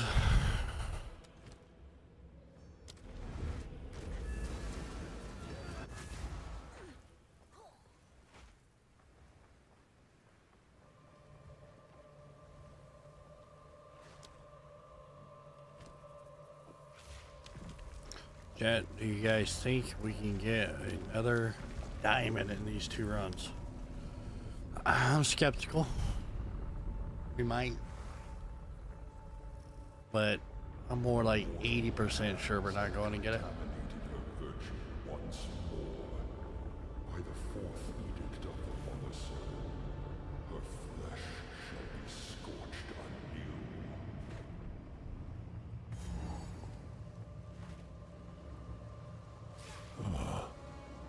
You are too late. Alright, wakey wakey. The fourth edict wakey wakey. burns for your world.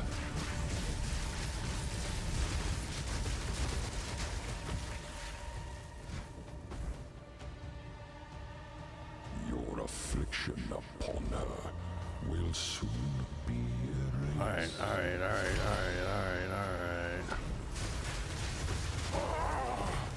The Mother Soul must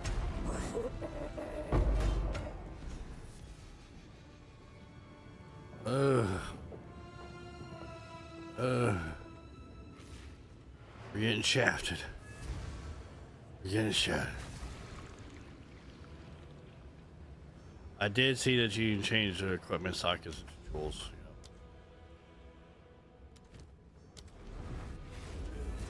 I don't know why you would though. I know that you can. There's more crafting for jewels now too.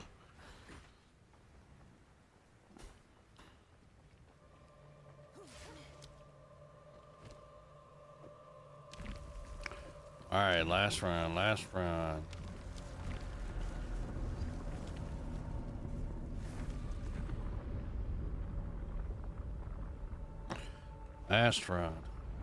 mortal hands have contaminated her virtue once more. By the fourth edict of the Mother Soul, her flesh shall be scorched anew.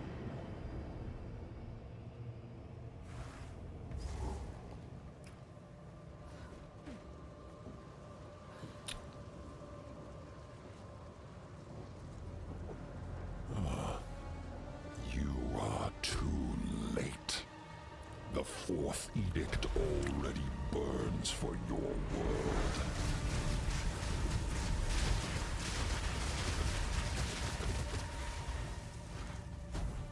Right. Insignificance. This is the legacy of humanity. Such a pathetic end. Must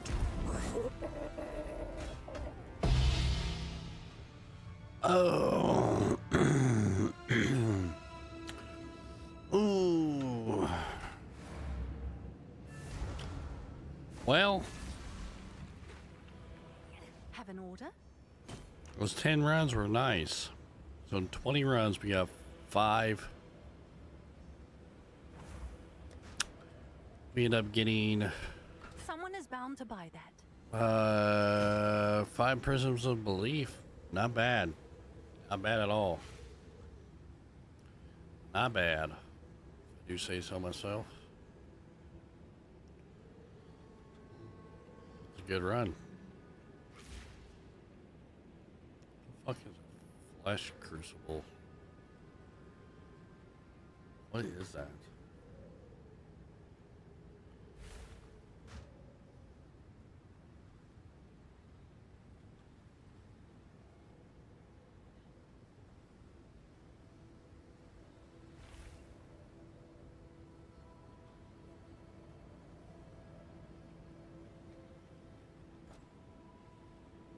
Have an order?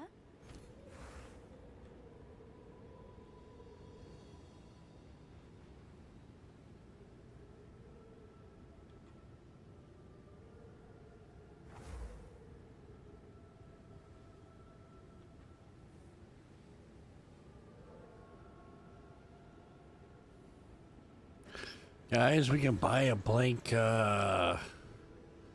Dorn Diamond.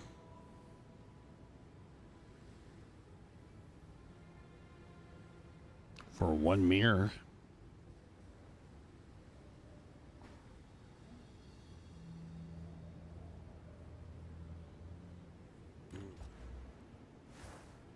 We gotta identify these. They automatically come corrupted.